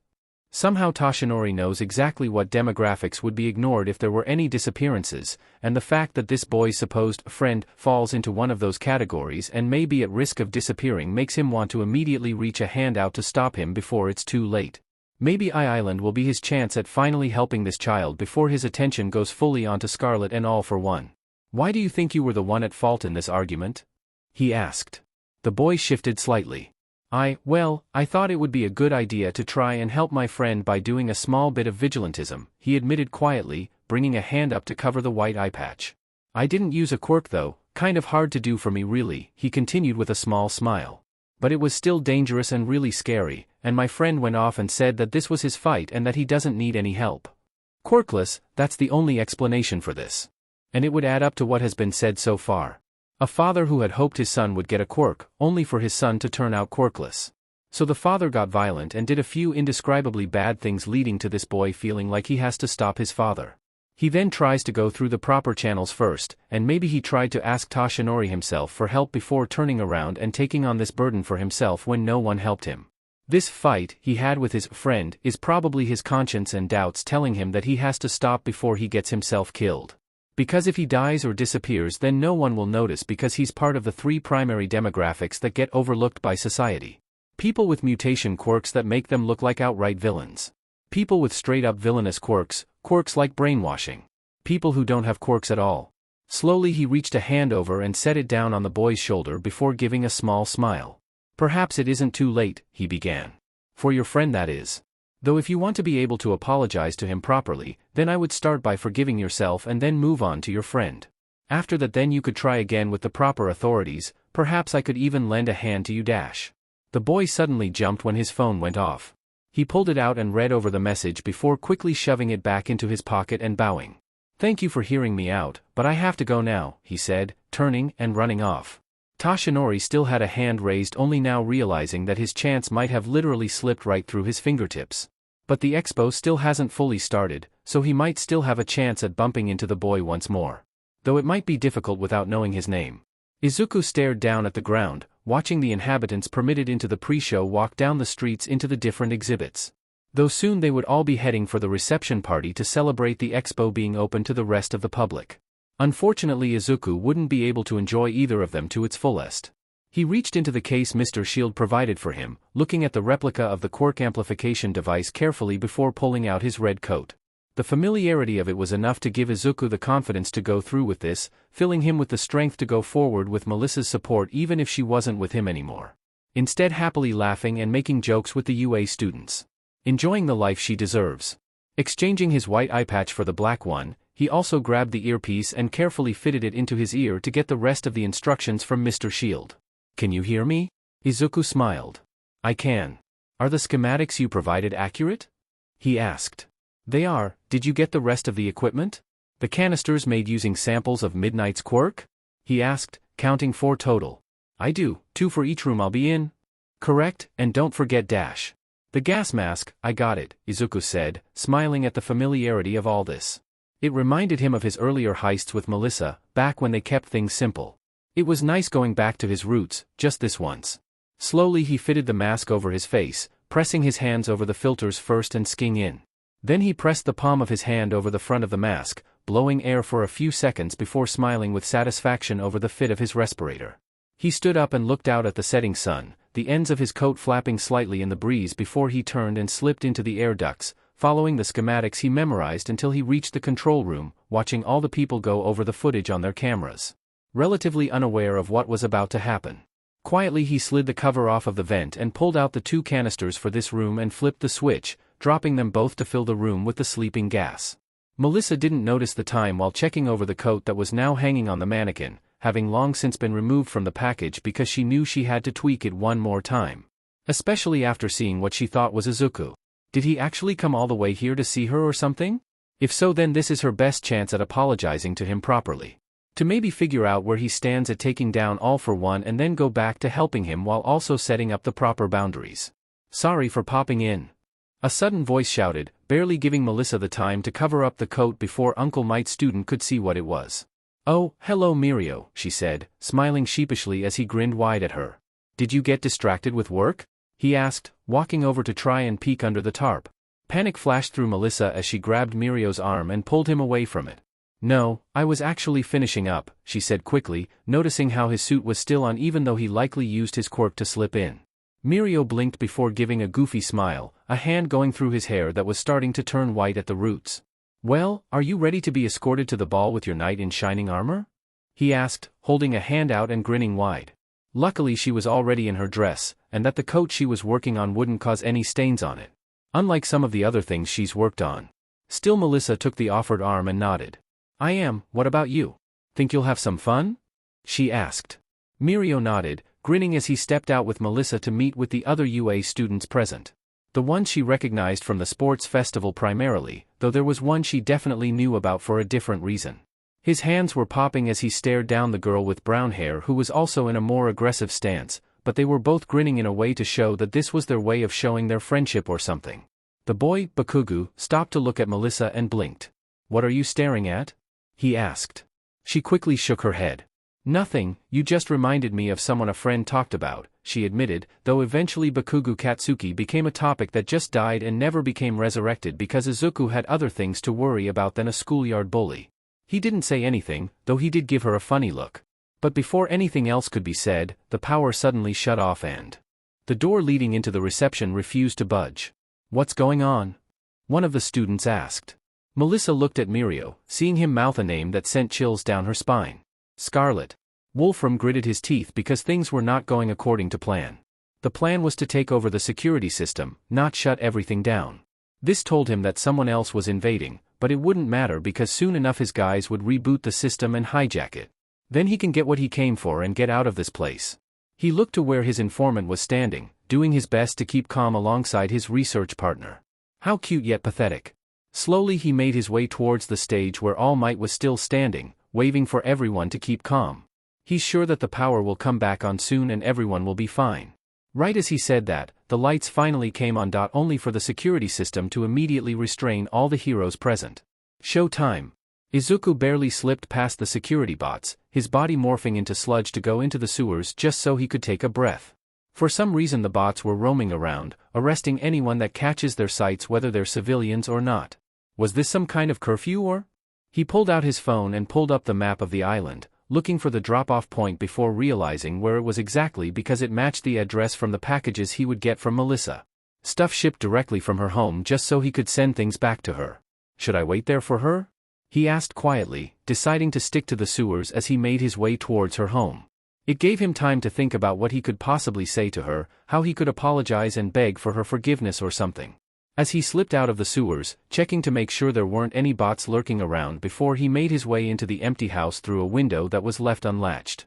He then froze when he saw a picture on Melissa's desk, the picture taken from the one and only time they had actually met in person. He carefully picked it up and smiled softly at how they were posed in front of a theme park while wearing animal ears. Melissa, he whispered as a piece of paper fell from where it was stuck under the picture. Curious, he picked it up and read the letter before turning to where a covered mannequin stood. Walking over to slowly remove the tarp and stare at what she made. His smile lowered into a frown as he looked at the red coat, a gloved hand reaching to touch it before shaking his head. She really shouldn't have. She shouldn't have done this. She should know that if she gets caught working on this, caught making something to help him then. Soon it hit him as he went back to her desk to grab a pen and paper. Melissa, I'm sorry. The incident didn't last long. Melissa didn't know how something her father made couldn't have worked, but at least no one got killed here, and now Sam was being put under house arrest for bringing villains onto the island without her father's knowledge. She doesn't know what would have happened if her father was aware of what had happened. How his life could have likely been ruined just because he went through drastic measures for a man he loved. But now it was over and she could finally flop onto her bed and sleep for however many days she needs after all of this stress. At least she got to help out in her own way, to be a support that everyone needed. As she walked into her bedroom, she froze when she saw what looked like her father's Quirk amplification device sitting on her desk. Confused, she walked over before seeing a note resting under it. Carefully, as if fearing the paper would turn to dust in her hold, she pulled the sheet out from under the device and read the letter. Melissa. I can't begin to express how sorry I am. You were right to tell me not to go after Overhaul, but I was too much of a bonehead to listen to you or at least try to figure out a safer way to get the serum away from him. I was able to steal 10 of his bullets, but 3 have already been used, so I only have 7 left. They do work, though they're only temporary, so I don't know what they will do to All for One when I shoot him with them. Really, I would have to find him first, which is where the last Quirk I will ever steal comes in. I want to thank you for everything you have done, but I also have to ask that you please not support me anymore. You still have your whole life ahead of you, while mine will be over as soon as I kill All for One. You can and will do great things and help so many heroes, so please don't throw all of that away from me. Maybe the next time you see me will be when I get arrested, who knows? But I still wish you well. Please take care. Scarlet, Red, Carmen Sandiego, Midoriya Izuku. Now wide awake, Melissa turned to her mannequin only to find the hat and coat she just finished tweaking were both gone. She looked at the letter and read over it once more, cursing Izuku for being an idiot before running out of her room to find her dad. As she stepped into the living room, she could see Uncle Might and Mirio were also there, which was just fine by her because she knows what needs to be done. Knows that Izuku needs to be saved. Melissa? Her dad said, knowing that she said she was going straight to bed earlier. There's something I need to tell you, Melissa finally said, mostly looking at Uncle Might because if anyone could help Izuku it was him. As Izuku sat in the plane Ama sent to get him out of here, he poked through his phone while wearing the new coat and hat. He ignored the news about Island to instead look for any meet and greets until he found the one he was seeking and gave a smile. 1 more week. In 1 week he will meet the wild pussycats and be that much closer to achieving his goal. It all started when Dad and I came to Japan for a special expo, Melissa began, closing her eyes as she remembered the day she first met Izuku. She was only 13 and already developing her first prototype that would actually be put on display for the public. It took her ages to figure out how to wire the microcameras into the costume she designed and still get a clear video feed from them. If things go well, then she would be a shoo-in for Island Academy and not have to rely on her dad's recommendation to go in. While it would be nice, she really wants to get in on her own merits. Melissa was a few steps away from boarding the train with her dad when she saw a wallet of all things floating away from the train. Any other day she would have shouted, but she also knew if she did then the perpetrator would likely escape within the crowd and try again somewhere else. So instead she quickly followed the floating wallet until she came across the boy. He was definitely younger than her and looking with wide terror-filled eyes as he lost focus and dropped the wallet. My dad dropped his wallet and he started to say only to shift awkwardly like a kid who was caught with a hand in the cookie jar. She remembered raising her eyebrow at that while picking up the wallet and comparing the ID in there to the boy. He definitely didn't look like he could be related to the old man with the bushy mustache. This old man is your dad? She decided to ask instead, flashing the ID at the boy. The boy flinched, tugging on the drawstrings of his hoodie as he took a step back. He's the grandfather of one of my classmates, he finally admitted quietly. But Tsubachan disappeared and then his grandpa disappeared next, and I think his grandpa had something to do with it because he was the doctor that man told my mom to see whenever it comes to anything Quirk related, but that doctor lied and I know he isn't good because that man isn't good either and The boy continued to go on without even taking a breath, but Melissa listened anyway because she could tell that he was very earnest and telling the truth. He wasn't trying to steal the wallet for money, he was trying to steal it to bring it to the police station and try to get them to investigate this man. Slowly she offered her hand to him with a smile. Want me to come with you and we can tell them together? She asked. The boy stared at her with wide eyes before slowly taking the offered hand and giving a nod. I'm Midoriya Izuku, but you can call me Izuku, he said. I'm Melissa Shield, or would it be Shield Melissa? She asked, remembering that things were a little different in Japan when it comes to names. But you can call me Melissa. Izuku only smiled wide as he started to pull her in the direction of the police station. Nice to meet you, Melissa, he said, practically skipping the whole way there as if happy to finally have someone actually helping him. Melissa. Her dad shouted, likely having a lecture ready about how irresponsible she was when chasing down the wallet thief. She shook her head as she pulled out her notes on All for One's doctor. All of his fake identities including his current one, and any and all sightings of him. This man is probably the reason why All for One was able to survive, Melissa explained, handing the file over to Uncle Might. That was the owner of the wallet, but unfortunately for us. The officer looked at the ID and the wallet before turning towards Melissa and Izuku. He then gave a condescending smile followed by a chuckle. What a responsible kid, returning a lost wallet to the local authorities. Melissa shook her head. Sir? The man who owns that wallet is a villain dash. The officer raised an eyebrow. Dr. Kyutaru? A villain? He asked, shaking his head and chuckling. Children and their games dash. That isn't his real name. Izuku shouted. I knew him as Dr. Tsubasa and he had a grandson. Tsubachan and they both disappeared. I think he kidnapped Tsubachan for whatever his boss wants him for. Look it up and you'll see I'm telling the truth dash. She nodded with Izuku. Please, you have to believe us. The officer sighed right as another stepped in to call for assistance. Listen, I don't have time to play games with you two. Thank you again for returning the lost wallet. I will make sure to return it to its rightful owner, he said, motioning for another officer to escort them out. Now run along you two and let the grown-ups do their job. Melissa couldn't believe it. The officers just assumed they were playing a game even though this was serious. Izuku had a look of disappointment on his face, but from the way his shoulders sagged it was as if this wasn't the first time he met this kind of disappointment. As if he has gone to multiple police stations only to be turned away because he was just a kid, to instead wait for a hero to show up. And when a hero did show up, during that entire month, whenever I would slip away from you Dad, I was helping Izuku try to find someone who would listen.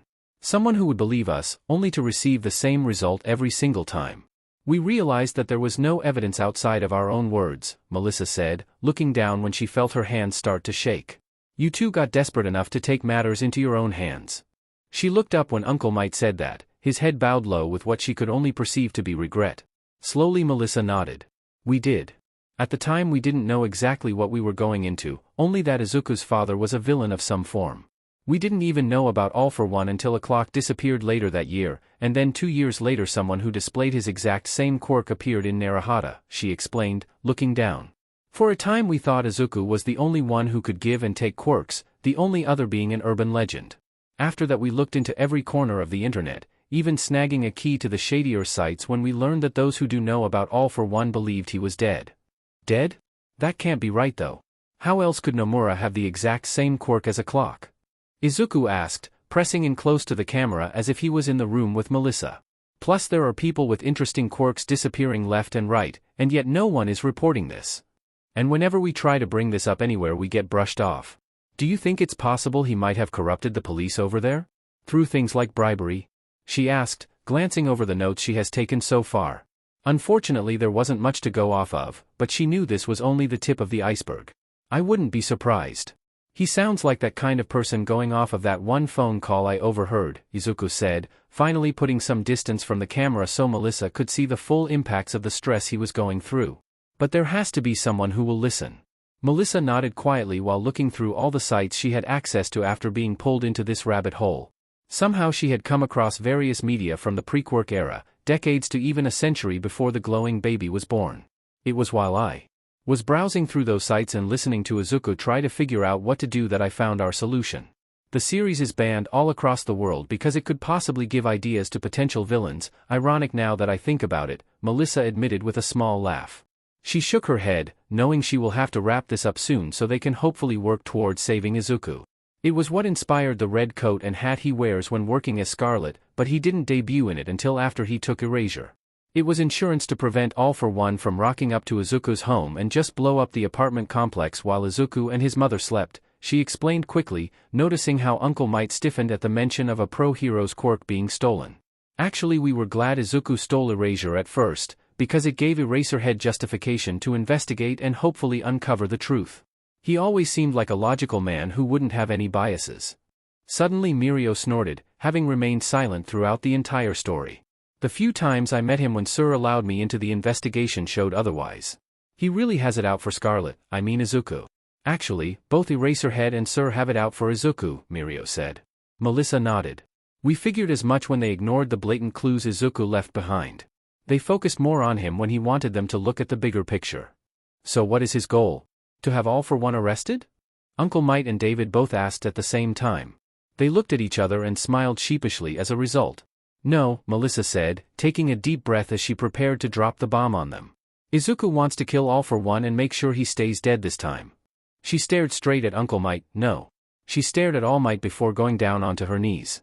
I normally wouldn't ask this of you, but it's really important and I can't see him continue going down this path. He's my best friend and I know I messed up by enabling him for so long, but we were desperate and I know this desperation will get him killed. She could feel herself start to get choked up as she spoke, but she had to keep going no matter how many tears left her eyes. Please, All Might, please save him. You have to save Izuku before it's too late. The silence in the room grew, the pressure so stifling and thick that one could cut it with a knife. But she didn't move, she refused to budge until she got an answer from All Might. Not even looking up as a large hand lightly patted her on the head. It'll be okay, Melissa, All Might said, lightly smiling his signature grin.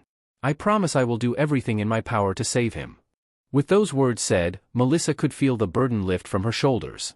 A burden she has kept for a long time as reassurance filled her, the relief feeling good as she looked up at All Might. Even though she was still crying, she still rushed forward and hugged him tight. Thank you. She knew everything would be fine because All Might never fails when it comes to saving someone. For a few moments while standing in line, Izuku felt like he couldn't breathe.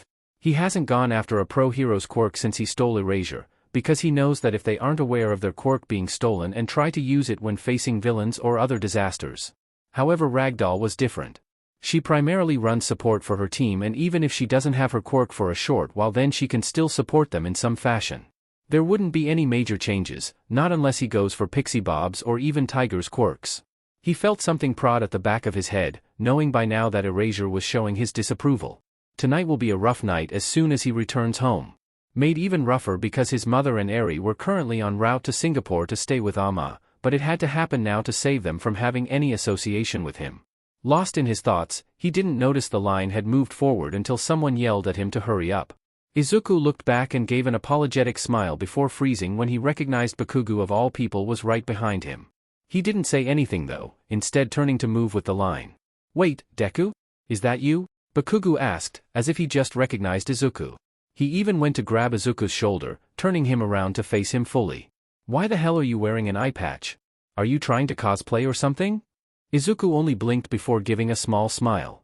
It was kind of relieving talking to someone who used to know him but was still completely in the dark for everything that happened to him. Though he felt a small amount of envy for Bakugo who always got to enjoy a normal life at school and not having to constantly fight against a villainous father. Actually, I got caught in a villain attack while you were at the sports festival, he said, scratching the back of his head. Some shrapnel flew into my eye and I had to get it removed. While it was not a complete lie, he knew he couldn't just tell Bakugo he attacked a Yakuza and lost his eye as a result. Especially since Bakugo still believes Izuku is quirkless. Bakugo rolled his eyes. You really haven't changed at all, he remarked, though he actually seemed a lot calmer than when they were in class together. Could you have actually changed him for the better?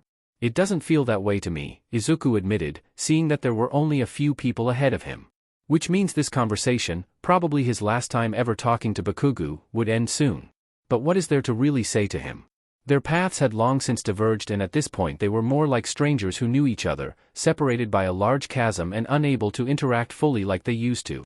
Before he turned to face the front of the line, he noticed a flash of regret on Bakugo's face. What was there for him to regret? He's getting everything he wants and being given the opportunity to grow as a hero and even as a person. Something that Izuku would never have. He felt a tap on his shoulder once more right as the person in front of him went up to the Wild Pussycats to get an autograph and his photo taken with them. Come to my house next weekend for dinner, Bakugo suddenly said. You still live in the neighborhood, right? Izuku only shook his head.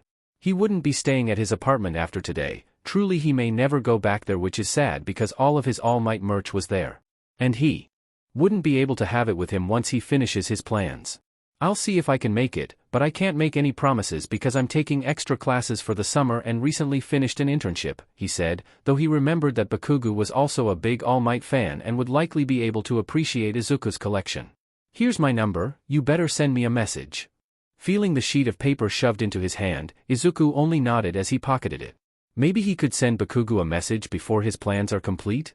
At least Bakugo would be able to appreciate Izuku's All Might collection and take good care of it. Soon his turn came and he put on a smile for the hero team as he shook all of their hands. He made sure it would be quick and painless when he took Ragdoll's hand because he'd rather she not notice immediately and sound an alarm for everyone out there. The weight of her quirk being added was heavy, but not nearly as bad as the guilt that crashed down on him. But this was necessary. He has to do this to even have a chance at finding and getting the drop on All for One.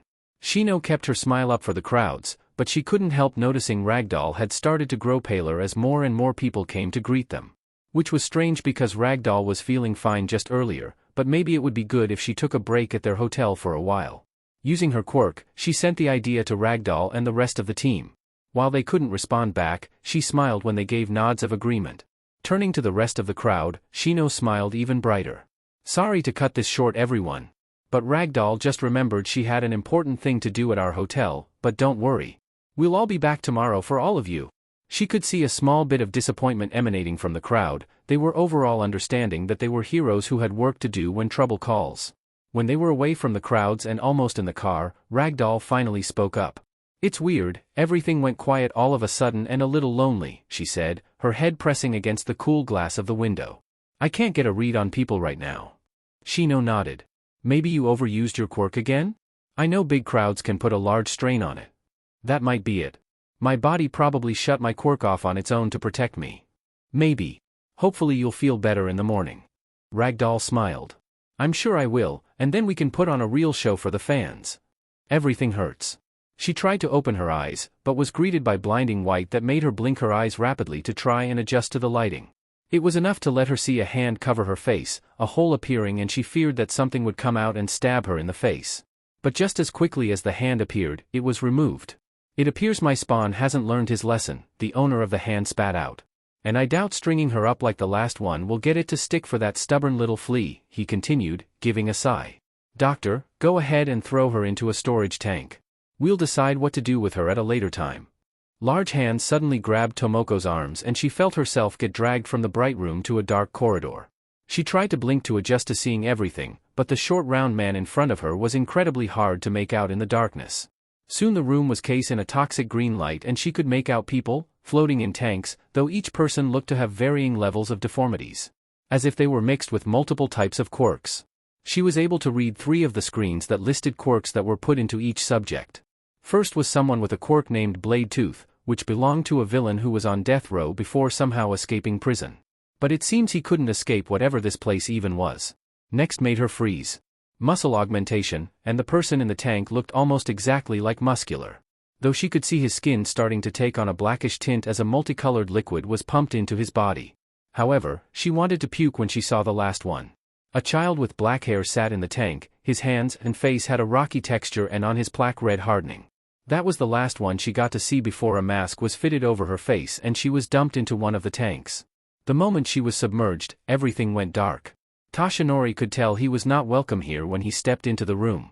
But he frankly didn't care at this very moment because he had heard enough from Tsukachi about the other 2 working on this case. No need to tell me what you have figured out already because I read over the details Tsukachi provided me when I was first asked to join the investigation, he said, ignoring the way Aizawa and Night Eye just glared at him. Once upon a time he respected them both for their work, but that respect has died after reading their own thoughts about Scarlet. Failing to realize that there's more to the story, instead choosing to be blinded by their own personal biases. Neither said anything to him at first, instead stewing in their own thoughts. Miraculously, Tsukachi decided to chime in. All Might, you said you were able to gather some information? He asked. Toshinori nodded. I have. Based on my successor's testimony, he said, glaring at Night Eye. Daring him to open his mouth and spew his usual vitriol. Only to get nothing out of him. Scarlet is a young man who is around 15 to 16 years old, and was likely led down the wrong path because our society has failed him. Based on the speculation that Scarlet was connected to a boy who used a telekinetic quirk to steal wallets, I looked into police stations that have recorded the theft or even the return of wallets and found roughly 85% of those that were reported stolen came from old men who looked exactly the same, Toshinori explained, pulling out the file Melissa had given to him about the doctor. And how is this relevant? Brat targeted the same person multiple times, enough to have him try to change his identity. Toshinori shook his head. This man has been changing his identity for far longer than he has been targeted. One of his identities was that of a children's pediatrician who put his primary focus on quirk diagnosis. Dr. Tsubasa, who reportedly moved before disappearing just days after his grandson, Tsubasa Yatsu, was reported missing by concerned teachers when he didn't show up for his first year of middle school. So they moved? Night Eye asked. If it was a simple move then paperwork would have been filled out, Toshinori said. However, the necessary paperwork to pull young Tsubasa out of school was never filled out, and no other schools in the country had him enrolled.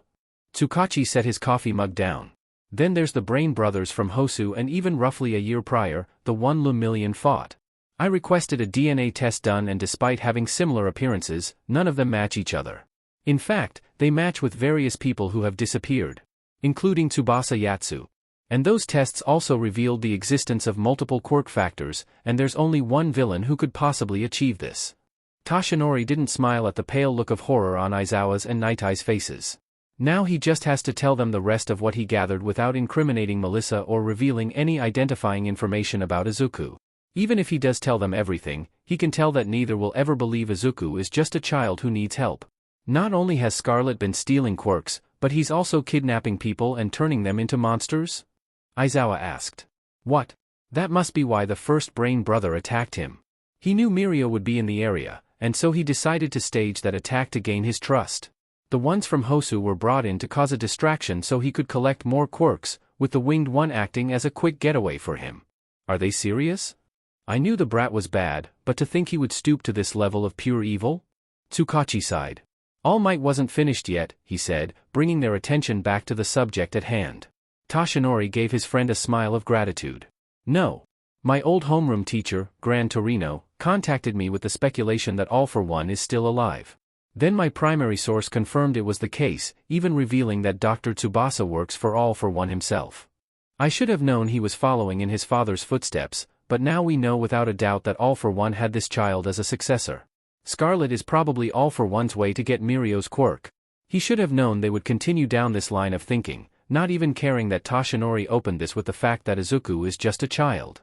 It's doubtful they would believe him if he said Izuku was going against All for One, and even making plans towards killing that BSTRD. Like a blessing dressed in a trenchcoat, Tsukachi cleared his throat. There is one final thing we must address in this meeting. Ragdoll's disappearance, he began. Before you ask, this is relevant because a man matching Shirakumo's description was sighted in the area of the Wild Pussycats meet and greet. Search. A desired quirk for both All for One and Izuku, but who got it first? Toshinori hoped if it went to anyone, it would go to Izuku. So Scarlet kidnapped her for her quirk? That monster.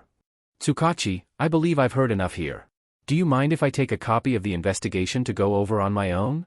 Toshinori asked. Of course, just remember that this stays confidential. Toshinori gave a grin. I know how to keep a secret. Sakiri stared through the curtains, holding his breath when he saw a few cops move across the street with a pair of heroes. Despite this being a normal route for this group, he still feared that they weren't actually on a normal patrol and instead hunting for the young master. He could hear the young master's snores from the other room, a small smile appearing on his face at the knowledge that his charge was getting decent sleep. No nightmares from what he could hear, which was a relief. Mistress Akatani would not be happy if she knew her grandchild was suffering like this. Slowly he pulled the curtains closed and turned on the television, knowing that the young master would likely remain asleep for a good while. He didn't actually pay attention to what was being shown, instead pulling a photograph from his shirt pocket. He stared down at the image of himself, a proud smile on his face as he had an arm wrapped around his grinning nephew. Oboro's first day at UA was a day all of them celebrated together with nothing but smiles on their faces and good food, with Mistress Akatani eagerly inviting all three of them to her home so she could congratulate Oboro on coming that much closer towards achieving his dream. And yet, that was the last time all of them could get together. Oboro was unable to come to Singapore that year because Hero School was more time-consuming than any of them could possibly anticipate. And then, in Oboro's second year? No further news on the whereabouts of Ragdoll, but the investigators are working hard to find her. He didn't look up from the photograph until he heard something drop. Looking back, Sakiri stood when he saw the young master staring at the television with wide, horrified eyes. Young master? He asked, slowly approaching the boy. The young master didn't blink or even react to Sakiri's voice. Nor did he react when Sakiri set a hand on his shoulder. Maybe he was sleepwalking? But he was aware just a few moments ago. Young master? Erasure and sludge were the clearest in the shadowy space Izuku found himself in. The two quirks glaring at each other as Erasure kept the vague outline of search behind him while shock absorption put herself in the middle. She's not nearly as clear as sludge and Erasure, but he could still make out the form of Yutaka with her hands pressing against erasure and sludge, doing her best to keep them from getting into yet another fight. "Hey kid. Do you need us for anything?" Sludge asked, voice far more eager and friendly than his original holder. Truly he was vastly different even though he is not the oldest quirk Izuku has in his stock. "If you're here to use me or search then you can forget it. We know what will happen to Ragdoll, shock absorption sure hasn't forgotten." Erasure spat, glowing eyes boring straight into Izuku as the smoke around them started to glow a bright red. Izuku froze in place before shaking his head. "This is why I'm here. Please, I need to use search before someone else gets killed by All for One." "You mean killed because of your actions?" He looked at shock absorption when Erasure said that, guilt blooming across his chest as he brought a hand up to it. "I never meant for anyone to dash. It still happened and now you have to live with the consequences. That or you don't actually care. If you did then you wouldn't take any quirks in the first place." Izuku shook his head. "I'm sorry. I wanted to save Yutaka. But you didn't. You killed her."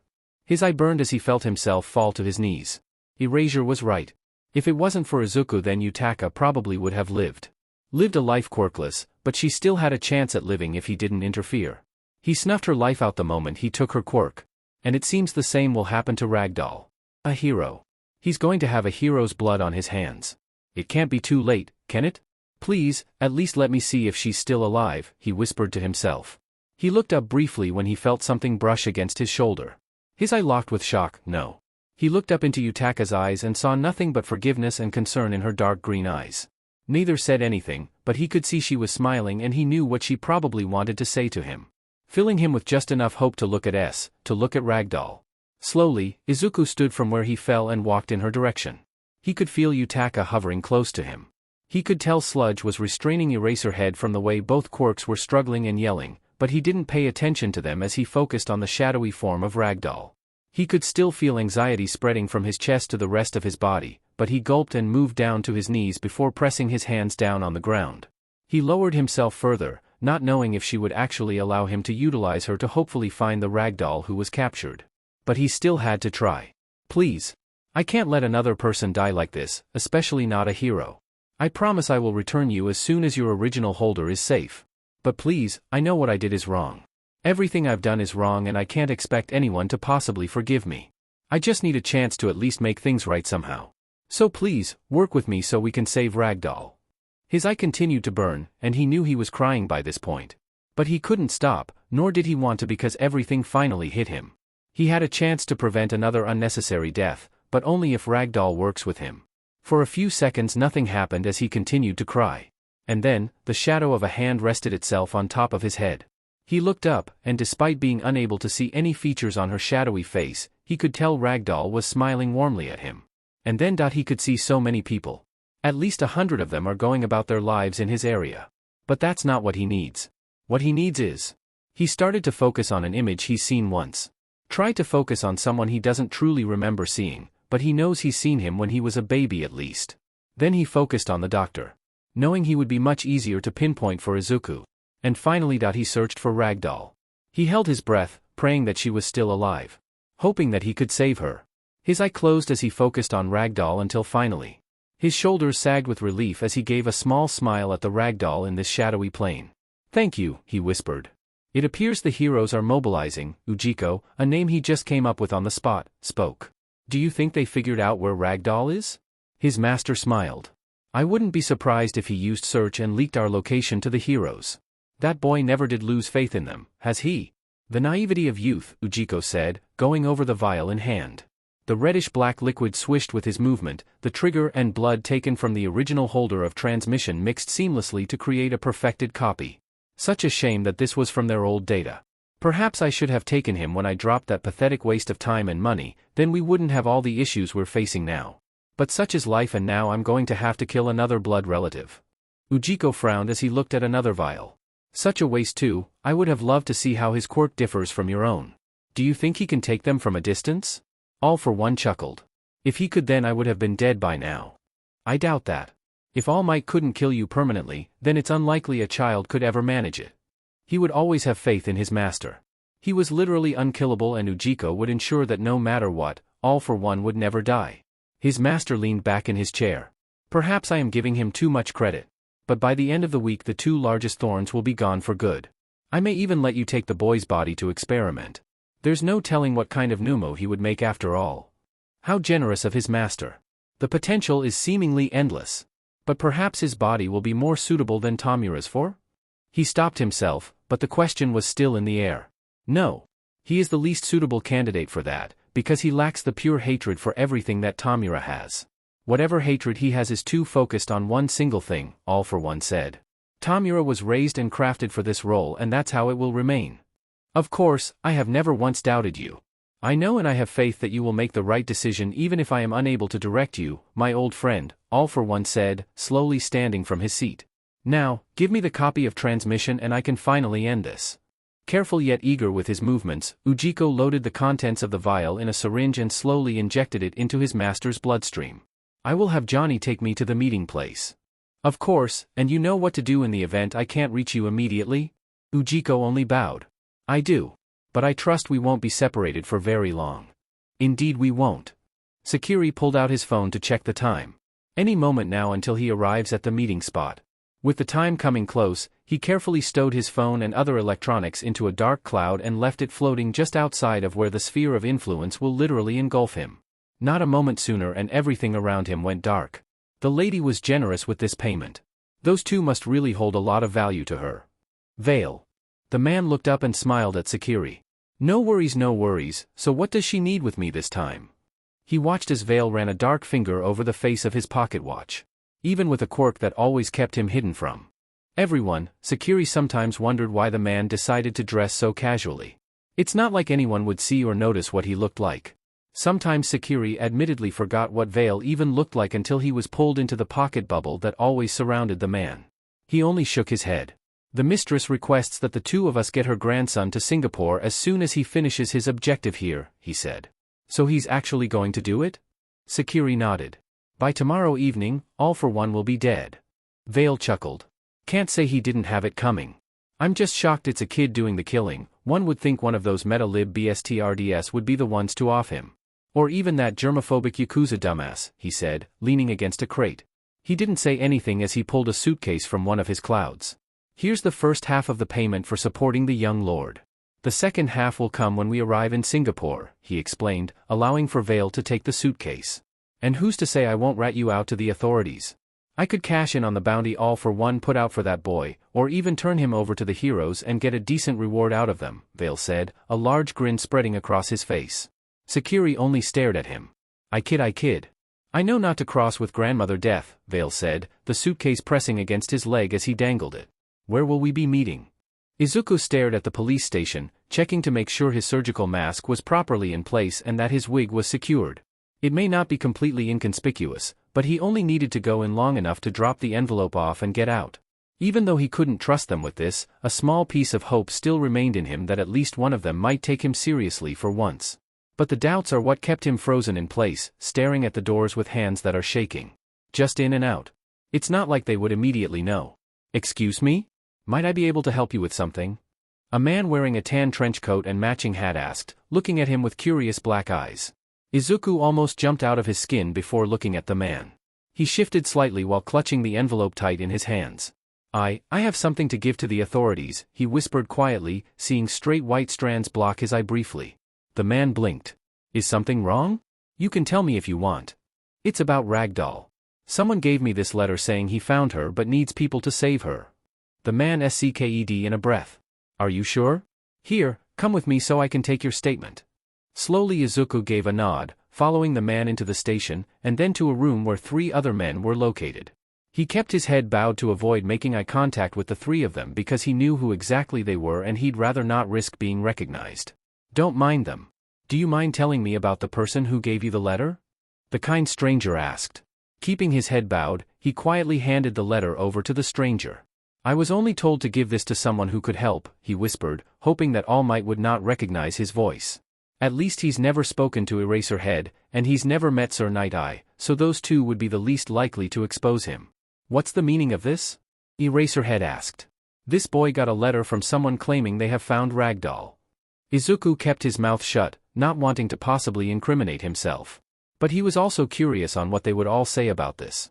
Would they simply brush him off like the cops years ago, or would they actually take this seriously? He made sure to keep his hopes low. Who gave you the letter? Sir Night Eye asked, keeping his voice neutral. It was Izuku started to say, grabbing at his arm as he shook his head. I got it from a person dressed in red. He looked desperate but said he couldn't give this to the heroes himself for a lot of reasons. So he asked me to do it, and I agreed because I don't want to see a hero's death on the news, he explained carefully, keeping as calm as possible. This has to be a trap, Sir Night Eye said. We're probably nearing the point where Scarlet will shoot All Might. What? Why would Izuku ever dash? What could possibly lead Sir Night Eye to come to that conclusion? Tsukachi, can you detect any lies from this boy? Eraserhead asked. We know you have a lie-detecting quirk dash. Oh no. Not good. Izuku could feel a bead of sweat starting to form, knowing that he likely just got caught red-handed. However, All Might suddenly laughed. Tsukachi gave a sigh. Just because I'm good at reading people doesn't mean I have a lie-detecting quirk, he said, sighing as he held a hand out to Izuku. Apologies. My colleagues are under a lot of stress. Taking the offered hand, Izuku bowed slightly. It's okay, I'll get out of your hair now, he said, blinking when he felt an emptiness in Tsukachi. An emptiness just like when Izuku took quirks from people. He didn't even look at the heroes gathered as he quickly left the station, praying that they wouldn't dally on this knowledge. Everything was packed and ready for their school trip in the morning. Katsuki even triple-checked Pink Cheeks' luggage to make sure she had all the proper necessities and not useless crap. He wiped his mouth after his usual aggressive brushing techniques, ready to go to bed at a reasonable time so he wouldn't be nearly as groggy and angered in the morning. Katsuki really doesn't feel like screaming his lungs out while on the bus ride because his classmates decided to try poking him with a stick. Holy, Bakugu! You need to see this! Pink Cheeks shouted from the living room, her voice in a state of pure shock. Curiosity piqued, Katsuki stepped into the living room. He could see the television was tuned to the news about a large fight in Kamino. He was about to brush it off until he saw All Might himself was part of this fight. Turn it up! Katsuki shouted, plopping down next to his rival. He was at the edge of his seat when he realized that the villain wearing a suit was actually giving All Might, freaking All Might himself, a run for his money. Hours earlier, Tamura stood in the Numu factory with the elite sensei had hired. He didn't like any of them because they haven't proved themselves useful to him yet, but perhaps after they bring All Might to his knees then they would warm up to him. So are we going to get that red brat yet or? What? Dabi asked from where he stood next to Mr. Compress, a hand resting on his shoulder. I had thought kidnapping Ragdoll would have given us more of a spotlight. Tamura's eye twitched as he turned towards Twice and Magna before shaking his head. Maybe he should save himself the headache and just kill them now? But no, Sensei hired them for a reason so he will keep them around. Just follow Sensei's orders and you'll get what you want, he grumbled under his breath. Nothing was going as Tamura had wanted, and it was all Scarlet's fault. If it wasn't for Scarlet then All Might would have died months ago at USJ, he wouldn't be dealing with these supposedly elite NPCs, and Sensei would have taken a more hands-off approach and let Tamura run his League of Villains as he planned. But that shouldn't last for too much longer. Soon he will finally be allowed to leave the next and spread his wings of destruction. To make Sensei proud of him accomplishing his one true goal. As he stood in front of the tank that held Ragdoll, he gave a look of disgust. Perhaps Sensei wouldn't mind if Tamura simply disposes of the trash? Before his hand could even brush the glass, he could feel Kurogiri's warp gate wrap around him. For a few seconds everything was dark until the mist pulled away, showing the entire facility was crushed beneath the boot of MT Lady. Next thing he knew, an entire swarm of heroes were breaking into the factory. All the Numas taken into custody while Best Jeanist quickly restrained Tamura and the elite NPCs up with his fibers. Hikishi Kenji, also known as Magna. Wanted for 9 armed robberies, 3 murders, and 29 attempted murders, Best Jeanist spoke, Babaigawara Jean, also known as Twice. Wanted for various crimes that are too long to simply list, he continued before turning his attention towards Tamura and Dabi. While we don't know anything about you two, we can reasonably assume that you are villains of an equal or potentially worse caliber than Magna and Twice. Tamura struggled against his bonds, a snarl escaping from his throat. Let me go and I will show you. He shouted, reaching to try and get all 5 fingers on the fibers. If he could do that then he would be free to kill this hero. However his struggle ceased when he heard dress shoes click against the ground, followed by clapping. He relaxed in his bonds. Sensei would free them. Best Jeanist. Your quirk has fascinated me to some degree, but it takes too much time to work with. I doubt Tamura would appreciate it, Sensei said, not even reacting when Best Jeanist tied him up as well. It didn't take him long to break his bonds and blast a hole into Best Jeanist. Tamura and his colleagues were barely shielded when Sensei let off another blast, completely flattening the surrounding ward. Even a single wall that may have survived if Sensei took a few steps forward didn't survive the blast. Perhaps if I kill every last one of you then it will bring him out? Sensei mused to himself quietly. Had his face been visible then he would have definitely been grinning maliciously. Yes, I believe that is what I will do. Shall we begin? When the first explosion hit, All Might didn't even hesitate. He was grateful that the streets were empty when he went into his muscular form and leapt towards the scene of the conflict. Midoriya must have leaked this information to as many heroes as he possibly could, easily prioritizing the safety of Ragdoll over his own revenge quest. At least he hopes this was why the boy gave the information out like that. But it still posed a risk if he had too many heroes there. Too many clashing personalities could cause more harm than good. It didn't take him long to arrive on the scene, fist already pulled back and ready to smash the villains responsible for this. But the sight of All for One himself made All Might see red. His fist was caught with no effort, likely because the BSTRD could detect All Might coming from kilometers away. All Might. It's always a pleasure to have a chance to wipe that feeble smile off of your face. It will be even more satisfying because you are the one thing he loves the most. His jaw hurt with how hard his teeth clamped together. I look forward to seeing the despair on his face when you die. It will make killing my spawn all the more satisfying. I will make sure you never have the chance, All Might said, raising his other fist. He will make sure to end All for One. For young Midoriya. Tamura could only sit and watch with awe as Sensei met All Might blow for blow, unable to move from the pressure that the two titans were releasing. But something told him All Might would lose, especially with Sensei saying that he has weakened him years ago. All he has to do is wait for a moment of weakness to strike, and then the world will collapse with the death of the symbol of peace. And Tamura knows he will be the one to enact this. Slowly he moved to get up, only to get knocked back by a blast of wind. If only he could get in close. Bang. Shoyuta kept himself low to the ground, capture weapon clutched tight in his hold. So far this seemed to match the vision Night Eye saw a little over a year ago. Even if Night Eye claims his visions could never be altered, the future is set in stone. Shoyuta will be dead if he allows Scarlet to escape his sight after this. However, he had no idea who the man in the suit and skull-like mask was. Some kind of villain based on what Shoyuta could see, but he couldn't shake off the usage of multiple quirks. Something that only Scarlet and All for One could do based on what Night Eye said. But All for One was dead, unless. He wished their attacks weren't so loud so he could hear what they were saying, to have confirmation that somehow All for One had crawled back from the grave. Probably refused to die so he could make sure his spawn was properly trained alongside subordinates and underlings. But where in the world is Scarlet? Bang bang. Something was wrong. Dabi could tell when he saw Shigaraki clutching his hand, Kurogyri falling flat on his face. His smoke receded into his body to show a young man with blue cloud-like hair. Then there was the sting in his right arm. He reached for where it came from and found something lodged in there. Slowly he dug his fingers in, cringing at the pain that was spreading from his arm to the rest of his body until he dug out what looked like a bullet. Squinting his eyes to try and get a better look at it, he turned to where it came from and went wide-eyed when he saw a brief flash of red. The desire for payback overpowering the slow coolness and heat that was simultaneously spreading through his body was enough for him to gather the strength to raise his arm up and send his hottest flames towards the brat in red. But nothing came from his hand. His quirk did not heed his call. No, he whispered to himself.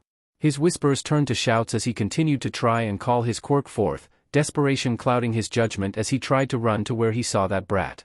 Not noticing his own heart starting to stagger, mistaking his cloudy vision for tears. Wait, but his tear glands had long since burned away. The last thing no.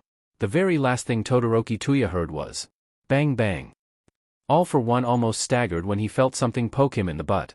He resisted the urge to scratch at his left cheek because even a moment of distraction could lead to him getting his face pounded in again. However, something new popped into the field of his infrared quirk, and based on how All Might was frozen in place, he had a good idea on who it was. Slowly he turned, his grin hidden behind the mask he wore that was allowing him to continue breathing. "So you finally show yourself to me, Izuku," he shouted over the silence of the battlefield. His arms spread out to let him survey the damage everywhere. "If it wasn't for you then none of this would have happened. So why not atone for all of your sins right now? I'll make sure it's a quick death." He was only greeted by silence. "Don't listen to him, young Midoriya." Alright, All Might was still here. But who should All for One kill first?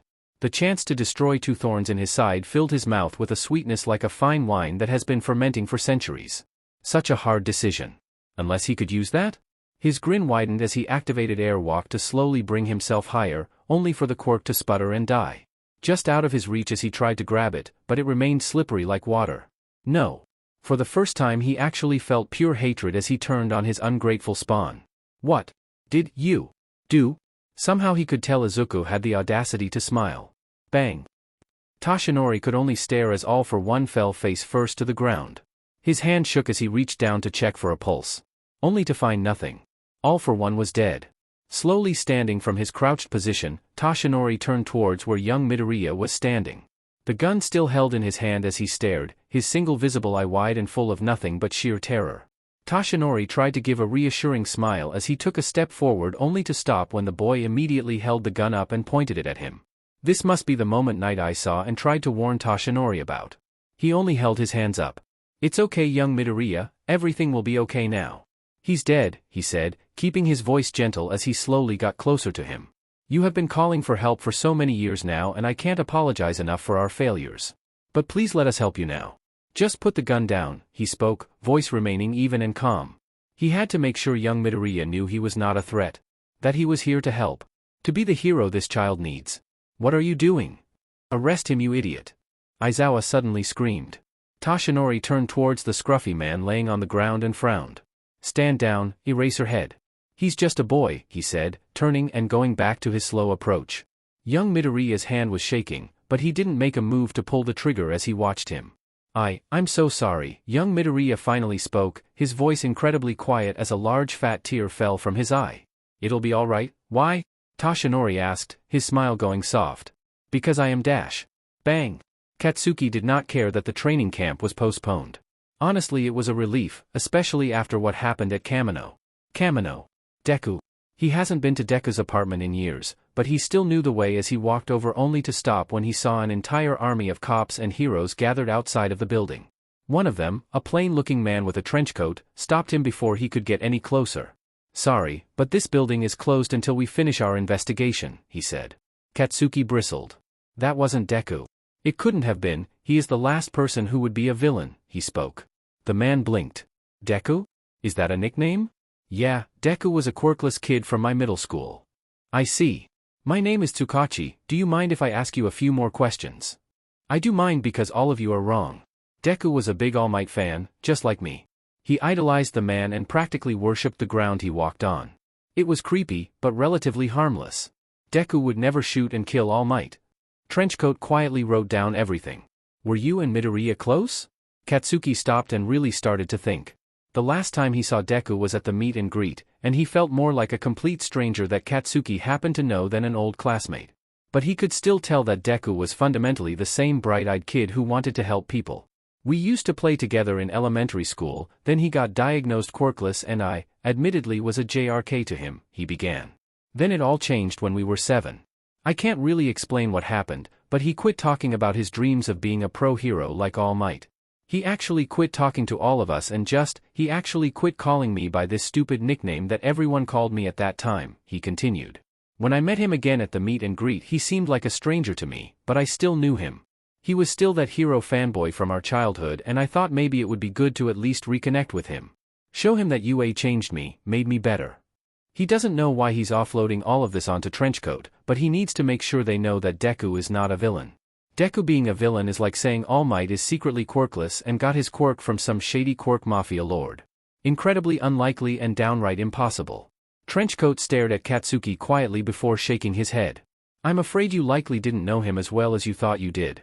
As of last night, All Might and 3 villains were killed by the same person using a single gun. He has been appropriately given an S ranking and his capture is now the top priority on a global scale. You just don't know him, Katsuki grumbled under his breath as he stepped away. Though he realized the irony of it all as he did not know Deku at all. But as he returned home and went into his bedroom, he blinked at all of the All Might merchandise that had appeared on his bed. He doesn't remember owning or even buying any of this, but somehow it appeared in his room.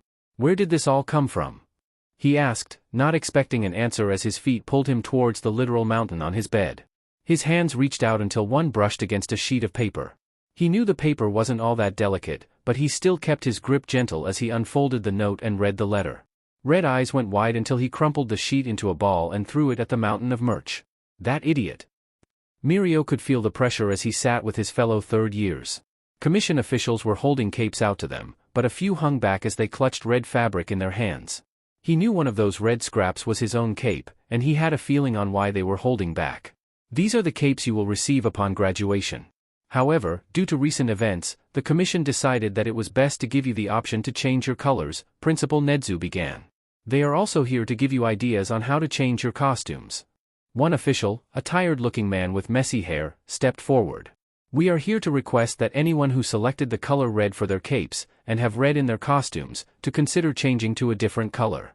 We won't force it on you, but it would be for the best if you do it after Scarlet killed All Might. He bit his lip and looked down. A hand went through his hair that was almost completely white now, the strain of one for all having already taken such a heavy toll on his body. For a time he wasn't even sure if he would make it to graduation, but somehow he was able to persevere. When the agent holding his cape and the suggested changes for his costume approached, he looked at the red that was muted compared to Scarlet's own coat. He tuned him out and stared at the cape until an idea hit him. "I'll change it," he said. The agent gave a warm smile. "I figured you would, as you and All Might have eerily similar quirks." Mirio looked the agent in the eye and gave a wide smile. "I want mine to be a brighter red." The agent froze. "What dash? None of you know Scarlet's full story and what led him to taking this path. None of us know, but I've met him and he was just a scared kid. I want to make sure he knows he's safe now, after everything he's probably gone through." In the corner of his eye he could see Nedzu grinning wide. "I believe that can be arranged," the principal said. Namuri kept quiet when her students gathered onto the bus. Just last week All Might was still alive and everyone was laughing and enjoying life, but now he was dead. But not just All Might. She remembered being called with Yamada, Aizawa, and the Todoroki family when autopsies were done on 2 of the 3 villains who died. Her stomach grew sick when she saw what happened to Shirakumo's body, but not nearly as sick as Yamada and Aizawa. Unlike Aizawa though, Namuri and Yamada knew that the child who shot the bullets wouldn't have had all the necessary resources to even do this. He was actually close in age to her own students. And he was also the one who saved Ida's and Mizuki's lives. Her eyes wandered to the 3 students who were at Hosu and had an encounter with Scarlet there. Them discussing that All Might couldn't have been killed by a single bullet, that something else had to have happened. Especially since Stain was shot by the same bullet but wasn't killed, instead his quirk seemed to shut down.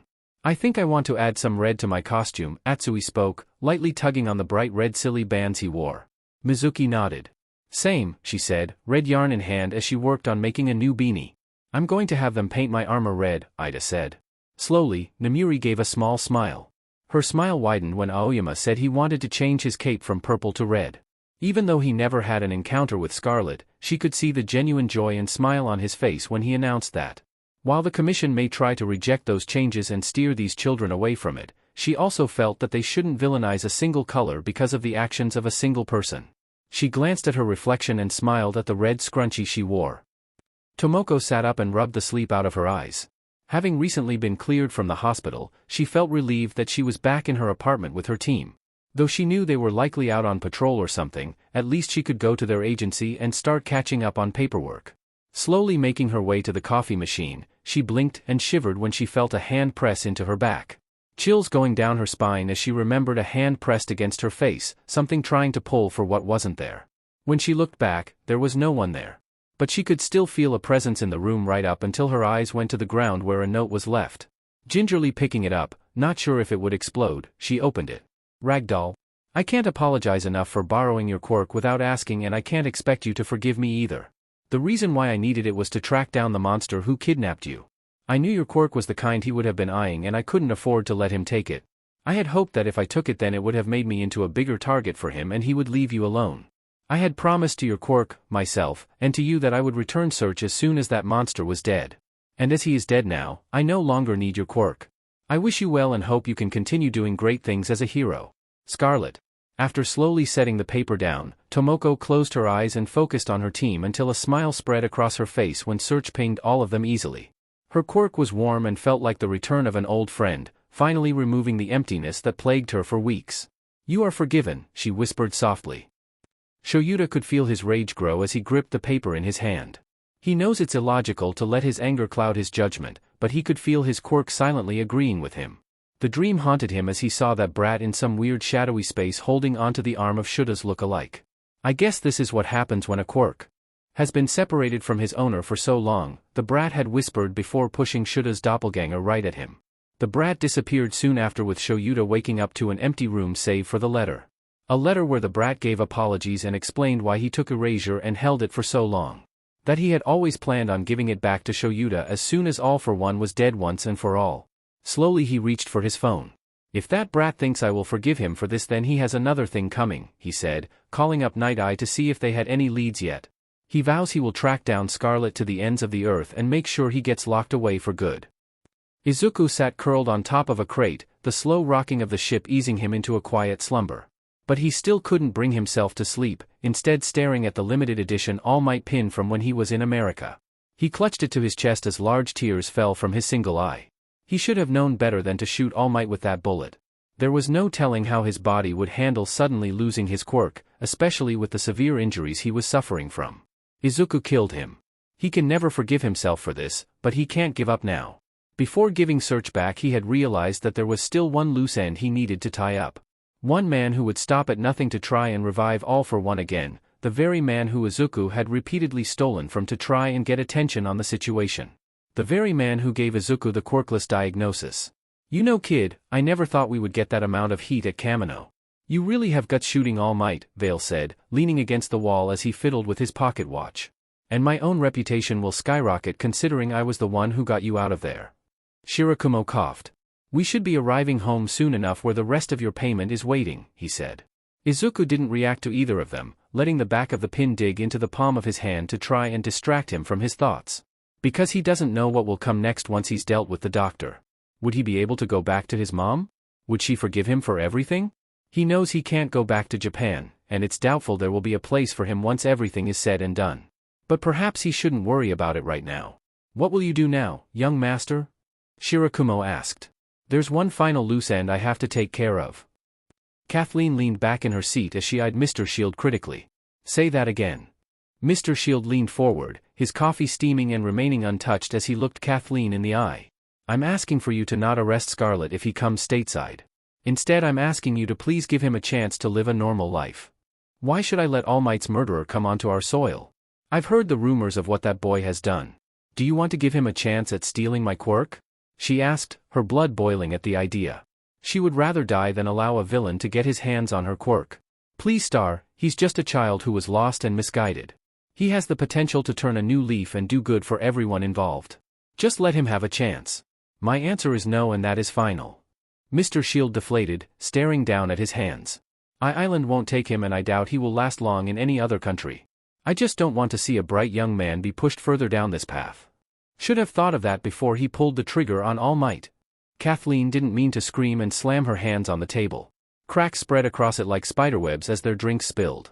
Slowly regaining herself, Kathleen stood up and gave Mr. Shield an apologetic look. Listen, I'm sure he's a nice enough kid. But he provides too many risks, especially after killing All Might. She turned towards the door, opening it before blinking at a stranger standing right in front of her.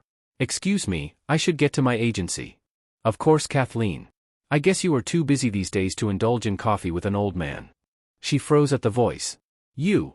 Ujiko stared at the computer screen, moving his cursor to click replay for the nth time just this evening alone. He leaned back in his seat, keeping the video at a slow speed to watch each individual bullet hit their targets.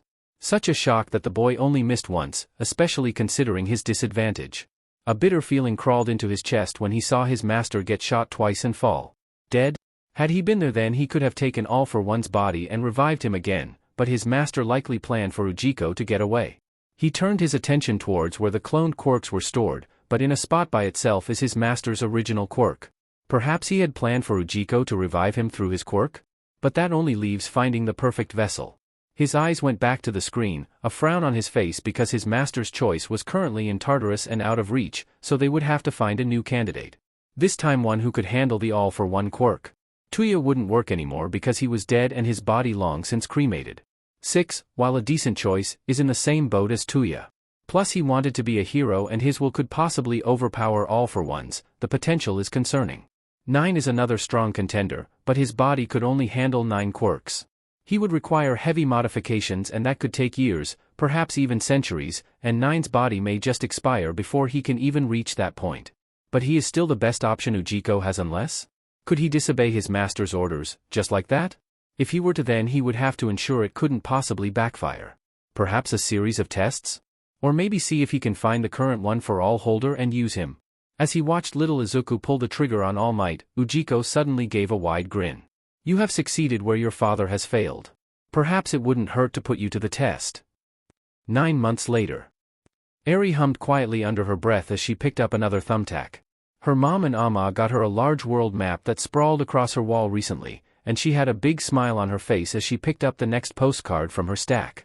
Well, he sneaks around the world from Kiev to Carolina, she sang, hanging up 2 postcards.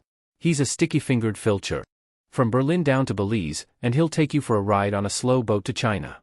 A small laugh slipped from her as she hung up 2 more postcards.